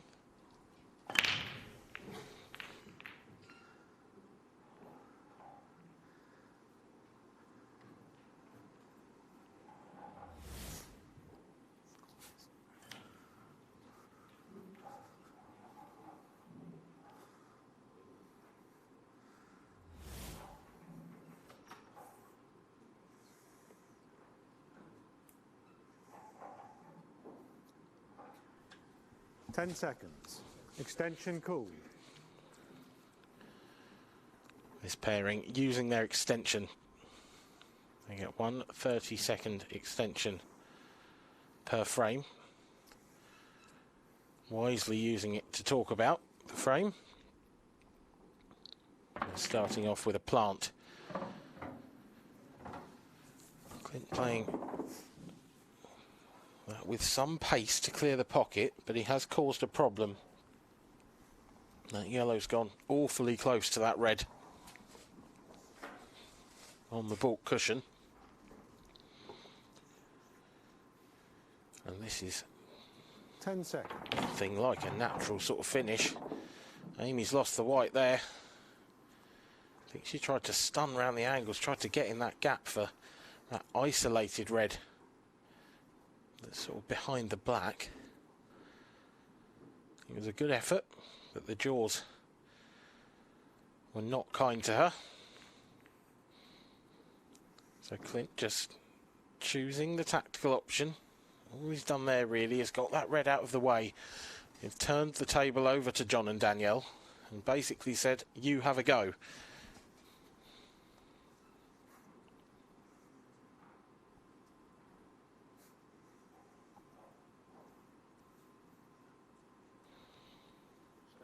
Extension called.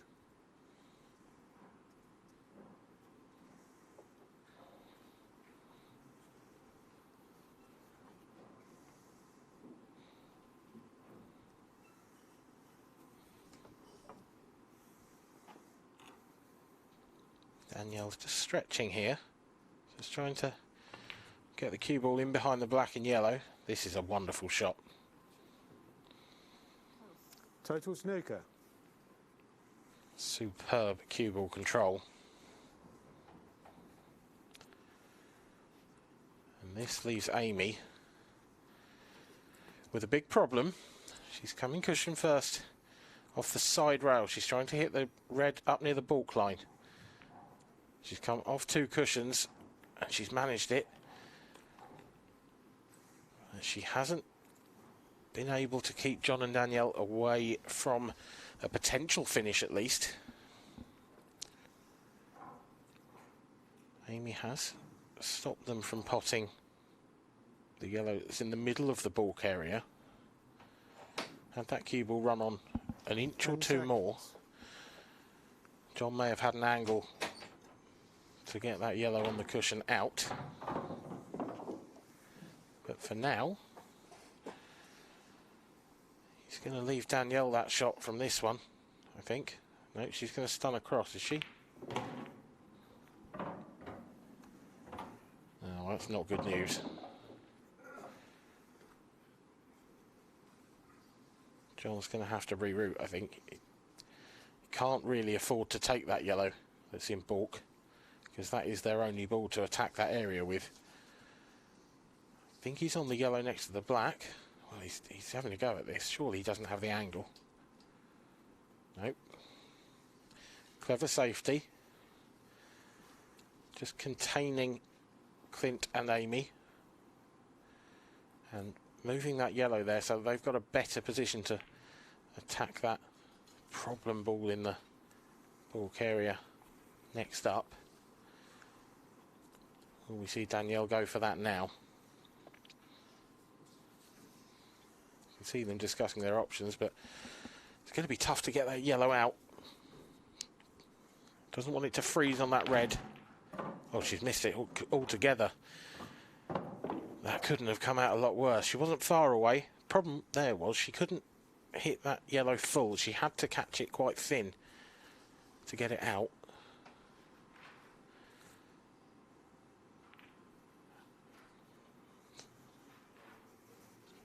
So John just covers the pocket.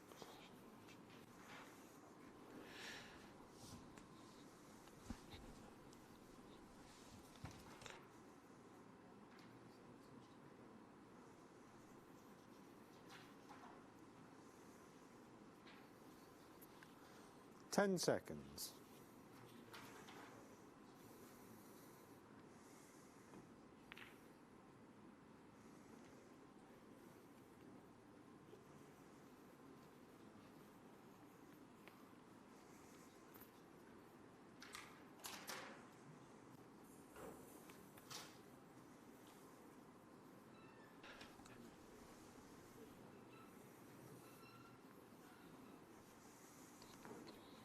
Cagey frame, this 10 one. seconds. It's all about that red and yellow in the balk area. They're just pussyfooting around it at the moment.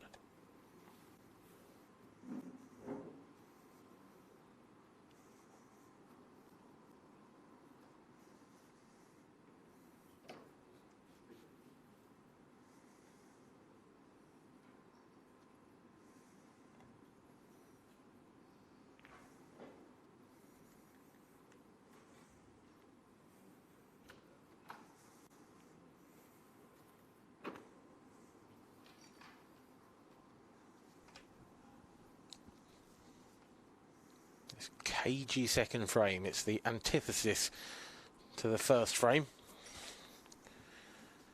10 seconds. That glorious break by Amy Beecham.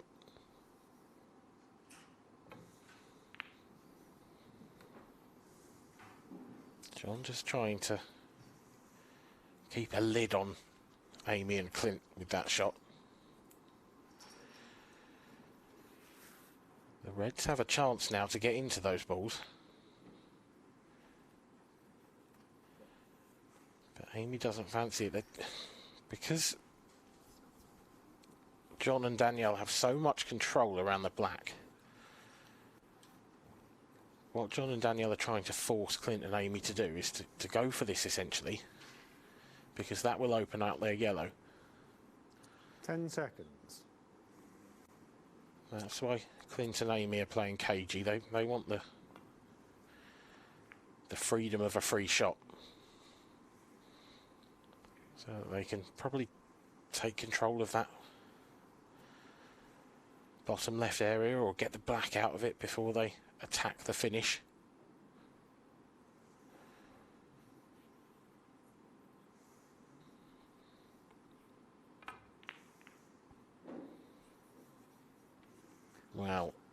That's not good news for Clint Hansen. There's a little tap of the table from John there, because it is a total snooker. But it's not a difficult hit, and he's pushed 3 reds safe.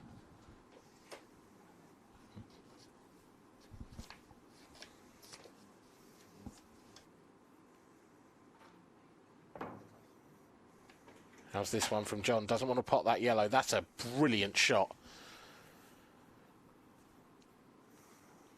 This is awkward queuing wherever you look for Amy Beecham.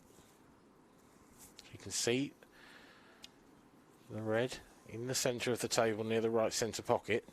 Won't want to pot it, so the in-off shouldn't come into play. She's played it off the jaw. That's clever. Danielle looking to see if she can see a thin edge of that yellow. If she could get that out without disturbing those reds. Well, it's worth a go. She's going to try it. She has. And now it's crunch time. Clint and Amy can't hide anymore, I don't think. It doesn't appear to be anywhere they could leave. A safety. I mean, is Clint just going to put this on the top cushion? He's going to try and get in behind that red. Oh my word! Well, I said there was nowhere to hide. How wrong was I?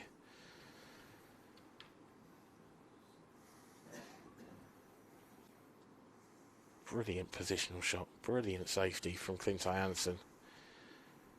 This is not an easy hit for John McAllister. He's very close to that right side cushion. 10 seconds. Just trying to dolly it in behind the other yellow. This is an incredible return. What a fantastic couple of safety shots. Let's take another look at this. Oh, wow.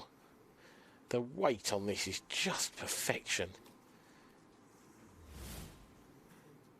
There's no need to hit a cushion after contact because it was a total snooker. 10 seconds. And now John and Danielle go huge favourites for this frame. Amy, I think, is just going to try and rest on top of those 2 reds in the baulk area. But the cushions are a little slidier.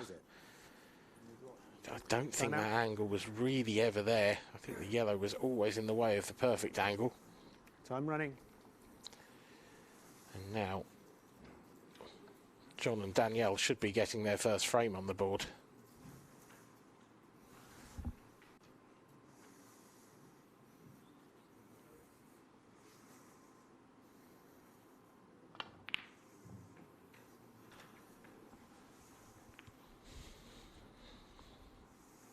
Danielle just playing a perfect stun shot. Leaves the cue ball in prime position. John can go any way he likes.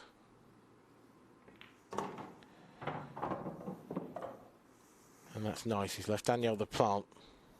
She doesn't have any work to do with the cue ball. She can just drop this in. We'll be naturally on the plant again. If she does pot them both, it's not a problem because she'll be on the other yellow anyway. A little surprised she stunned that across.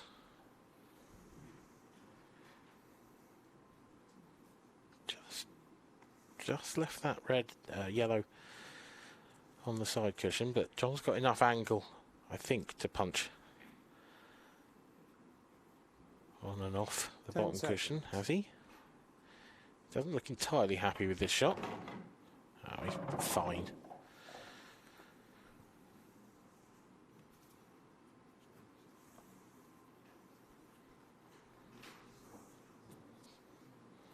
Danielle just choosing what to do here. She's very straight on this yellow. Probably just screw it back. A couple of inches would be fine to leave it to the centre. If she overruns it, 10 seconds. It will go bottom right as well. Very nice indeed.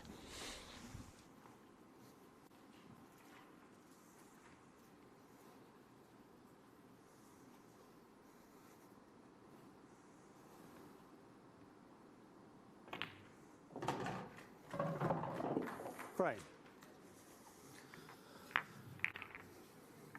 1-1. Clint and Amy, John and Danielle. It's all to play for. It's a race to 6 in this mixed doubles final. Can Clint Jansen continue where Amy Beecham left off on the break? Really was an astonishing break shot in the first frame. We are in the 5th of our 6 World Championships events here.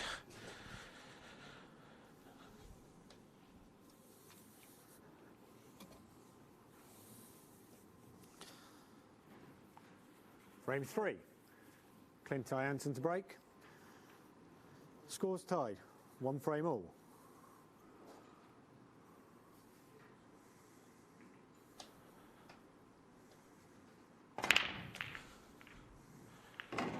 Clint. Well, it's not quite the break that Amy gave to Clint, but it's pretty good. Bit unfortunate with the cue ball. It's landed right on that yellow.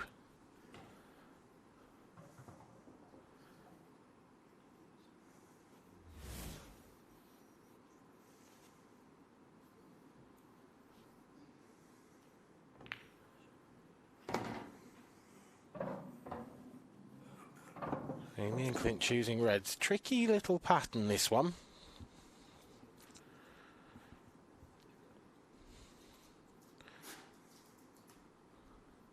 Reset shot clock, please.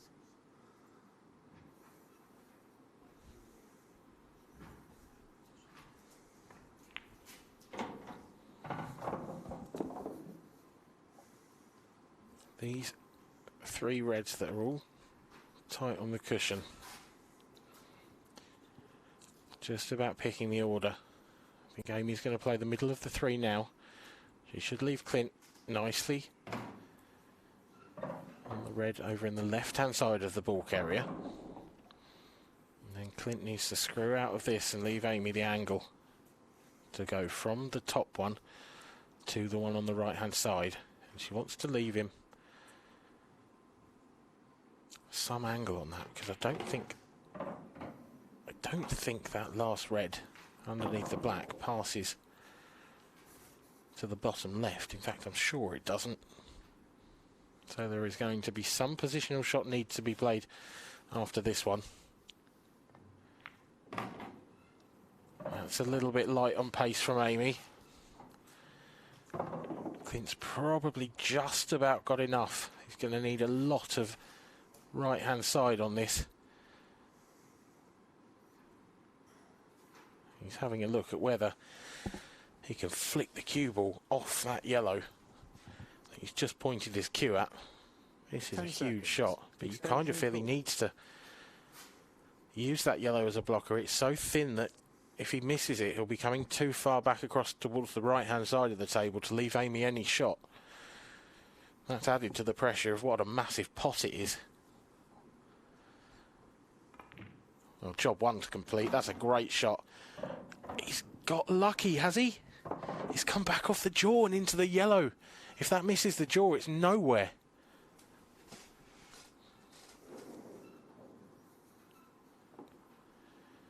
And Amy is on this red. She's tried to drop it in really delicately. This is an incredible shot. It's held up. How has that not dropped? I don't believe what I'm seeing. It looks in from the overhead angle. It looks like there's more of the ball in the pocket than not. That's so unlucky. I thought she played that absolutely to the millimetre.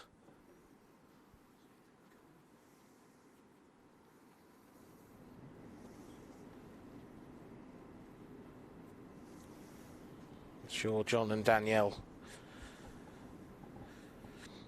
would have been disappointed having seen the cue ball come back off the jaw and leave Amy that shot.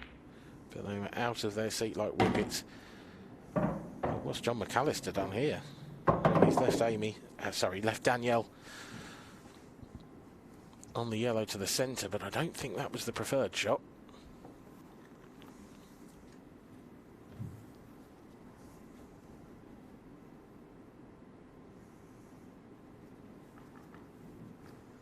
10 seconds.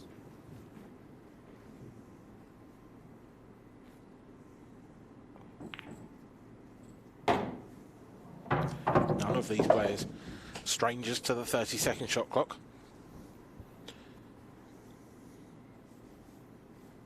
Amy with her world final win back in 2020. Danielle with her 2 ladies tour finals this season.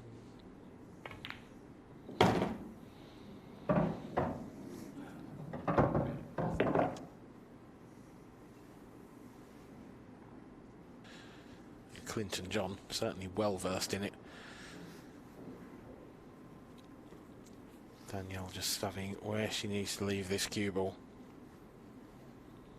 So you'll want to be leaving John on that yellow in the centre of the table, I suspect. She could play it positively and come down for the other one. That is sort of in the middle of both. She hasn't left John on the yellow to the bottom left, not the one near the bottom left. And he's very much the wrong side of the other one. It's probably a bit thin to control the cue ball going left centre too. So John's going to be going around the houses with this cue ball. 10 seconds.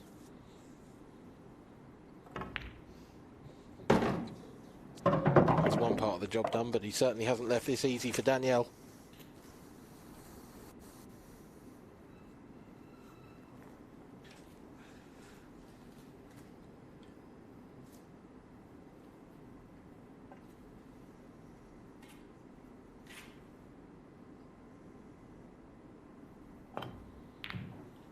She's missed it. Was never an easy shot, that. It was thin enough that if she just dropped it in, she was never holding the cue ball. Had to play it with pace, had to come round. And now Clint Jansen has the easiest of reds. Oh, that's not a great shot either. Clint's caught that a bit thin. The cue ball's come off the jaw and gone straight up the cushion. There's perhaps a little hope yet for John and Danielle, but Amy is well capable of taking this black out. Is she going for a double here? She is. What a shot this is. Brilliant, Amy Beecham. That's a wonderful double. Clint and Amy lead by 2 frames to 1. They look a formidable pairing.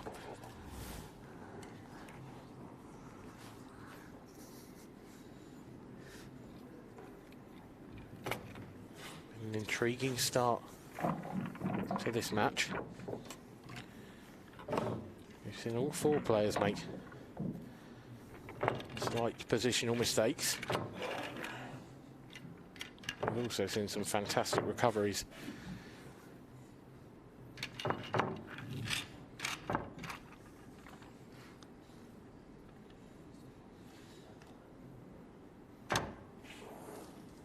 Heading into the 4th frame. Clint and Amy leading by 2 frames to 1.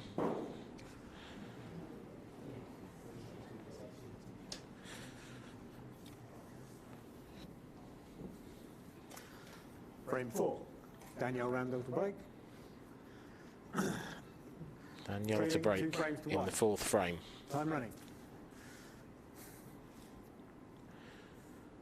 Cut breaking. She's got into those nicely. She's got a ball. This is not a bad split at all.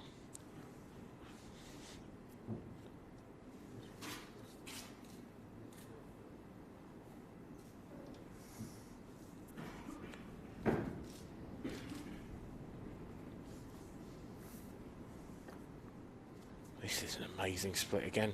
10 seconds. These reds are all there. Just the black that's going to need a little working out. They'll only go top right. They need to leave a nice angle on their last red to get the cue ball up into that balk area over on the left hand side. 10 seconds. Again, John's first positional shot. quite as intended. And Danielle hasn't fully managed to recover things yet. They do still have the chance to get back into perfect position. But this is where doubles takes its toll. Everyone has their own view of a table. Everyone has their own pattern of play. When you're playing for someone else, it can be a very tricky thing to do. Because you study the table, you work out your own route. And sure, you've got a few seconds before the visit to talk about which route you're going to take. But as soon as you lose position or have to reroute, you can't talk anymore mid-visit. 10 seconds. At that point, you have to use a little telepathy.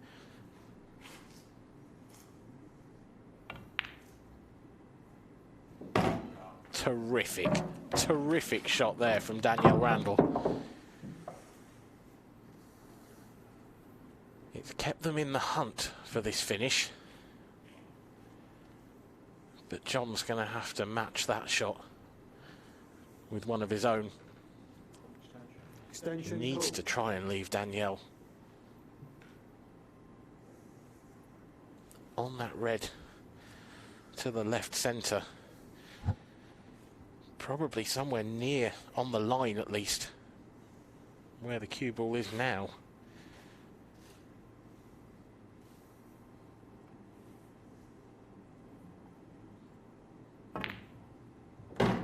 Oh, this is a bit long. This is too far. How much angle does Danielle have? I think she's only got a half ball clip, even if she takes this into the far left jaw. Delicate touch. It's as good as she could do. She's left John a shot. I think we might see that yellow near the top left corner come into play now. John's pointing his cue at it. He's going to have to dig into this red. He wants to use that to stop the cue ball to stay on the black. 10 seconds. It's quite a big target.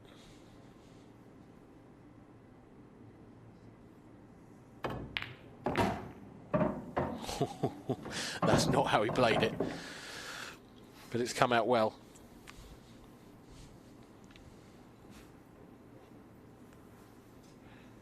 Danielle's just got to hold her nerve and knock this black in for a break dish.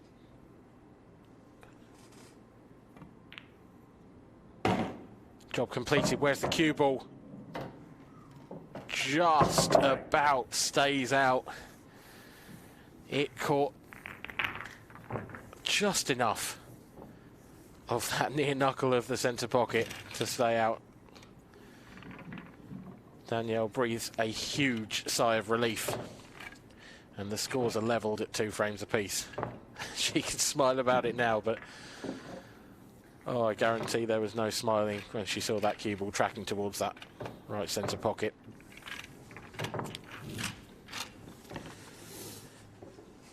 The mixed doubles final, our penultimate event here at the Fair.com Professional World Championships.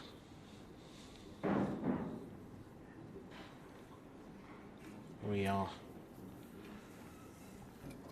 so close to what has been, to the end rather, of what has been a wonderful week of blackball pool. Time running. One match to come after this, the doubles. But back to this one, and Amy Beecham continues with her hammer blow break. It's another wonderful chance. It's interesting, she sort of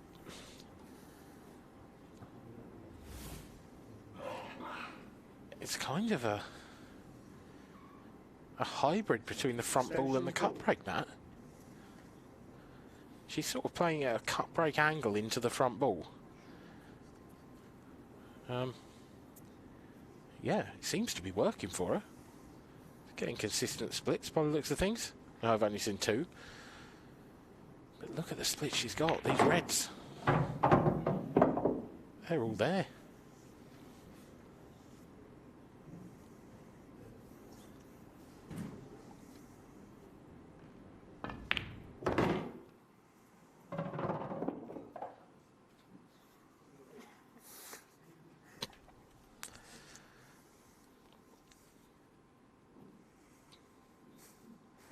Amy's just overrun that one a fraction, so a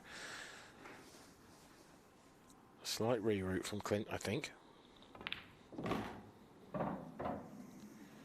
Having said that, that red does pass to the right centre. So they are in ideal position now.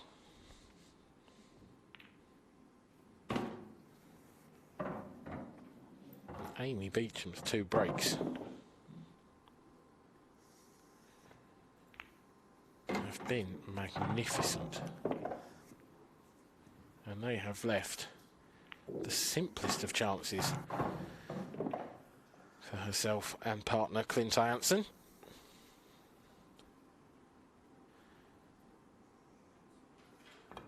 And as a result, they lead by 3 frames to 2. What a high quality final we've had so far.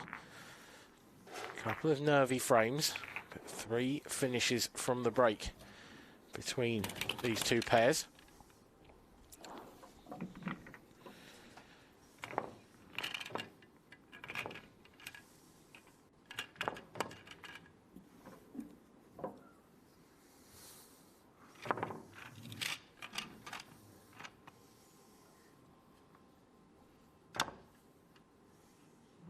All 4 players looking pretty relaxed.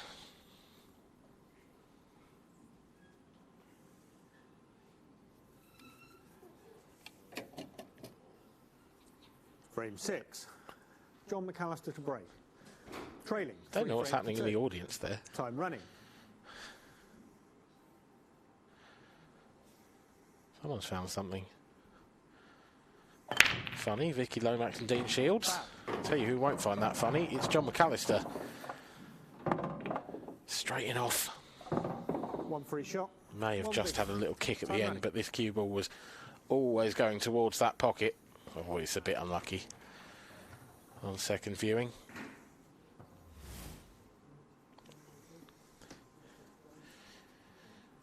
Opportunity now for Clint and Amy to gain a 2-frame advantage.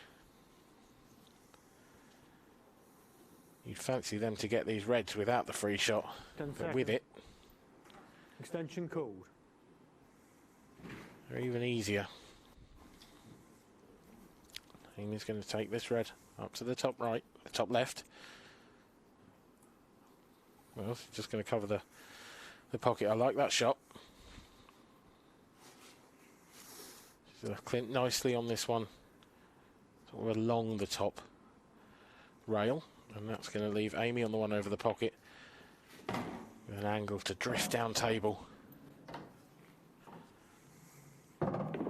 Depending on which way she sees it, she could either attack the red on the left-hand side or the red to the right of the black. That's a little bit of neither. Clint's just going to have to pull out a good shot here to recover this situation.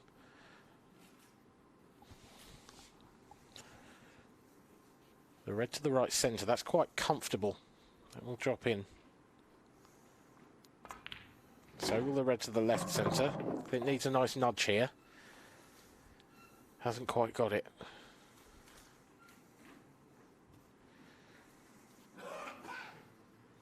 Amy's got a choice to make. Does she take the red closest to the cue ball, or does she take this tricky one into the left centre? That is tough. It was a little thinner than she'd like, but it's okay. It's still okay, but she's left Clint a little thinner than he would like. I'm sure he'd like to play this with a bit of side, but the black's perilously close to that side of the cue ball. And he's underhit this, and that's not going to reach the pocket. Clint Jansen he wasn't able to cue that one. He had to stab at it a little bit because the cue ball was so close to the black. If he pushed the cue through, he was running a serious risk of hitting the black with the cue. So John's 10 seconds. Foul break hasn't cost him this frame just yet.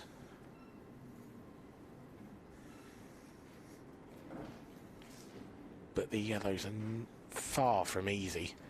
Got the 2 on the left-hand side on the cushions. The one on the right-hand side in between the two reds. That will only be a double unless you move it. It looks like they're going for these, though.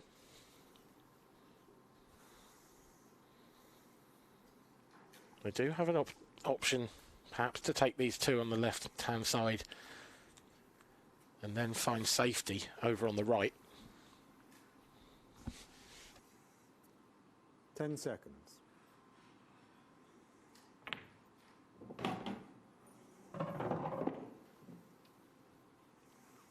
I'm sure they've discussed that possibility before now, but if they haven't, then it's going to be John McAllister who's going to have a choice to make after Danielle knocks this yellow in.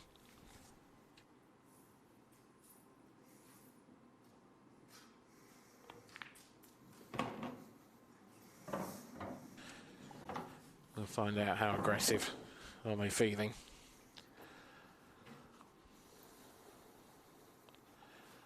John McAllister needs to leave Danielle quite thin on this one into the centre, if he is going to, but he hasn't. They have played the safety. Time out. Sensible option from John. Total snooker. Time running. He's played it really well. I don't think there's a one cushion escape on here. It's Amy's shot. Is she going to go around two cushions and try and hit the one near the centre pocket? She could pot it if she gets a good contact. This is close. This is close. Oh, wow, that was close. Shot, one bigot. Time running. Just clipped the yellow. It was a brilliant effort.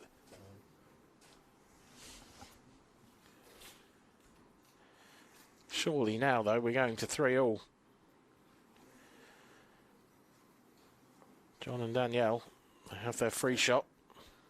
Danielle can just play this yellow onto the red, leave it over the pocket, and screw back up table. Rather like that.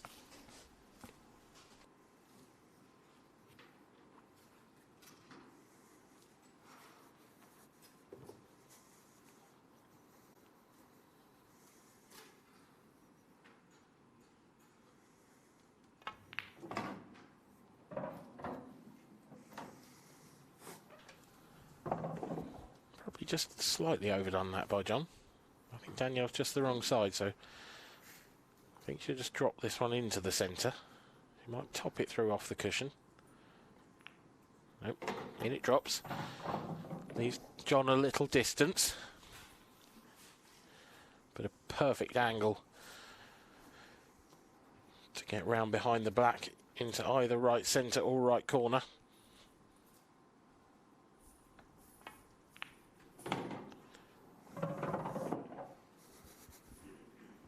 Right centre it is. So Danielle Randall has this black to level the scores once again. It's been nip and tuck all the way through this one.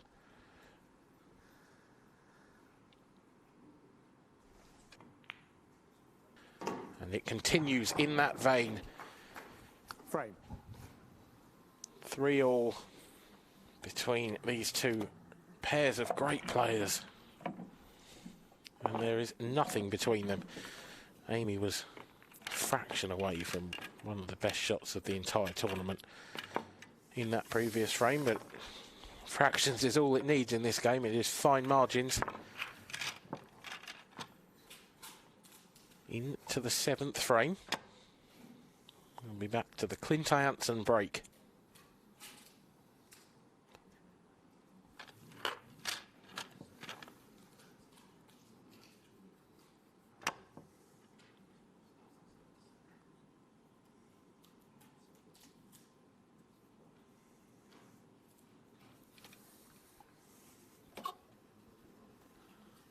Frame 7. Clint Jansen to break. Scores tied.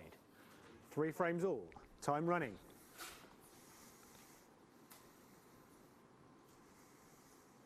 Straight down the centre of the table is the order of the day for Clint.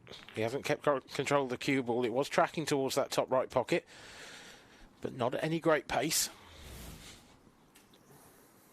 Nothing down though. And it's a role reversal where Amy's breaks have left sitters for herself and Clint. Clint's break, this time at least, has left a wonderful opportunity for their opponents.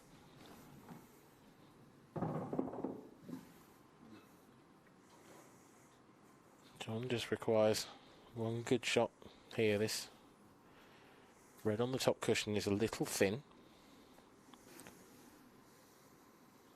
Extension called. Plenty of options available on the table. No need to panic just yet.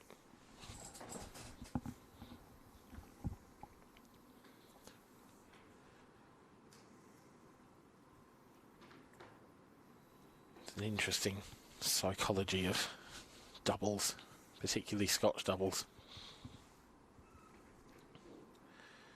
You aren't allowed to talk, but you do see the players pointing their cues and walking around the table, pointing their cue to the next shot. Nothing wrong with it. The rules are you can't talk, not that you can't motion.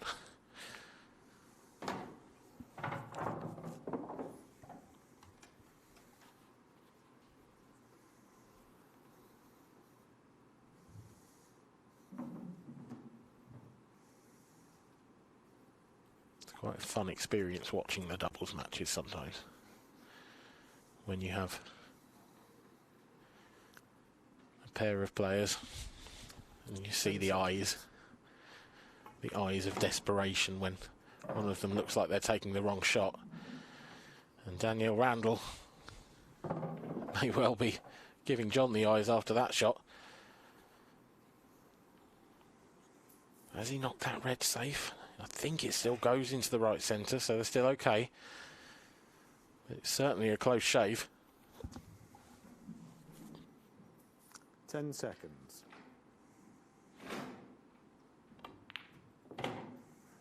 Oh, she's overdone this. Danielle has overhit that one. Or under, either way. John, I can't see anything for him here.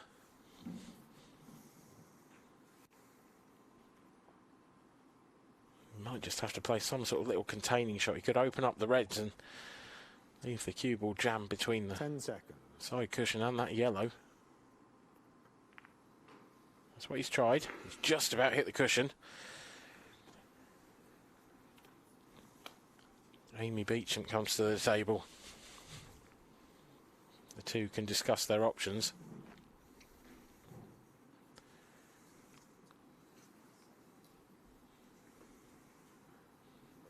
But really, for the opening shot, there's only one. The red up to the top left.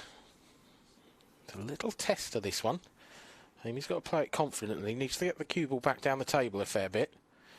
And she's missed it. Has she got lucky? Oh, I don't know. I think she's left an edge of that red. Danielle might be able to clip it in, but where the cue ball goes is anyone's guess. Certainly going to be close to that top right pocket. 10 seconds. Oh, she's tried the double. She's got the fluke. Oh, my word. That is crazy. Oh. I can't believe what I've just witnessed. Double kiss, triple kiss. It's a mad shot.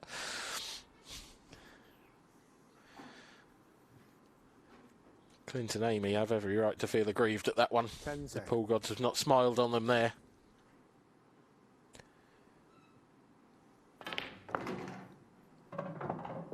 And how's about this for John McAllister? That is an incredible piece of cueing. Flirted with the left centre pocket, but he would have been unfortunate to find it from that angle.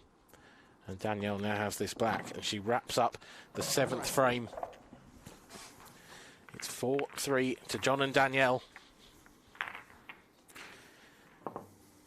That enormous fluke, which I'm sure we will see again.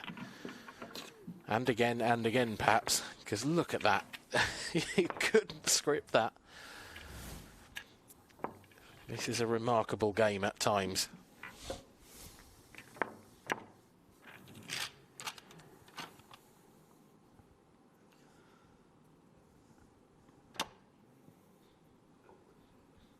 A big smile from Danielle.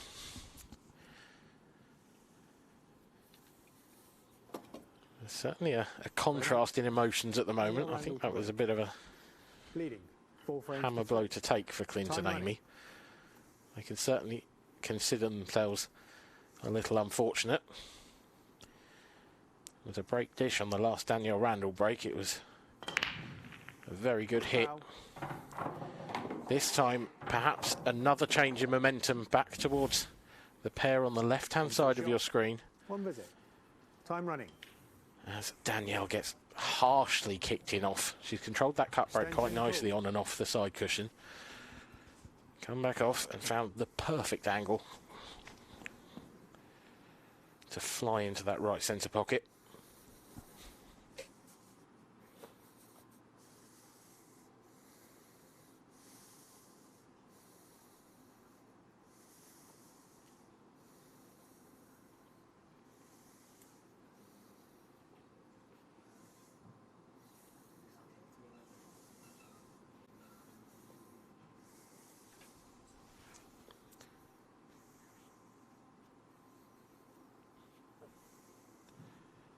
Clint and Amy have taken their extension, discussed their plan.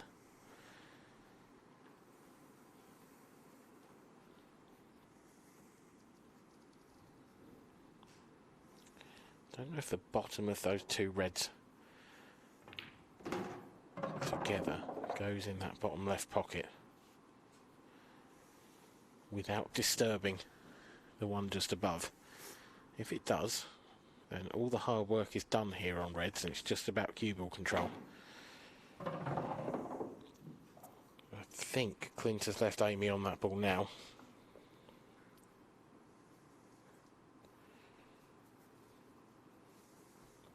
Probably just off angle. Slightly the wrong way. Amy might have to leave. Well, it was tight. She's caught the red first. I think it's gone far enough over to the left-hand cushion that it's still gettable, but it's going to take a very good positional shot to get there. And Clint's got to pull off a very good pot first. I think he's just shutting up shop here. Trying to get the cue ball safe, trying to cover that left-hand pocket. He's gone for the double, has he? What a shot that is! Oh my word! Well, he's played this as a sort of two-in-one shot to try and get the pocket, but he's got the double as well. That's extraordinary. I don't know if he's played the double or whether to just take the two pockets. But it's worked out brilliantly. And now, if Amy can leave Clint on this red, and it looks like she has, this clearance is still on. But all Clint can do here is just run this through. And then Amy will have to take the cue ball up and down the table to leave Clint on the black. There's one part completed. It's a pretty clear run for the cue ball, this. I don't think the red just the yellow just above the red is any danger. Well, at that pace it nearly was, but it got past. And Clint Jansen has this thin black into the left centre to level the scores once again. At no point in this match has anyone had a two-frame lead. And after this frame, there will only be a maximum of 3 frames left.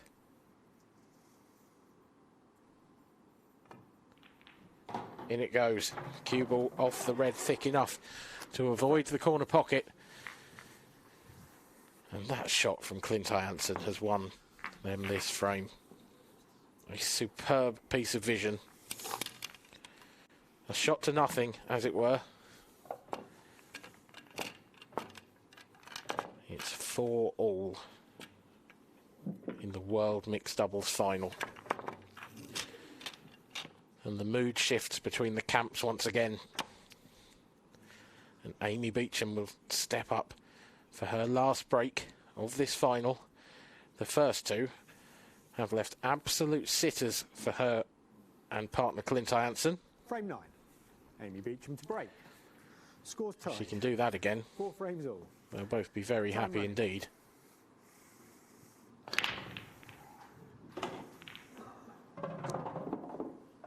She catches them just so well. This time, though, not so lucky.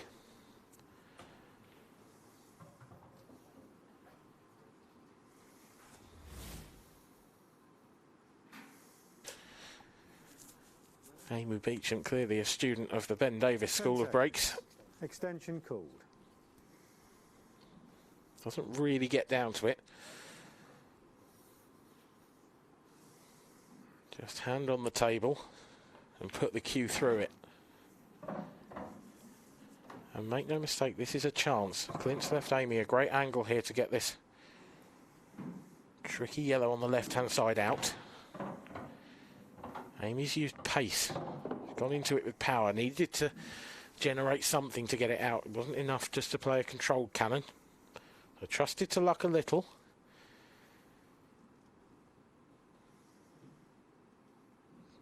The two yellows around the black. They do have a pocket. I think the yellow to the left of the black will go now into the bottom right. If you can land with the right angle, just off straight, cube a little high, and just top that through and take the yellow into the right centre.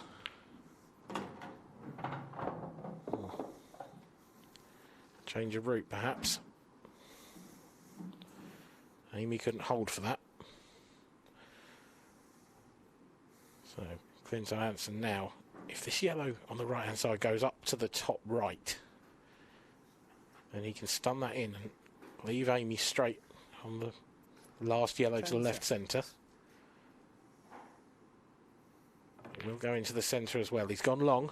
Great shot. How's the angle? If the cuble's a little low, she'll screw back to leave the black in the same pocket. If it's high, she'll top through. Top through it is. And Amy Beecham's break. And in this frame at least, some brilliant positional play means that all three of her breaks have been breaks that have been dished. And they lead by 5 frames to 4. A maximum of 2 frames remaining. John and Danielle need both. Clint and Amy, just the one. John McAllister will break next.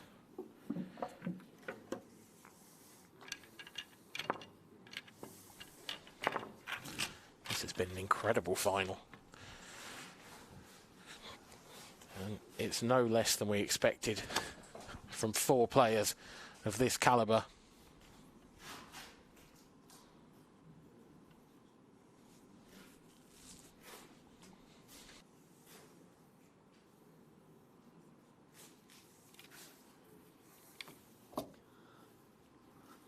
Frame 10.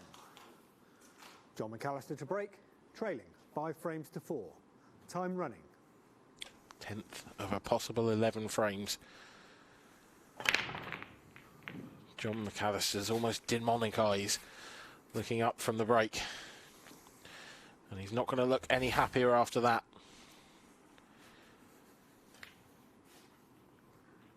It's a big split. He's caught hold of them.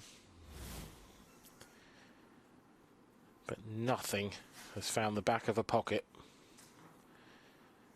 And Clint and Amy wasting no time, not even wasting their extension in working out their route. They know exactly what they're doing. And Clint's first shot has shown the way. He breaks out that yellow. Just the one tricky yellow next to the black on the left-hand side. But options are plenty to deal with it. The yellow just below the left centre pocket. Probably the ball of choice, although that may be their last yellow, so a little risk in breaking it out of that.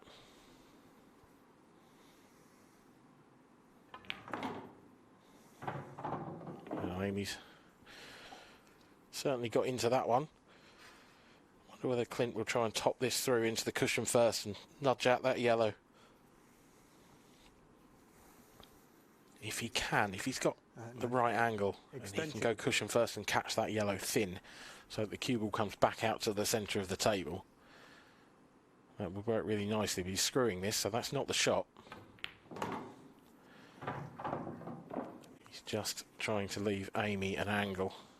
How much has she got? What's she going to do here? She could stun up there and try and drop onto this yellow. It's very tough, but moving it with the last ball, always tricky.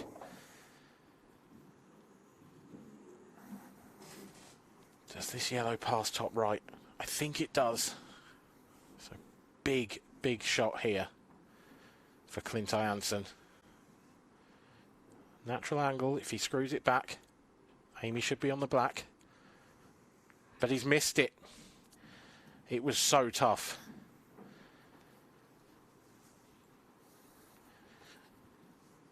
The yellow has stayed near the pocket. It's caused a problem. But there's almost no shot that Danielle Randall or John McAllister can take on here. Extension call. That will leave Clint and Amy a sniff of potting that.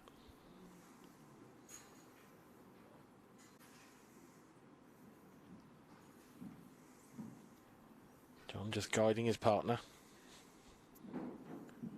It's the red on the left-hand side, just trying to nudge it out into open play. Not the best result, but it's not too bad. It's an easy plant later on.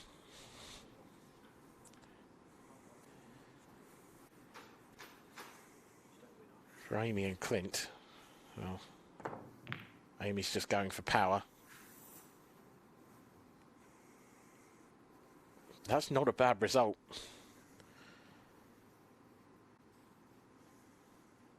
Leaves John slightly hampered queuing if he takes the red to the right centre.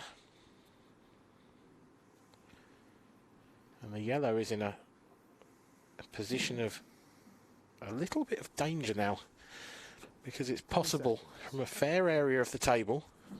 A big shot here for John. He's going to try and cover that pocket. He's managed it. That was a bit wide. That could have gone wrong. I think Clint may have had a chance to pot that had that red sprung out of that pocket. What's he got in mind? Oh, wow, that was close. He's gone for the double to the bottom right. Look at this again. Oh, incredible effort.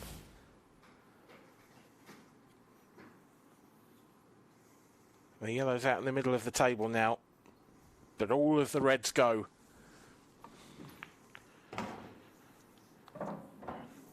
Just a case of holding the nerves together for John and Danielle to take this to a deciding frame.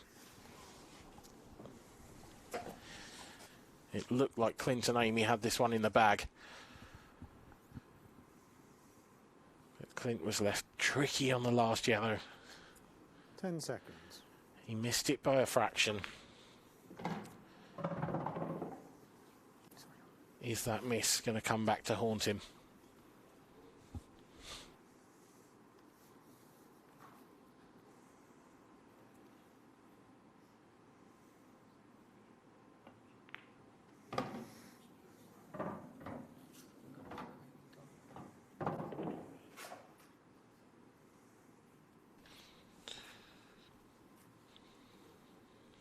Surely now the last thing that can go wrong for John and Danielle in this frame is position to the black. The cue ball's going to be doing some mileage. getting on to that.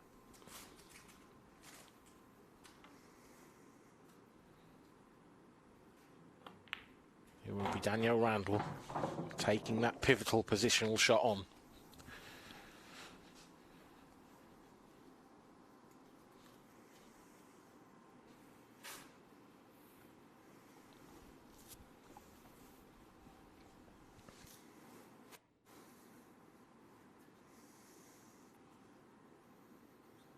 Ten seconds.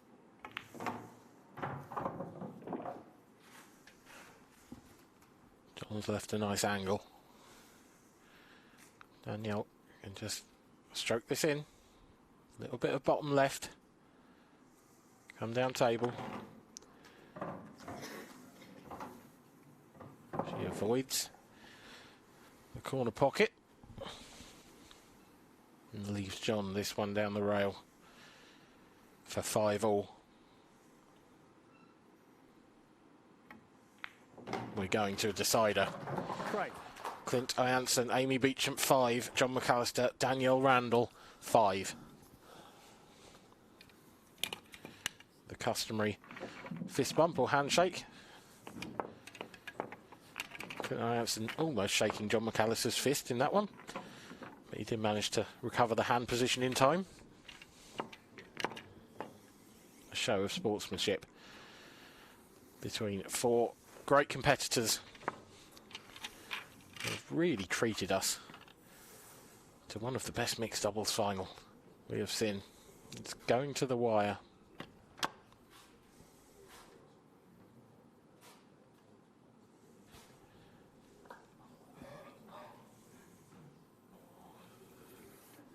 See Wade Morley there between Danielle and John McAllister. He is waiting patiently This is 11th and final for this match to finish because John is his doubles partner and they will be next up on the BBC Sport website against Brett Carter and Rich Swaffield. But for now, Clint Ianson to break.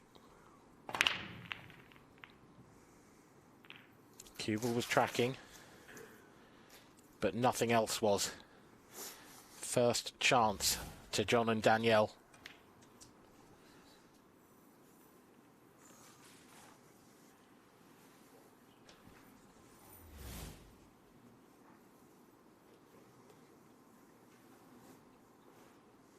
These yellows 10 seconds.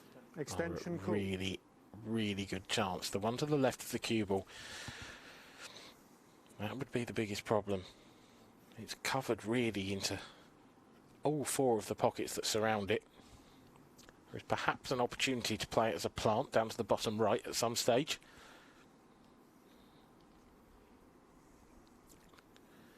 So I was going to take this long yellow down to the bottom left first 10 off, seconds. and then they will be into their work.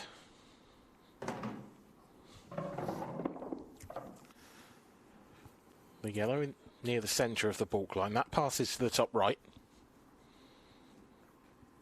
Danielle can play a plant now and leave John on that.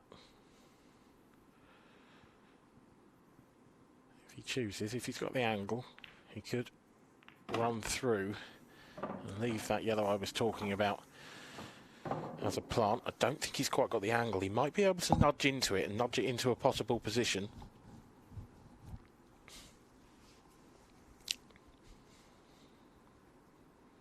But I think just a touch of adrenaline perhaps there from Danielle. 10 seconds. We'll see, this could have been part of the plan. He can move the yellow, move the red here. Hasn't chosen to. You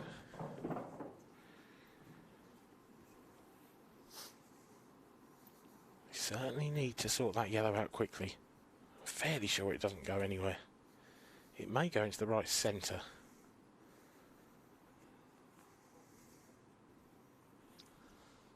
Ten seconds. Is there a twist? Is there one last piece of drama in this mixed doubles final? There is. Oh, you bet there is. Danielle Randall's thrown her arm at that one a little bit. Amy and Clint were out of their seats before the balls had stopped moving.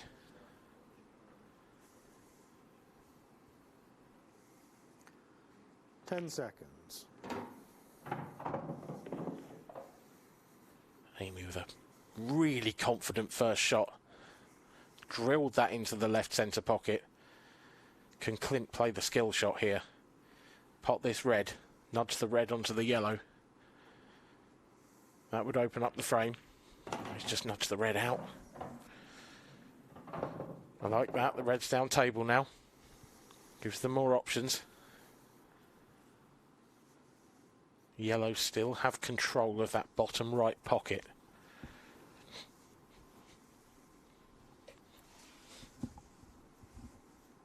That could prove crucial. Amy's missed. We've had hardly a miss pot this entire final.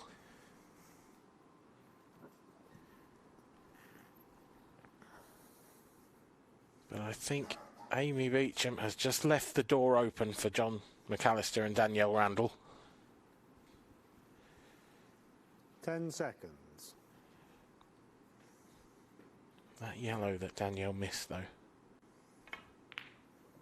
Gone into a tricky little spot. But John, I think, has found the perfect place for the cue ball. That Danielle can just drift this yellow down into the one over the pocket. She's played it at pace. She's trusted to luck. It's come out quite well. John's pointing his cue at exactly where he wants the cue ball. For that last yellow.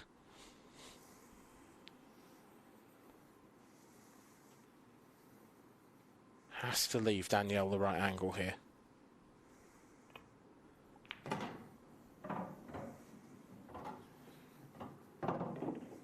That is okay.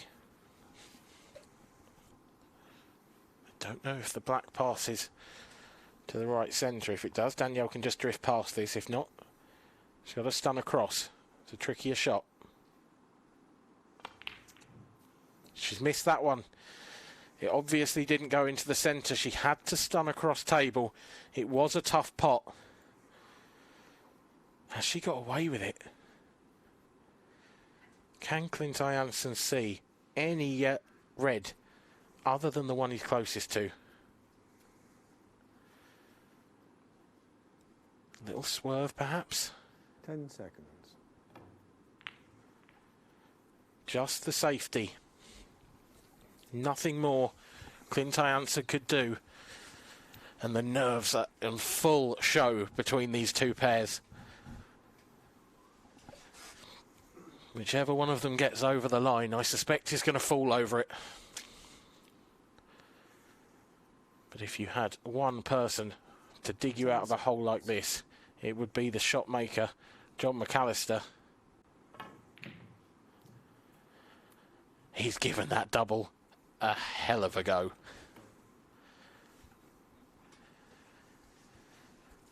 He's got a slight second prize, because that yellow's causing just enough of a problem for Clint and Amy. It just gives them something to think about. Extension call. We could possibly see a safety shot here. You can see Clint talking about it. Just nudge the red off the cushion, get the snooker. They would love to force Danielle with her next shot into moving that yellow out of the way, or giving them a free hit.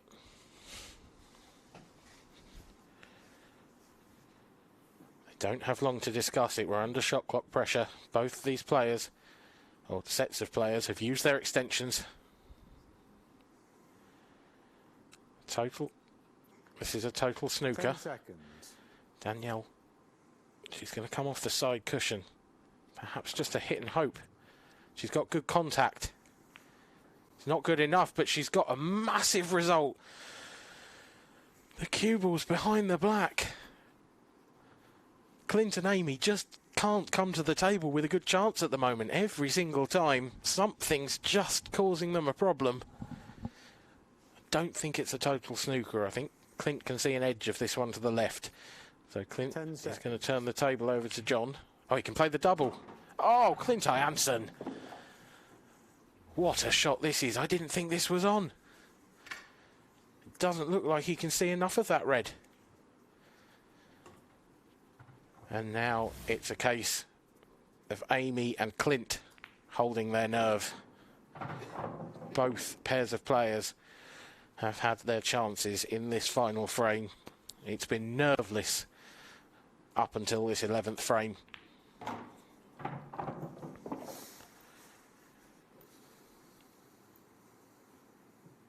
Amy Beecham knocks in the second to last red.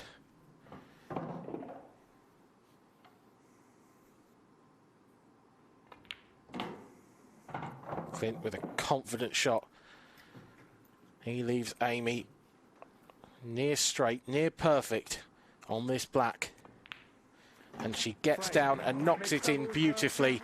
Amy Beecham and Clint Jansen, you are the professional mixed doubles world champions. John McAllister, Danielle Randall. A brilliant effort from both teams. But you two came up just short in the end. 6 frames to 5. A truly memorable final. One that will be talked about, I'm sure, for years to come as one of, if not the very best mixed doubles finals on the IPA at the World Championships. The trophies are ready for the presentation, and so are we. Let's hand over to the arena and Kevin Barton. Well, thanks a lot, Dan, and we're down in the arena for the presentation for the World Mixed Doubles, and another absolutely cracking match from 4 great players. First of all, let's introduce our runners-up, John McAllister and Danielle Randall. John, you must be proud of your partner. You played an absolute, really pivotal part in an absolutely great match there. Yeah, I think we took out some good finishes in the match. I think that's the only finish we've missed in the whole match, to be fair. I think the breaks went against us and we were just sort of holding on. But obviously Clint and Amy took all their chances as well. So, yeah, disappointed at the end, but yeah, really pleased for her, to be fair. Danielle, what's it like to play with a former world champion? Well, his back must be sore from carrying me through it now, to be honest. But yeah, no, John's been phenomenal. He's been played really, really well all day. My position play hasn't been the best, and he's just got me out of trouble every time. It's great to play with him. It really is. I'm really proud of him for his performance. And overall, enjoyed the week. I know it's not gone as you would have hoped, but great to get to a final nonetheless. Yeah, definitely. We didn't know how it was going to go. Obviously, first time playing together as well. Yeah, really happy with the early rounds. Yeah, we played really well in every game, to be fair. So yeah, I can't be too disappointed. I think on another day we would have won, but we just haven't today. And Danielle, next year, go one step further? Yeah, I just need to get over this line, don't I? It just seems to be falling at the last hurdle every time. But yeah, definitely fancy our chances. We do well enough together, so I'm looking forward to it. Yeah, and we're looking forward to see you come back next year. So well played, and congratulations on a great performance. Cheers, Kev. Thank you.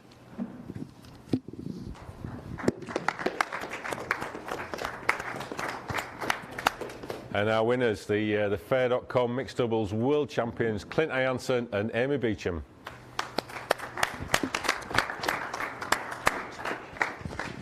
Amy, I think you can maybe teach Clint a few things about the break. That was a phenomenal breaking performance there. Yeah, I do the break and he does everything else, and so it's worked pretty well this weekend, yeah. But I wish my break worked as well on every other table as it did out here, but yeah, thankfully at the right time it came through. Yeah, Clint, it's a phenomenal performance. And what does it take to make a good mixed doubles pairing? I think because we're good friends and we practice together a lot, so I think that helps massively, to be honest. And yeah, that's... And a great way to finish a long week here in Bradford with a world crown. Yeah, it's been a lot of waiting around to get to this point, so it's nice to make it worthwhile, and it's nice to win it together and take it back to Notts. Yeah. Right, well, congratulations, a pair of you. It gives me great pleasure to, well, the trophy will be presented by Darren, but announce you as the 2022 World Mixed Doubles Champions. Congratulations.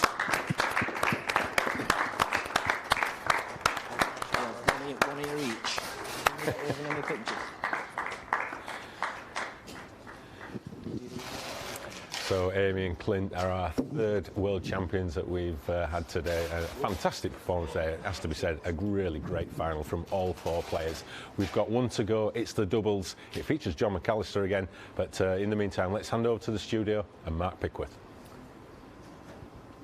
Wow, thank you, Kevin. And wow, what an incredible final that was. The standard was unreal, and it was superb. Commiserations to John and Danielle. Sure, they'll be back, win a world title one day. But yeah, John's going to have to play again in the doubles with Wade Morley. How do you think that sort of loss is sort of going to affect him in the next final? He's going to have to play straight after this. Yeah, I don't think it will, to be honest. You know, he's pretty experienced, is John, and it's for him. It's another match now, and he'll just be focused on doing the best for him and his partner Wade. And what a strong pairing they've been throughout this tournament. Yeah, and just sort of going back to this mixed doubles, that was an incredible standard. You know, no offence to all the other mixed doubles finals. I thought it was one of the best ever. Yeah, well, it's a bit of a cliche when you say the two best teams were in the final, but these genuinely were the two best teams. But there were some really cracking other teams that were out there. So, you know, they've had to battle to get to the final. And they're putting a great show. You know, at the end of a long week, you know, these guys have been playing hundreds of frames of pool, some of them. And, you know, to put on a final like that, that's a credit to all four players. And I think it's sort of going to be about over 200 frames and that. But I'm sure John and Danielle, they're going to be back, and there's no doubt that they can possibly be mixed doubles world champions one day. Yeah, well, as John said, it's the first time that they've played in certainly in the World Championships, and you know, what a performance that they've put on. They've gelled together on the table as well as they do off the table. So yeah, they're definitely going to be a pairing to look out for over the coming years. Yeah, and we're coming up to our sixth and final World Champions title. You know, this doubles match is a very exciting format. Did you want to sort of explain a little bit of that format? Well, I'm not sure I can take much more drama, Mark, so I'm hoping it's going to be smooth sailing. But yeah, it's a best of 12, so if it goes 6-all, then we do the black ball shootout. So it's Pool's version of penalties, and you know, our comms Dan will be talking us through that if it looks like we're going to get to that point. So it's a race to 7, but if it does go 6-all, it's that black ball shootout. And as a neutral, let's hope it gets to that. Yeah, we've got a former world champion again in a final. We've also got a former world runner-up sort of person. Do you want to sort of talk about him as well? Yeah, Richard Swaffield. So him and his partner, they've been coming through the ranks, through the draw, under the radar. I think it has to be said. They've had some great victories. I think they've had a couple of black ball shootouts as well to get through. And yeah, great performance. I think Richard lost in the seniors final maybe 4 years ago, possibly, something like that. So he knows what it's like to lose in the final. So he's going to want to go one further tonight. Yeah, we've seen in that previous doubles match, and you've played doubles, you know, previously in the previous events. How different is it doubles, you know, compared to playing singles? Well, I think the first decision is who's going to get the white chair and who's going to get the red chair. You know, and I think you know, once you've got that sorted, the rest is plain sailing. So, well, yeah. I mean, I've actually won some big doubles titles in the past, and you know, my partner Andy Richardson, he was a fantastic potter, and I was a bit more of the tactician, and you know, that worked for us, and you know, we gelled as a pair. So I think it's just making sure that you know, whatever weaknesses you've got, your partner's got as a strength, and you know, between you've got all bases covered. So yeah, I mean, you know, Richard and his partner, you know, on paper, not the strongest, but you know, they're obviously gelling together well as a team and deservedly in the final. Yeah, and we've got two players that's never been in a world final, one on each team, Wade Morley and Brett Carter. How do you think they're sort of going to approach this match, and how do you think they're going to be feeling? Well, I think, you know, their more experienced partners are going to, you know, they've got a role to play, you know, making sure that they're controlling their nerves and emotions, make it as easy as they can for them in the pattern play. You know, I was speaking to Wade just in the outer arena a while back. He's really looking forward to this, and obviously him and John, both great players, but again, you've still got to gel together as a team, and you know, they've obviously gelled pretty quickly. And you know, Brett and Rich, you know, I mean, I've not seen any of their matches, but I know they've beaten some good pairings, so they're obviously you know, well suited. Well, I'm really looking forward to this final. Are we going to get a sudden death shootout? It's inevitable, isn't it? Surely. It's in the script. It really is. Well, our referee for this one is going to be Ben Taylor Fuente. On the comms, he's going to be Dan Fairway, who we're going to hand over straight now. Brett Carter, Richard Swaffield, Wade Morley, John McAllister. Those are the 4 players battling it out for this World Doubles title. Carter and Swaffield, it has to be said, probably second favourites. Rich has been to a World final before, as we've just heard. He lost in the seniors final back in 2019, I believe, to Lee Clough. One of my favourite matches of all time, that one. My first world final as a commentator. And Rich Swaffield was ludicrously attacking in that. I actually spoke to him and his partner just after their semi-final victory. And Brett told me Rich is the attacking one, and he is the man who reins in those instincts. A little bit like we heard Kev talking about in the studio. If you've got a good partnership, Brett perhaps matches up where Rich has his weaknesses. He told me he's a little more negative. Well, Swaffy, he's the shot maker of the two. Wade Morley and John McAllister, on the other hand, probably a little more evenly matched in terms of experience. We've seen Wade Morley play in the Champions Cup. He's qualified for that. He's had a great season in the IPA amateurs. John McAllister, of course, we all know very well indeed. 2020 world champion, multiple event winner on the IPA tour. Can't wait to see him in action once again in this doubles final. Mark Pickworth joins me in the commentary box. Mark, I think that Wade and John probably have to be seen as the favourites, but you've mentioned you think a Blackpool shootout's in the script. If I'm honest, I can't see past Wade and John. No, I agree with you a little bit. Wade and John, they've played some incredible stuff today, but let's not take nothing away from Richard and Brett. You know, I had to not referee one of their games, but time one of their games, and the standard that them two produced was incredible. And I think this is really going to be a great matchup. Both of these teams, if you want to call them teams, doubles teams, they're going to be really up for this. It's going to be, and it's very evenly matched. We know we've got 2 players that have got to a world final, and we've got 2 players that is their first world final.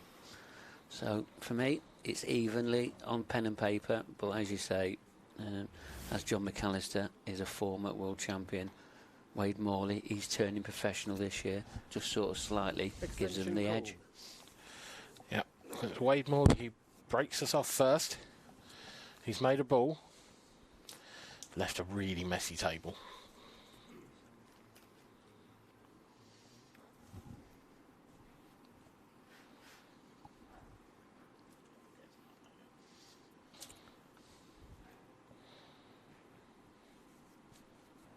So there's been a good break there from Wade Morley. Where's this white ball going?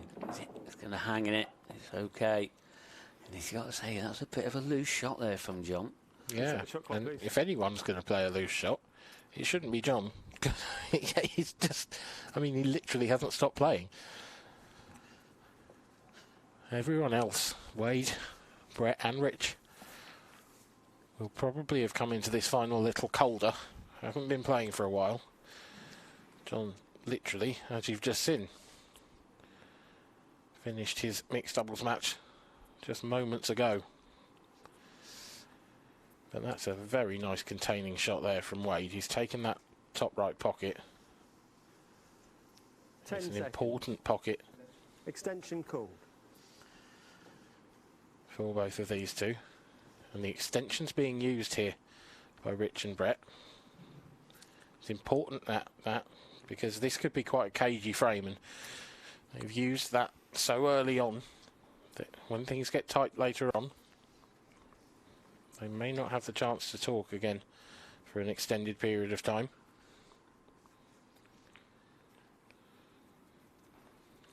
Yeah, looks like now. I'm just going to see a few containing shots. I mean, I don't think John wants to get involved in too many tactical battles, but he's more than capable of dealing that.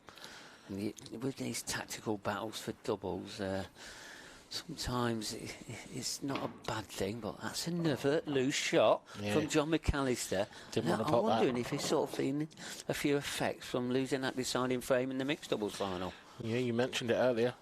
It's certainly possible. Well, I mean, there's still a long way to go in this frame. 10 seconds. Wade playing the role of messer-upper for Brett and Rich. But I think they can do exactly the same back. Cover this top left pocket. Get themselves a bit of control. Nicely weighted that from Rich Swaffield.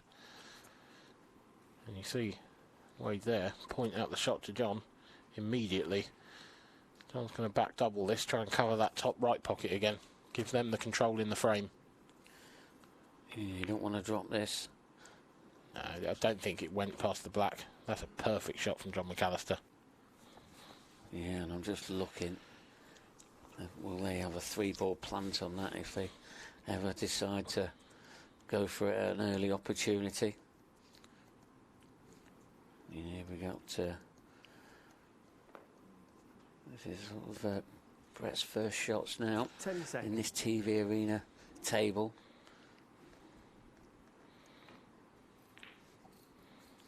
And it's a very comfortable one. Just put that yellow in the mix. And we're going to have a bit of cat and mouse in this first frame. None of these two groups wants to give out this first frame up too easily.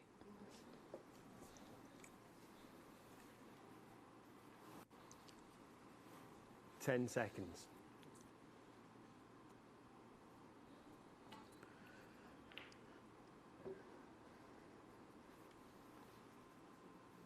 Not the best that went from Wade. Just wanted to move that red a bit closer to the bottom right. Come a bit far.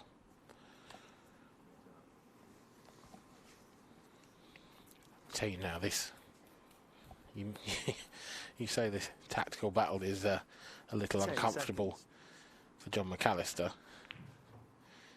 It's extremely uncomfortable for Rich Swaffield. This is not the sort of pool that he plays. No, he didn't. And I watched some of the clearances that he had in that semi-final match, and that was outstanding. But he's pretty ultra-attacking, goes for everything, and normally gets them, to be honest. Really is a stalemate, this frame at the moment. Probably make John and Wade slight favourites just because they have so much control over that top right pocket. It's a real chess game at the moment, this frame. 10 seconds. Don't think Brett wants to pop this yellow. Just going to try and nudge into it, just leave everything awkward. That is a fantastic shot. He hasn't quite got the snooker, but there's some real control in that.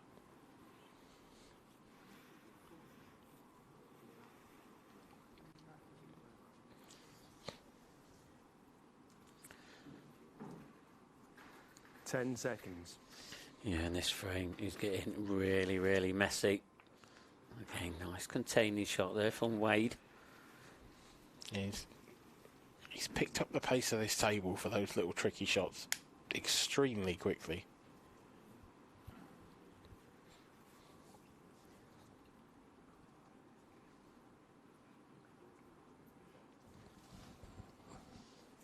10 seconds. It's a deft little touch. Well, a great little touch as well there from Swaffy, the bold assassin.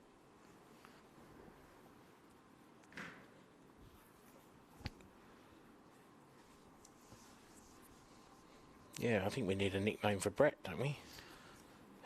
He's the only one who hasn't got one. Well, we're going to be watching him very carefully here, and then we'll be giving him one at the end of this match. Answers on a postcard. Yeah, they've all got one, apart from Brett. Wade Morley, that's the Blade. And then the Machine, John McAllister. 10 seconds.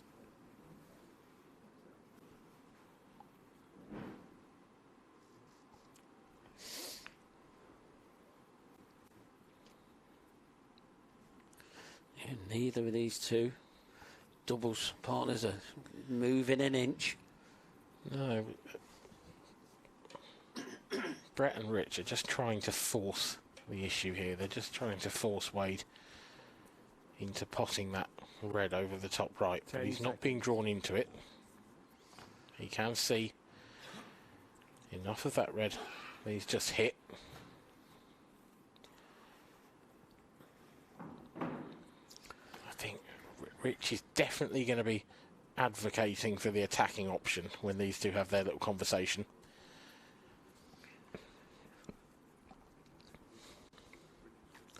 Yeah, I mean, for them to go attacking, there's a 10 lot of things in their way to clear that top right-hand corner.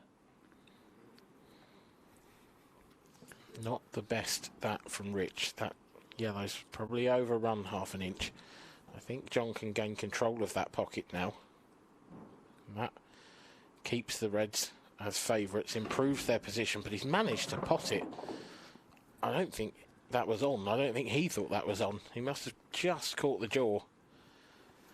John's not having a good time with this first frame, is he? No, he's had three sort of uncharacteristic errors, really, unforced errors, and yeah, and there you see he's just sort of nodding his head and thinking things are sort of going against him at the moment. Yeah, there's a couple of times now he's potted a ball that he didn't want to pot.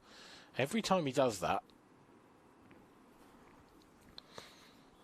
the Reds just lose a little bit of their grip on this frame. And now, is there a chance here? Rich will be screaming at his opponent, his partner, to take this shot on. Yellow to the left centre. They can play that with a fair bit of pace. Just disturb that corner of balls in the top right half of the table. Yeah, it's just whether he's going to let Brett do it, but he's under shot clock pressure. And then he can try and get my words out. Yeah,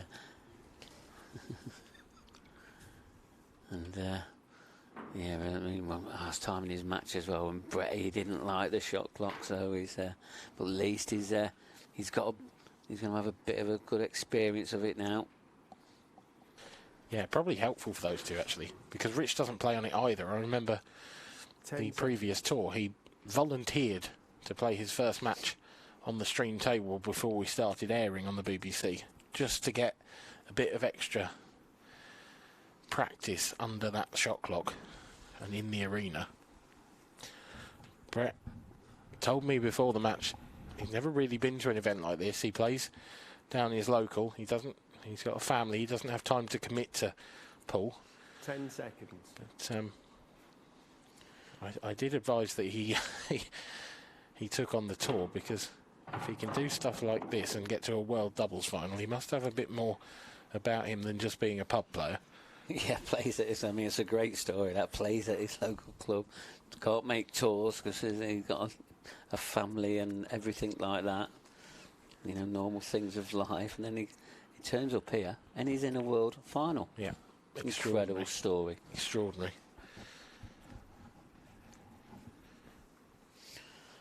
Well, that top right corner is getting even more messier. I just don't like the way that all them yellows are up there. I really don't. No. Are they looking at a skill shot? Is that their plan? I didn't like that last shot. 10 seconds. No. From the pair in green. I thought that was an error, putting everything down in that area. And that looks like a very good shot by Wade Morley. Yeah, and any plans that Swaffy and Brett had, they've sort of really teared them up, haven't they? Yeah, they certainly. They've torn up the book. 10 seconds. Time's running out for Rich. Going for the pot. Turn the table over to his partner. Is he just going to try and bump that yellow off the cushion into the red? If he can bump that red into the yellow on the top cushion, got to be careful. Oh, that was very tentative. Don't know about that one. No, I think he should have played that with a bit more confidence and pushed that red on. I don't know if he didn't see the shot or he just sort of tried to get a guarantee and rest that yellow in front of that red and behind the red. But now, 10 seconds. If he can get a ball off here, it could be on. Again, I'm not sure about that shot. It seemed a bit double kissy, didn't it? It definitely was a double kiss. Yeah. But the table's in the open now. Red's a massive favourite. The yellows have to do something. So, Rich Swaffield. Well, does this yellow pass that red to the top left? If it does, or if it gets the pocket, 10 seconds. It keeps us in that stalemate. If he gets this wrong, it's surely frame over. Oh, it's hung over the pocket. I thought that was in. Yeah, definitely. It looked like it was just going to drop. But that's what he's played. He's played to hang it over that top left-hand pocket. It's so deep in the pocket, though, Mark. And they're playing a team containing John McAllister. And he loves that skill shot. Yeah, he's definitely the world's best skill shot 10 player. seconds. I know there'll be a few sort of the audience screaming at it, telling no, he's not, this player is, etc. But he's right up there, and he really is. That was a big shake of the head for John there. I think he wanted Wade to play him down for that, and Wade's underhit it by a huge distance. Because about 3 foot. Yeah, absolutely. John wants to be the one playing that shot. 10 seconds. So they're going to have one more chance to leave him nicely on it. John's going to pop this. Wade's going to have to take the one over the pocket and leave him as straight as possible on that red to the top left. Does he fancy this skill shot himself, though? But yeah, it's a bold call, isn't it? To take that on when you've got John McAllister in your team. Yeah, he's sneaking around this table now. He's back. That clock, he would be ticking down. He knows it. That clock is. Yeah, he's gone for the safe option. But he's opening the frame up now. So it needs to be on it. I can just imagine the eyes of John McAllister if he'd gone for that skill shot himself and not got it. He'd have been absolutely furious. Well, we've bigged him up on these skill shots now. So it's all down to John now to deliver. This is 9.9 out of 10 for John McAllister. Wow. That's 10 weight seconds. in there. It really is. That clock ticking down again. Oh, he hasn't got it. No. Foul. 1 free shot. That One visit. Side running. 0.01% is crept in. Dan? Yeah, I perhaps he had more angle than I thought he did. I'm surprised at the pace he played that. I thought it was going to be one of those ones that you could just cue, make sure you hit it straight. But he obviously didn't like the angle, and you couldn't have a better chance to get off the mark in the first frame of a world final than this for Brett Carter and Rich Swaffield. No, not at all. He'll just be working it out now, Richie will, just to see which one's going to be the last ball. I mean, he's going to have a choice of either one of the ones over the pockets to see how he gets back up there for the black. Or back down, whichever one he takes. There are his options. So it's not going to be a problem potting these final two yellows. It's all down to this positional shot.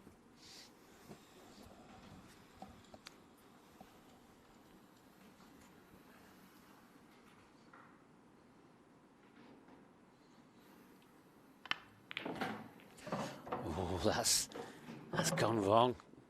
And now it's fine, but it's not. Well, yeah, it's a thin not clip. what he played. Now, thin clip, white ball's travelling, needs to control the white. It's fine. He's fine. I think I just built that up a bit. You did. But Brett Carter and Rich Swaffield, doubles is a confusing game. They lead by 1 frame to 0 in this World Doubles final. John McAllister and Wade Morley. Well, I'm surprised at John missing that skill shot, but it just shows how tough they are, and he makes them look so easy. So perhaps my 99% was a little bit on the generous side. Yeah, but I'm with you, Dan. They've played it the right way. They needed to leave John that skill shot because he is incredible at them, even though we didn't see the evidence of it. But I'm sure we'll get another chance to see him in a skill shot sort of ability. Swaffield to break. Leading 1 frame to 0. Time running.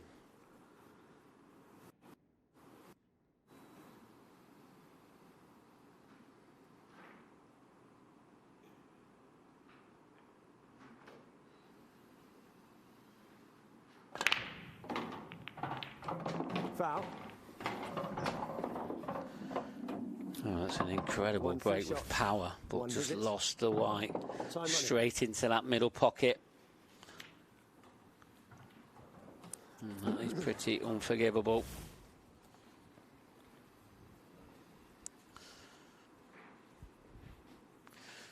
Yeah, point 3 yellows off that break. 10 seconds. No, this one free shot, 1 visit. Reset the shot clock, please.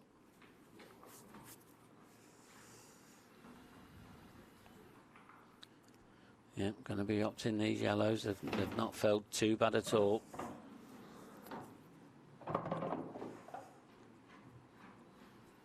When John plays this one over the pocket, it's going to be the key shot after that. And Wade's going to be having that one. It's all about the positional shot onto his final yellow. 10 seconds.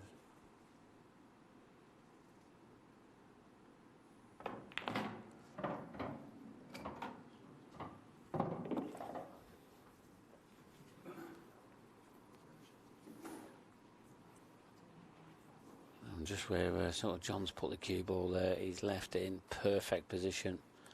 He's just got to drop this yellow through, roll it through for the yellow into the opposite corner. Nice and gently like that. Would love that to have run on a little bit more.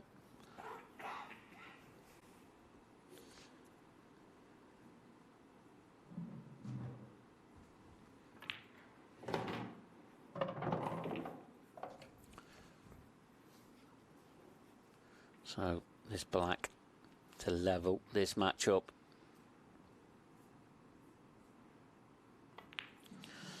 And there you see it, reverse clearance from McAllister and Morley. And it's going to be their break next. It's 1 frame each.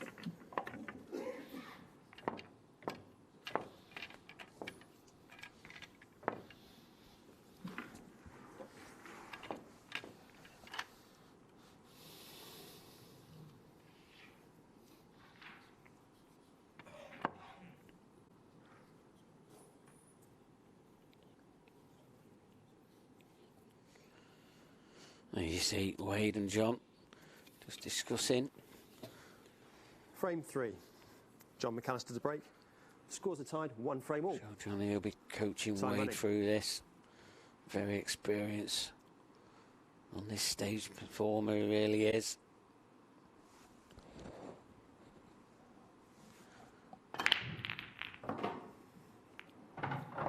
It's a successful break. First glance is these reds, they're not bad at all, especially with them 2 yellows gone onto that top cushion.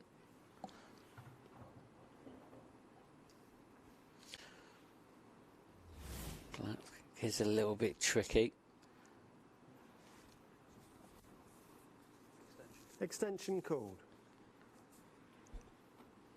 But you'd sort of back yourself of either of these 2 players potting that.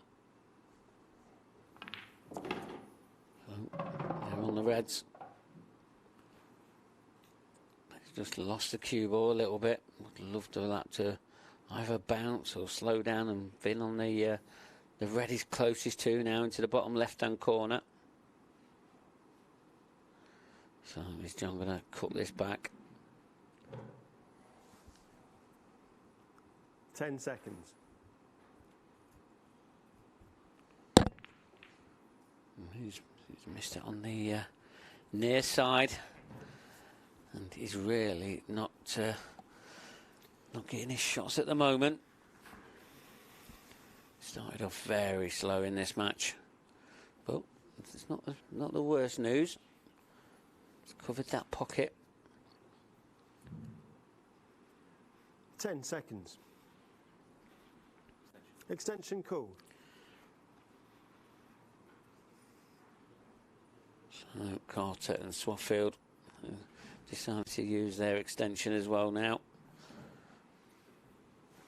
So they're just trying to work out how they can get on. Work out how to get onto that tough yellow on that left-hand cushion.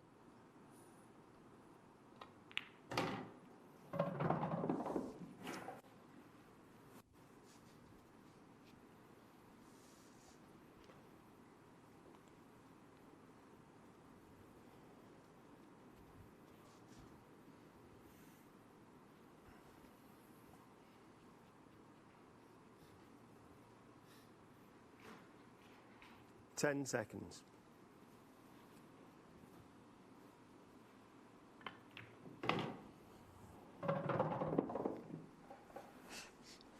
Swaffy, he's got hold of that one.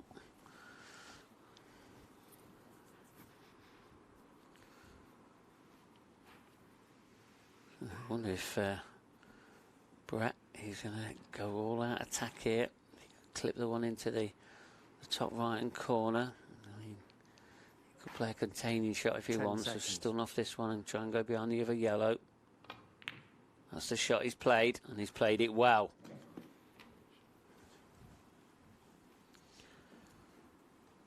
Should be an easy escape here. McAllister and Morley.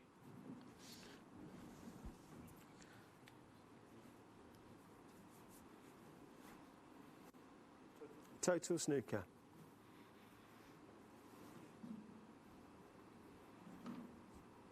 Ten seconds. Well, that's not too bad. I think it's covered that quite nicely, that yellow. Well protected by the reds. And they've still got this bottom left-hand corner pocket. What can Rich Swaffield produce here? He'll be going all out for this. And bouncing the cue ball off the top cushion. Come down, try and remove that cluster. Well, it's not a bad prize. That yellow staying over that top corner pocket. Now they're protecting the black, but they've opened these reds up.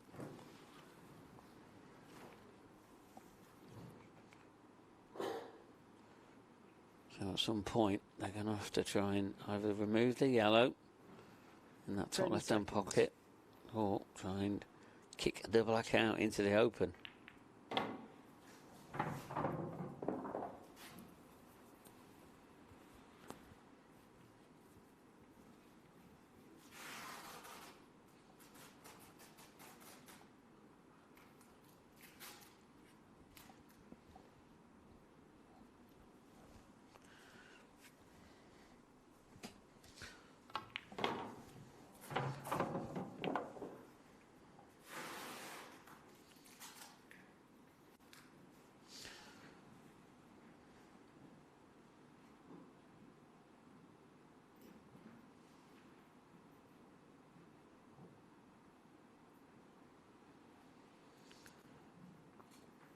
They've had one attempt to try and get the black out. They're going to have to try another way. John's left him at the perfect angle here. Might have to play it with a little bit of run inside to try and kick this black into play. Go on, get it out in the open at least. 10 seconds. And he's gone round the back of it again. That's incredible. So, John, he's probably going to have another shot at it here. I mean, what they could do is just get position on this last red and then just possibly take a double.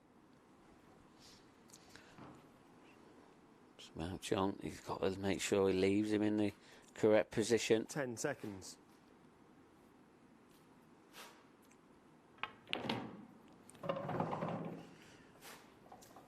It's not ideal.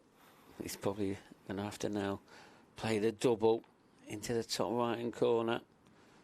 How close can Wade get into the top half of the table? It'll all depend on the angle he's got. So 10 seconds. yeah, it's a great pot there. But what can John muster up here? He has got a double, but can he get the white ball out of the way to make sure there's no double kiss?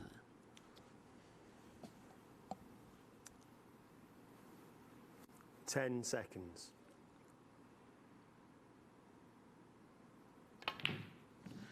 Oh, how close was that from John McAllister? Mighty close indeed. Let's have a look at this again. I thought it was him when he hit it. Wow. Probably only the pace that kept that out. But I think he sort of had to hit it hard just to avoid the double kiss. 10 seconds. That clock is ticking down again. He's got to be careful of this clock. 3, 2, 1. Foul. And there you see it. It's a time foul. 1 free shot. 1 visit. Wow, incredible scenes. Time running. He's just took his eye off that clock.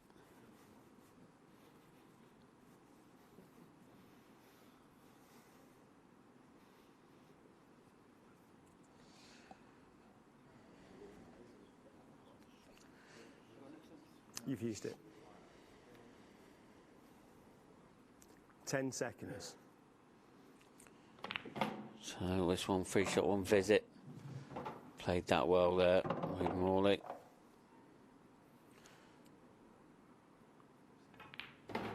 Well, just how much of that error is going to play a part in the outcome of this final.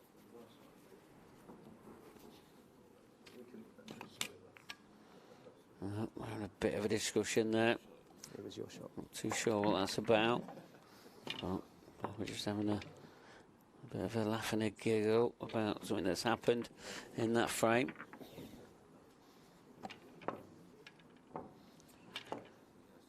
Well, either way, it's a poor error there from Brett Carter, and one he'll learn from. He's just got to shrug it off now and get on with what's in front of him. It's going to be him to break next.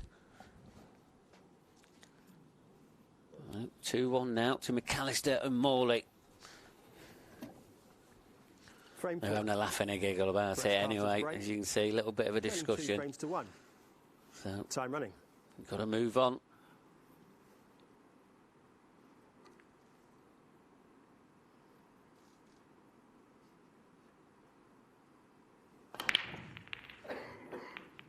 Gone for the cup break as well, and that is dry.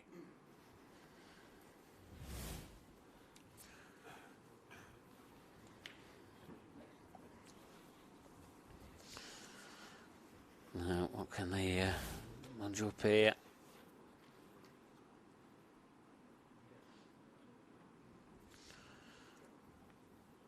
Ten seconds. Extension called. I mean, sort of first glance at the Reds aren't bad, but probably this one in the bottom left-hand corner. I think it pots, or you can get to a potting angle there. It's all about this opening red, which you can take. Looks like he's taking that one now, the one that's causing him problems. He's got that. He's left himself on the one in the right middle. Got this red that's directly behind this yellow on the black spot. That's going to need some consideration to make sure the position is perfect.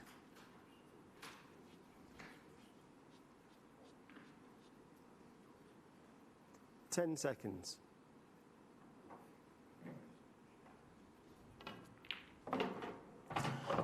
Great pot there from Wade Morley. Has he landed on this red? Oh, I think he has. That camera angle there, that tells it all. He's definitely on this, a little bit close to his work. Well, you'd expect him to get this, but how can he get the white ball out? Will it come out direct, or is he just relying on a little bit of luck? He's got to make sure the pot first. He's got the pot. And what has he left? Wade Morley, I know one thing, he's left him a very awkward shot. Can he get through to that yellow into the top left?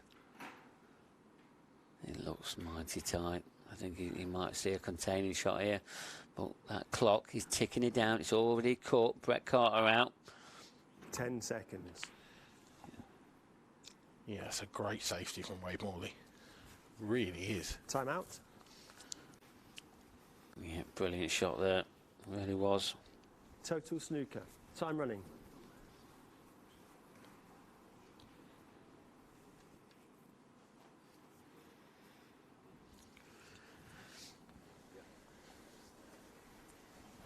What can Rich Swaffield find from this situation? He's got a big target to hit. This is a total snooker, so it doesn't need to hit a cushion. Huge area to get in behind, but that's slid. That's not getting there, is it? One free shot, one visit. I'm actually, I'm a bit surprised that he played that as a one cushion escape. I felt like if he played two cushions, time running. I think he could see enough. If he played two cushions and gone into that area of four yellows, he was almost bound to hit something. Yeah, you'd have thought so, wouldn't you? But they haven't. And the mistakes seem to continue with Carter and Swaffield. I mean, it was a great safety shot from Wade, and exactly what they played. What's John done here, though? He's not quite at the races yet, is he, John McAllister? No, and just while you nick for your comfort break, and he had another one as well, which was pretty poor for his standard. It really was.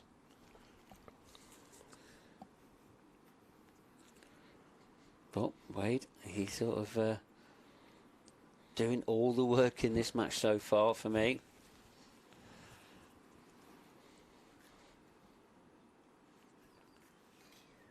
What can Brett do from here? There is a slightly ludicrous shot on, but you could play the yellow to near the left centre onto the red. And bump the other yellow below it on over the pocket. Where's this going to hide? Oh, wow. Very good shot. Time out. That is a total snooker. I'm sure John's called for it. Total snooker. Time running. Bento de Fuente confirms it. It's an easy hit, this, for John.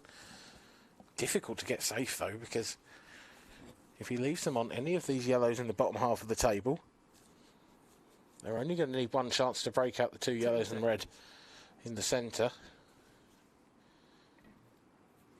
John going around the angles. I don't think this is getting there. I think that's too thin. It is. Oh, he found that gap as well. He's having a terrible time out there, John McAllister is. Look at this. How's that missed that? I have no idea. Time running. It was the right red to play on, because if he catches that, he puts Brett and Rich back into trouble. Yeah, and these are the chances you need to take. You really do.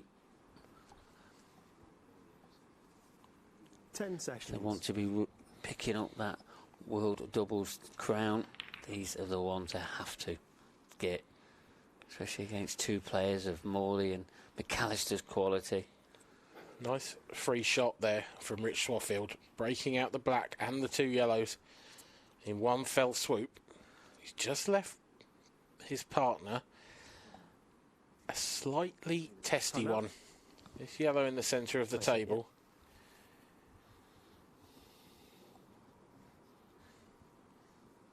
It's not the most difficult of pots. He's got to be slightly careful if he decides to just roll it in of that right centre pocket. 10 seconds. Needs to play it with a bit of conviction. Played it with a lot of conviction. Didn't get through the gap. Does that cue ball come away from that yellow enough that he can take the yellow to the bottom left?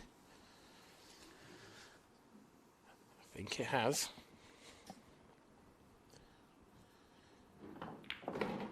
Now this is prime position for Brett Carter and Rich Swaffield.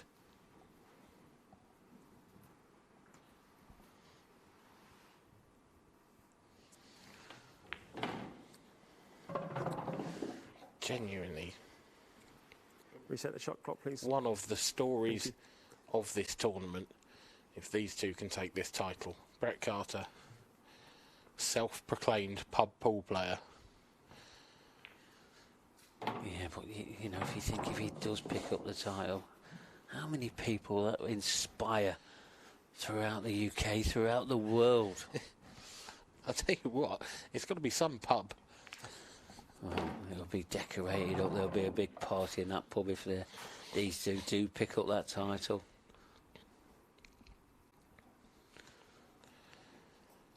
Might even get the day off work.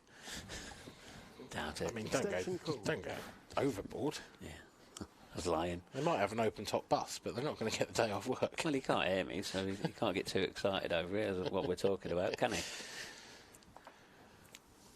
Rich just making his choice between these 2 yellows, taking on the slightly more difficult one to give Brett perfect position, just to drift up table for the black.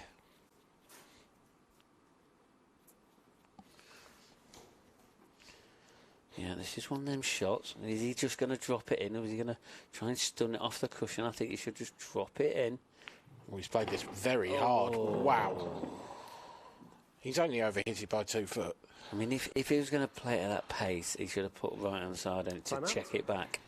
That's what he should have done, but he hasn't. Snooker. Time running. And things are piling up on him. The pressure is, without a doubt. But he looks quite calm there, doesn't he?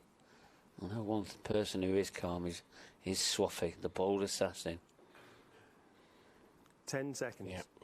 Can he find this? He loves coming off a cushion. Big I've seen him pocket. try it a few times. Oh, I'm thinking if that was going back across again, that could have gone. It could have.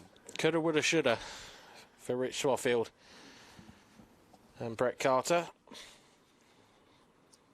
Just using my lip reading skills there on those two. Swaffy, just don't worry about it, mate. It's okay. We'll come back.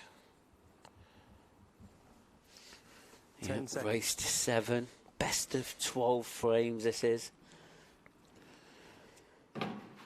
He won't be coming back in this frame, I fear. Wade Morley and John McAllister with 3 remaining very simple reds and the black out in the open.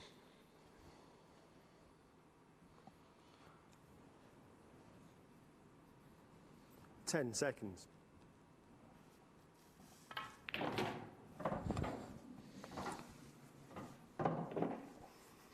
Yeah, and after that positional shot there from John, it looks like he's got over all his unforced errors now, and what a brilliant shot that was.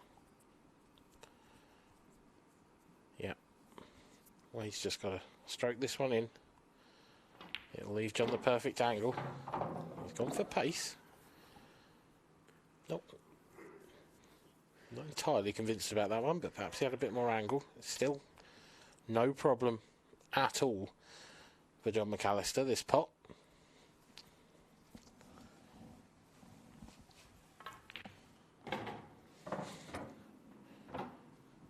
Yeah, and just glided into that top left-hand pocket, leaving Wade this simple black to take a 3-1 lead.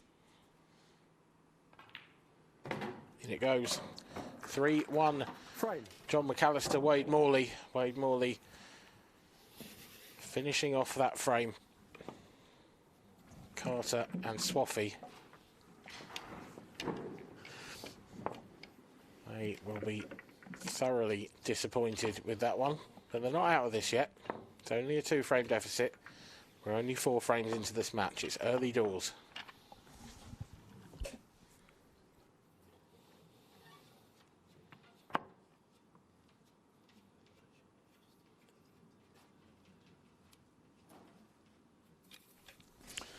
So there you see, look, Brett Frame Carter, 5. Richard Swaffield having a little Wade chat. What do you Morley's think break. they're talking about? 3 frames to 1. I mean, I think I know what Time they're talking about. I don't think they'd want us to mention it again. I imagine Rich is just calming his partner, just saying, don't panic, it's Yeah. only 1 frame. Relax. Yeah. Easier said than done. Wade Morley to break in the 5th. There's a white ball. Wow. Well, 1 free shot. if Brett wants redemption, Time running. I mean, it was going to be bad news anyway, and then when it hit that black and kicked in off, it was even more bad news. if Brett Carter wants redemption for that positional shot in the previous frame, this is the time. Yeah, it's just Swaffy's about. just going to bump this red out. 10 And seconds. obviously all these words of wisdom from Richie. He's got experience of being in a world final. Just wondering how much that's helping him now, or helping him and his partner. And yeah, I'm with you, Dan. They don't need to panic. No, doubles is a strange game. You don't see the same fluency. You don't see the same number of break dishes, even when you've got the same calibre of player as you have in the singles. I think because you're playing for your partner, because you know if something goes wrong, it's not you that's going to have to deal with it. It ramps up that pressure so much more. And also, yeah, you get to talk to each other, but especially under shot clock pressure, you don't have a lot of time. You don't really have time to pick out a full route. It's almost like we'll take that one, and then just see what happens. And if you've got different styles and contrasting styles, then that's not necessarily the best way to be at times, but you have no choice under the shot clock. No, you don't. And Brett, he's already been caught out by this shot clock, and again, I'm not sure about that shot. I understand why. He's got obviously got a bit of a different route.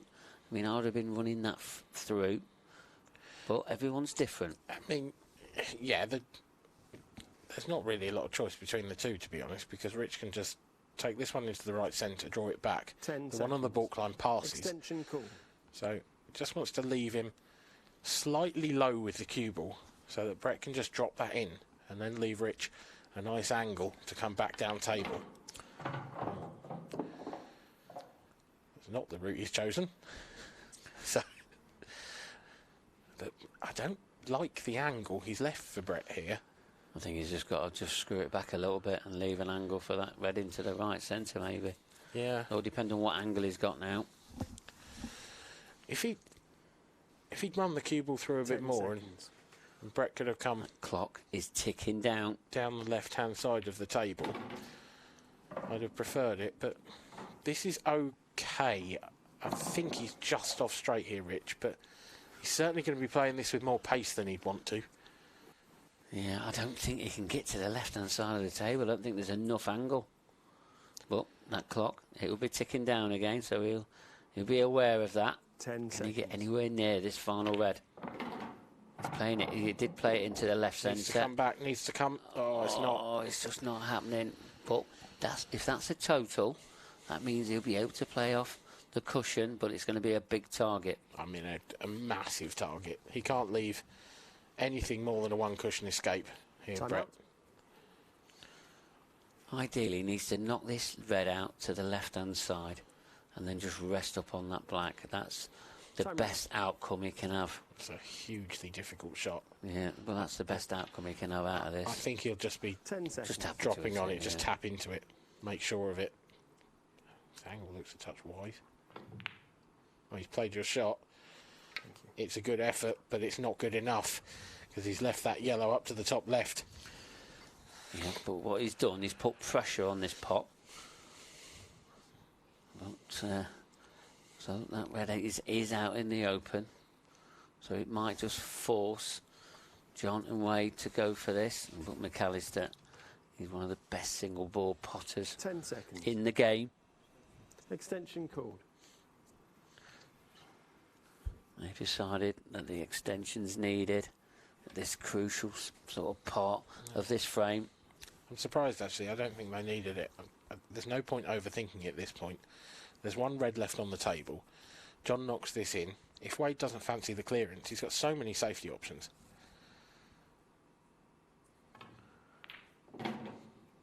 Don't want to be straight. It's fine, because he can run it through, play it with a bit of pace. If he misses the pot, he leaves the safety. If he gets it, then fine. You can't really go too far wrong from here because you've got so many backups. 10 seconds. Just needs to keep the cue ball out. That's very close. I can't believe how much that's travelled, and I don't think Wade could. Well, he's waving his arms. He's put it in there, hasn't he? That is very, very close.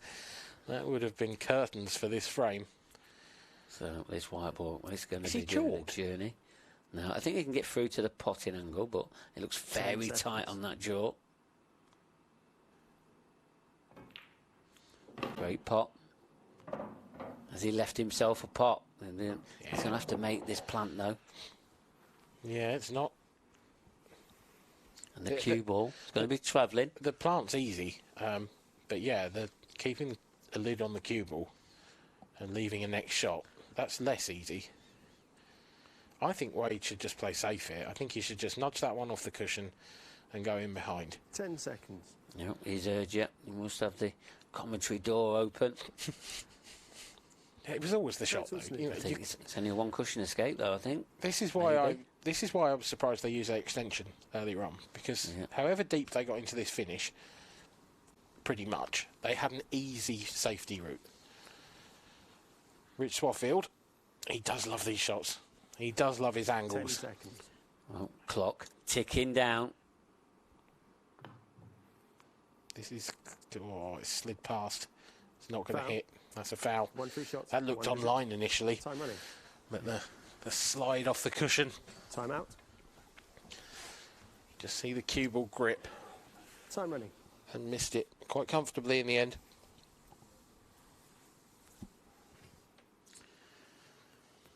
Yeah, and this match is just getting away from Carter and Swaffield.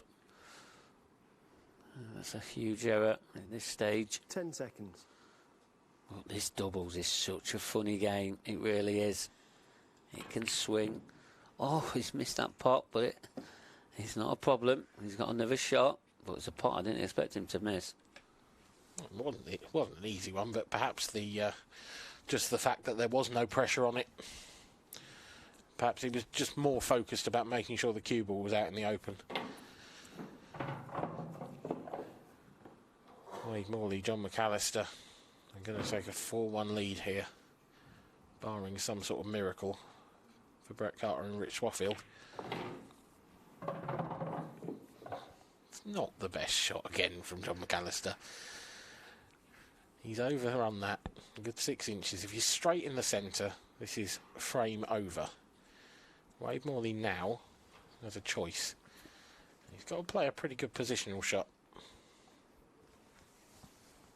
Coming around the angles. 10 seconds. A little bit of top. Needs this to run. He's played that as well as he could, really. Yeah, it's just this is slightly hampered, isn't it? That red is almost where you want your hand, so shouldn't be any problem. But he's got to bridge over now. Ooh, tense moments for John. Yeah, he's just composing himself. 10 seconds.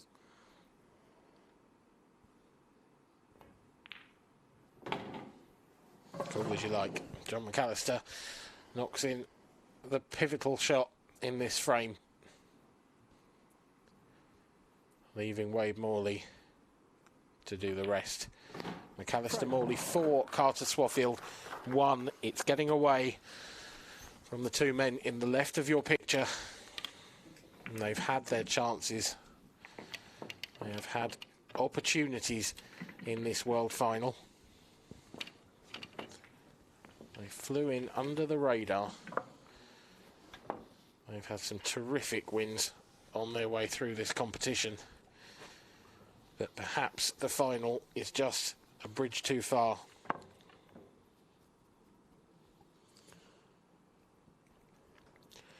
Beating the two Clarks, Ryan and Liam, brothers, in the semi-final. The quarter-final, a penalty shootout win over Mark Farnsworth and Michael Oliver. 4 frames to 1. Astonishing Time victory, running. that. Yeah, they've not had an easy run through to this final. Not that there is any easy runs in any final, especially at the IPA. They genuinely haven't. I mean, the first round they played in, the second round of the competition, they beat Gav Robinson and Chris Boron 7-3. That's amazing. And then Matt Steeper, Tom Barley 7-6, penalty shootout again. There's genuinely astonishing run of form from these two.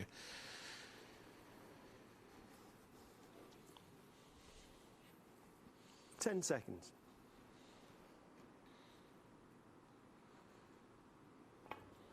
But it does look as if they may fall at the final hurdle. John McAllister starting to look more composed. Wade Morley, player of the match for me so far. He's been brilliant. Yeah, he has. He really has. Not put too much of a foot wrong.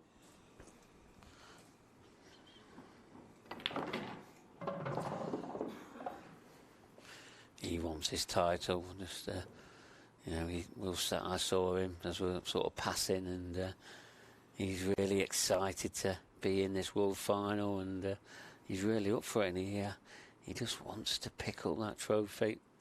It's a big moment for him. Extension called.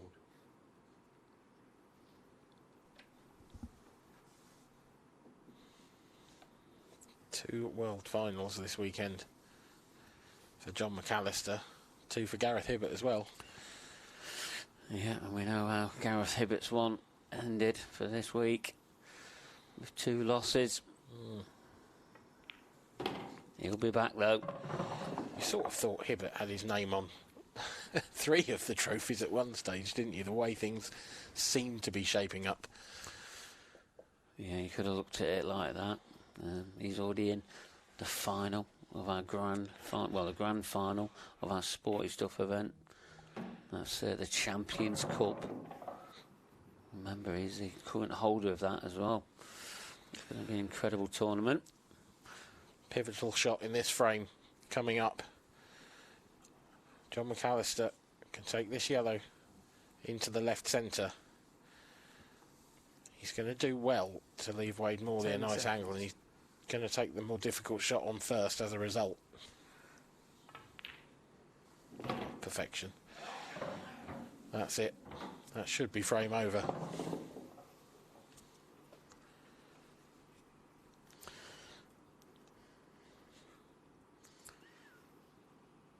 Well, I think he's probably going to have to leave John.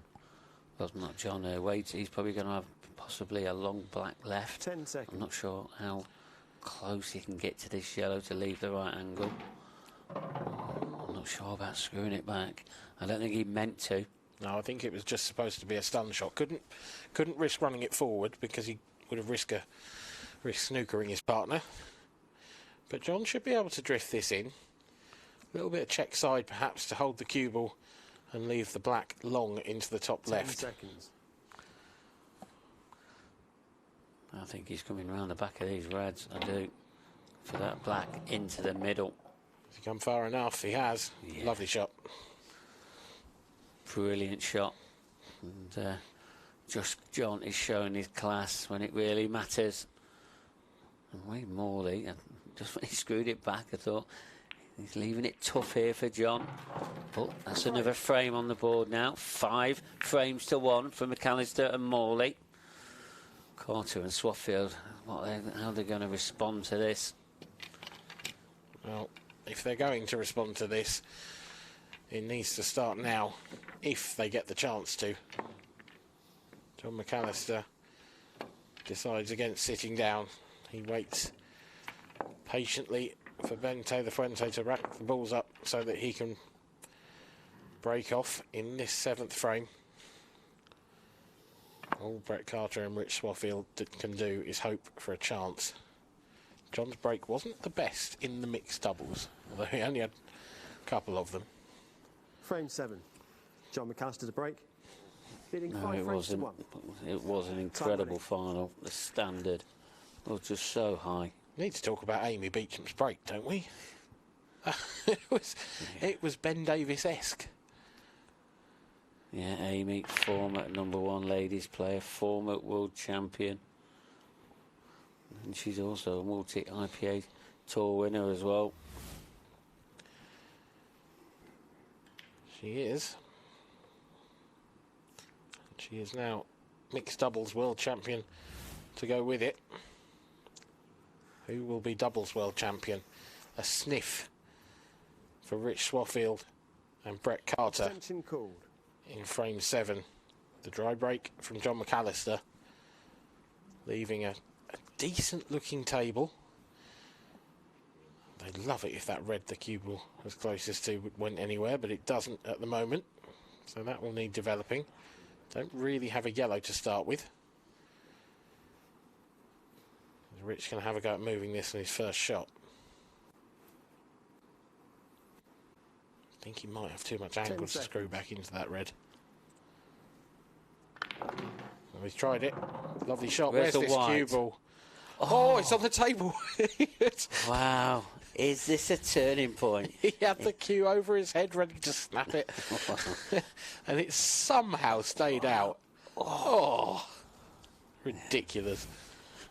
I thought the pocket was just going to suck it in. Well, you know, things are going against him. I mean, it's not ideal where it's landed, but at least it's still on the table. It's still a chance.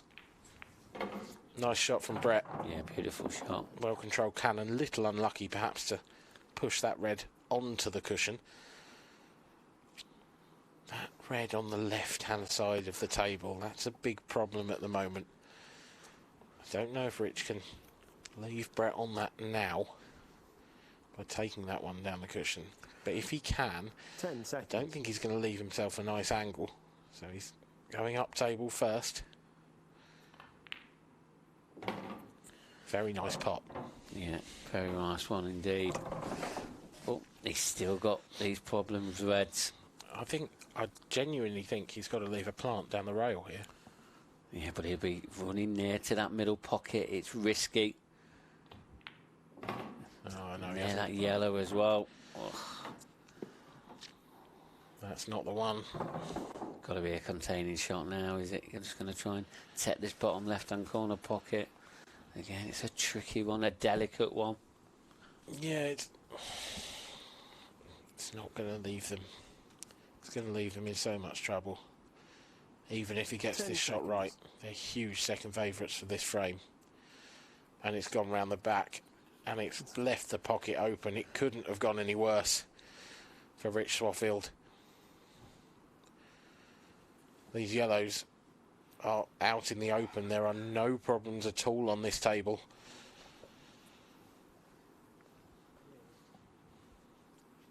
Extension called.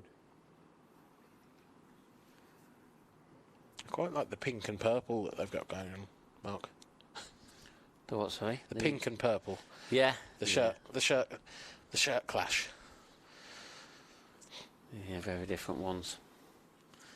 But that's the good thing about these onboard sportswear tops. You can have any colour you want, any shade.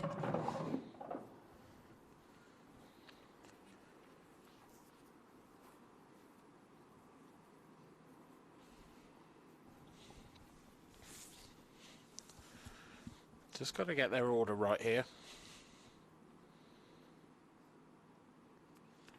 Two yellows closest together.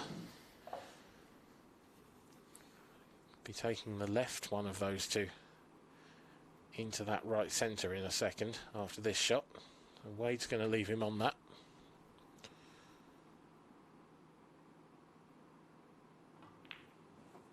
It's not a great angle. I think John's going to be running into the other yellow if he takes that on.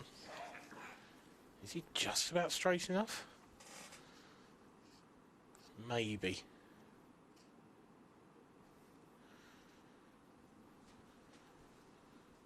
Looks very different on the overhead. On the overhead it looks a lot nicer. 10 seconds.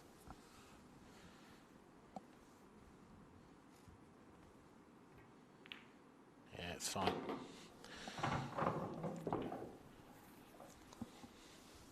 The key shot then will be in a shot's time. Wade Morley can just drop this yellow in. Leave John McAllister straight on that yellow to the left of the black, 10 up to the top right corner. Timeouts. Nice. Just a little speck of something on the cue ball there, so gives Bento de Fuente a chance to get his ball marker out.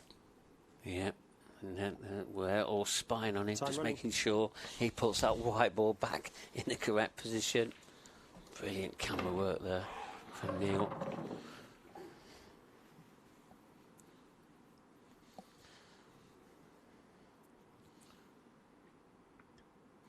Little bit of a test step.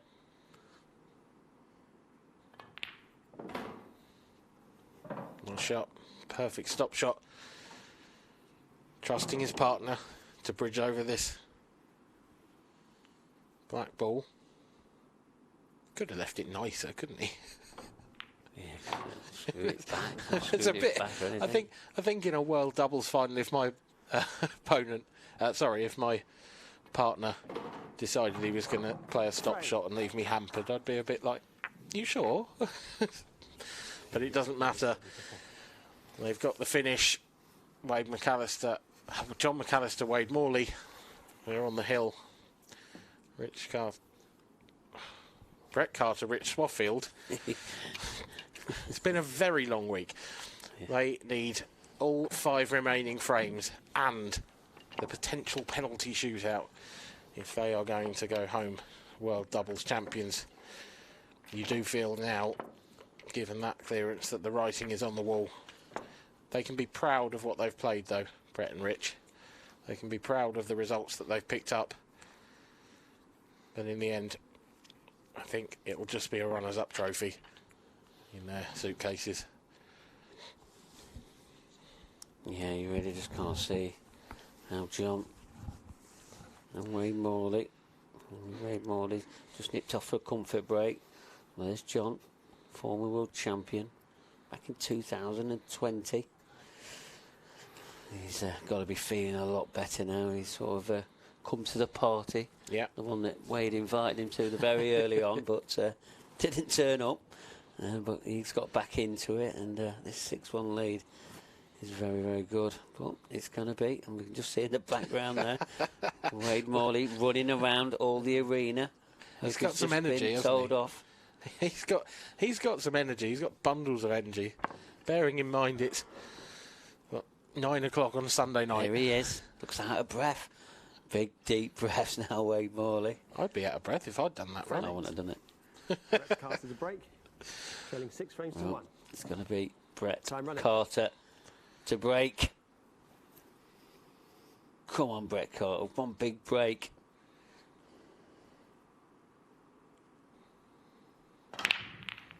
Oh, I'll tell you what, he struck that a dream. He's got nothing for it. That's just the way things have gone for Brett and Rich Swaffield. They've been the architects of their own downfall at times, but you have to say the role hasn't favoured them at times either. Wade and John have been a lot more clinical and are certainly deserving of their lead. Extension called. Just a few key moments here and there, and a couple of bad shots have led to this 6-1 scoreline. So, playing yellow onto the red. Yeah, He's just got on his difficult red now. I don't think he's got all the pocket into the top left-hand corner. Yeah, I half expected Wade to play that as a bit of a stop shot and leave a plant left centre. But if that red goes, then I can completely understand that shot. I think John would have liked to have been right behind it, though. 10 Because seconds. he's sort of possibly going to lose a cue ball. He's going to have to screw it into the cushion, maybe cannon the yellow. Oh, that's magnificent. Great cue ball He control really there. has arrived at the party, John McAllister. That's a wonderful shot.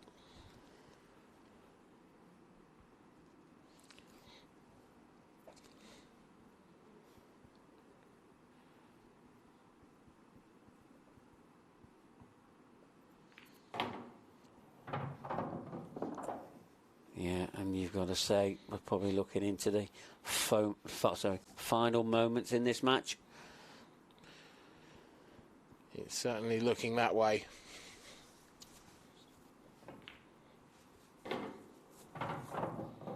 The writing has almost been written for Carter in Swaffield.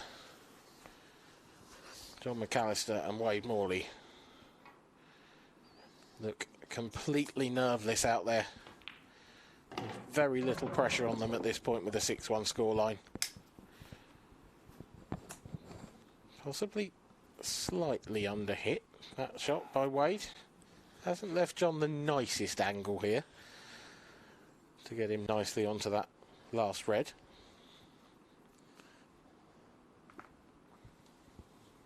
Ten seconds. But John McAllister knows how to control a cue ball. That is brilliant. Really, really great shot. Fabulous cue ball control. And it leaves Wade Morley just to run the cue ball round off a couple of cushions.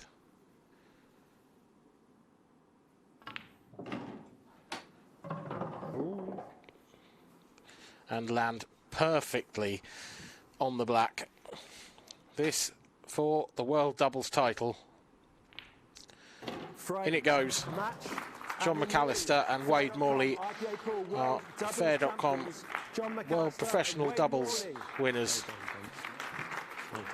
Brett Carter and Rich Swaffield can be proud of their achievements. They've had a fantastic run through this competition, but in the end, the class of John and Wade shone through. They won't retain their title next year because Wade Morley's taken his professional status, and you are not allowed to have two professionals playing in the doubles together. So this will be their one and only triumph in the world doubles. There is a shot of that magnificent trophy and the wonderful glass trophies that they get to take home as well. Kevin Barton will present those right about now. Well, thanks a lot, Dan, and what a final to conclude what has been a magnificent week here at the Cedar Court Hotel in Bradford for the Fair.com World Championships, and a great end to a fantastic week. And first of all, let's introduce our runners-up in the World Doubles. Rich Swaffield, Brett Carter.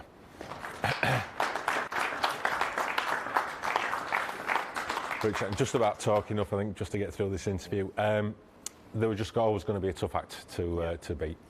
Yeah, we've had an absolute nightmare there.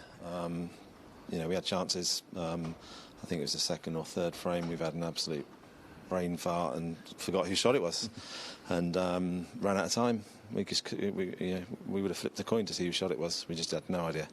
Completely forgot.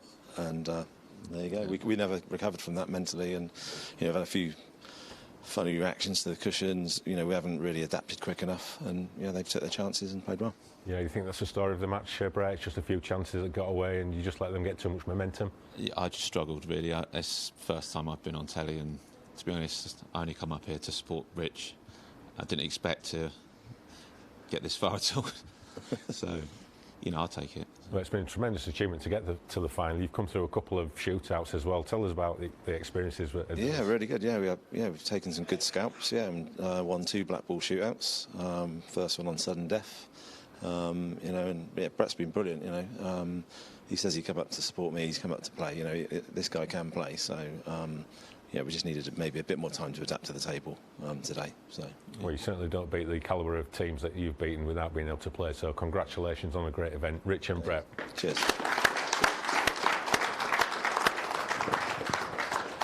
And our final world champions from an amazing week, the world's double champions, John McAllister and Wade Morley.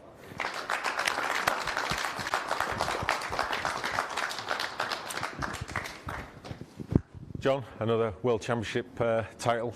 You must be pleased to cap off this great week. Yeah, definitely. Obviously, during the week, a bit disappointing, but yeah, the last few days have been brilliant. Playing with these two partners as well, it's been a good experience, to be fair. And Wade, do you think maybe 6 months, 12 months ago you would be a world champion? No, not at all. Obviously, I spoke to you before I started on the tour, Kev, about 18 months ago. Said to you, I just want to come and mix it with the big boys, and that's what I've done. And you couldn't wish for a better partner. Did you feel a bit extra pressure, early on playing with John? No, actually, I felt quite the opposite. John made me feel really comfortable. He trusted in my long pots and said, just get on with it and play your own game. John, obviously, you two both great players, but what does it take to make a successful team? It's not just about being two great players, is it?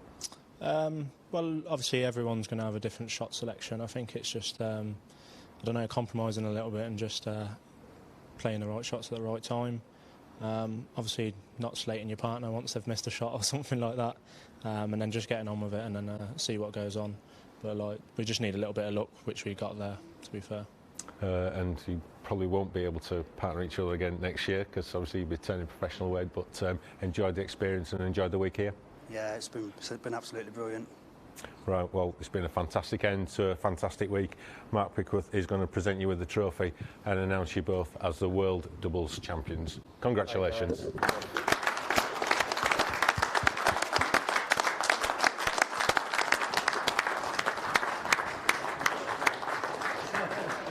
Well, Mark, it's been a hell of a week and finished off by John and Wade winning the World Doubles Champions. But final thoughts on what's been an impressive week here in Bradford? Yeah, it really has. Liam Dunster winning the world title again, and all this sort of the emotion that all these players show, and even Brett's story there. He's just come here to support Richard and didn't even believe he could get to a world final, and that must be a lot of inspiration for people at home just to think if they want to come pick a queue up, come down to the IPA, and and you never know what can happen, and it's truly inspirational. Well, that's it. We always call it the association of opportunity and things like that. Dreams can come true sometimes. Yeah, they really can, and we've seen that. I mean, even as a dreams come true for Wade Morley, picking up his first world title and turning professional as well. He's had an incredible season, and we saw John with a sort of in that previous final in the mixed doubles lose that one, but he's come back and somehow got back to it, and he's picked up a world title. And then just a final word about the ladies' game. In the ladies, Harriet won the title, of course, but in the mixed doubles as well. The ladies are now becoming a force in the sport. Yeah, I mean, firstly about the mixed doubles, Danielle Randall and Amy Beecham. Well, that standard is incredible. And then the ladies' final, Harriet Haynes. She played perfectly, and then Debbie Birchall. You just really sort of felt for her that emotion that she showed. She was sort of really upset because she's so much wanted to win a third world title, and the game is going from strength to strength for the ladies. Yeah, and just a final word on Liam. One of the best performances we've seen. We do get blessed with great world finals, but that was some final last night. Yeah, one of the best finals we'll ever see, and Liam and Gareth, an incredible standard throughout. How they play, I said they've played over 120 frames, and it was probably nearer to 150. If you add all the other tournaments, it's over 200 plus, and to keep that mental strength throughout is a real credit to both of them. All right, well, thanks for your comments, Mark. And that concludes the action here at the Cedar Court. We hope you've enjoyed all the entertainment here, and we want to thank all the people who've worked behind the scenes, our referees, our top table. They've all put in a fantastic job, and our streaming company live8.com who've brought you all these fantastic pictures, and finally all the players and spectators that have taken part. It has been a fantastic event after a 2-year wait to stage the World Championships. We hope you've enjoyed the coverage here that we've brought you, and join us again soon. Thank you. Good night.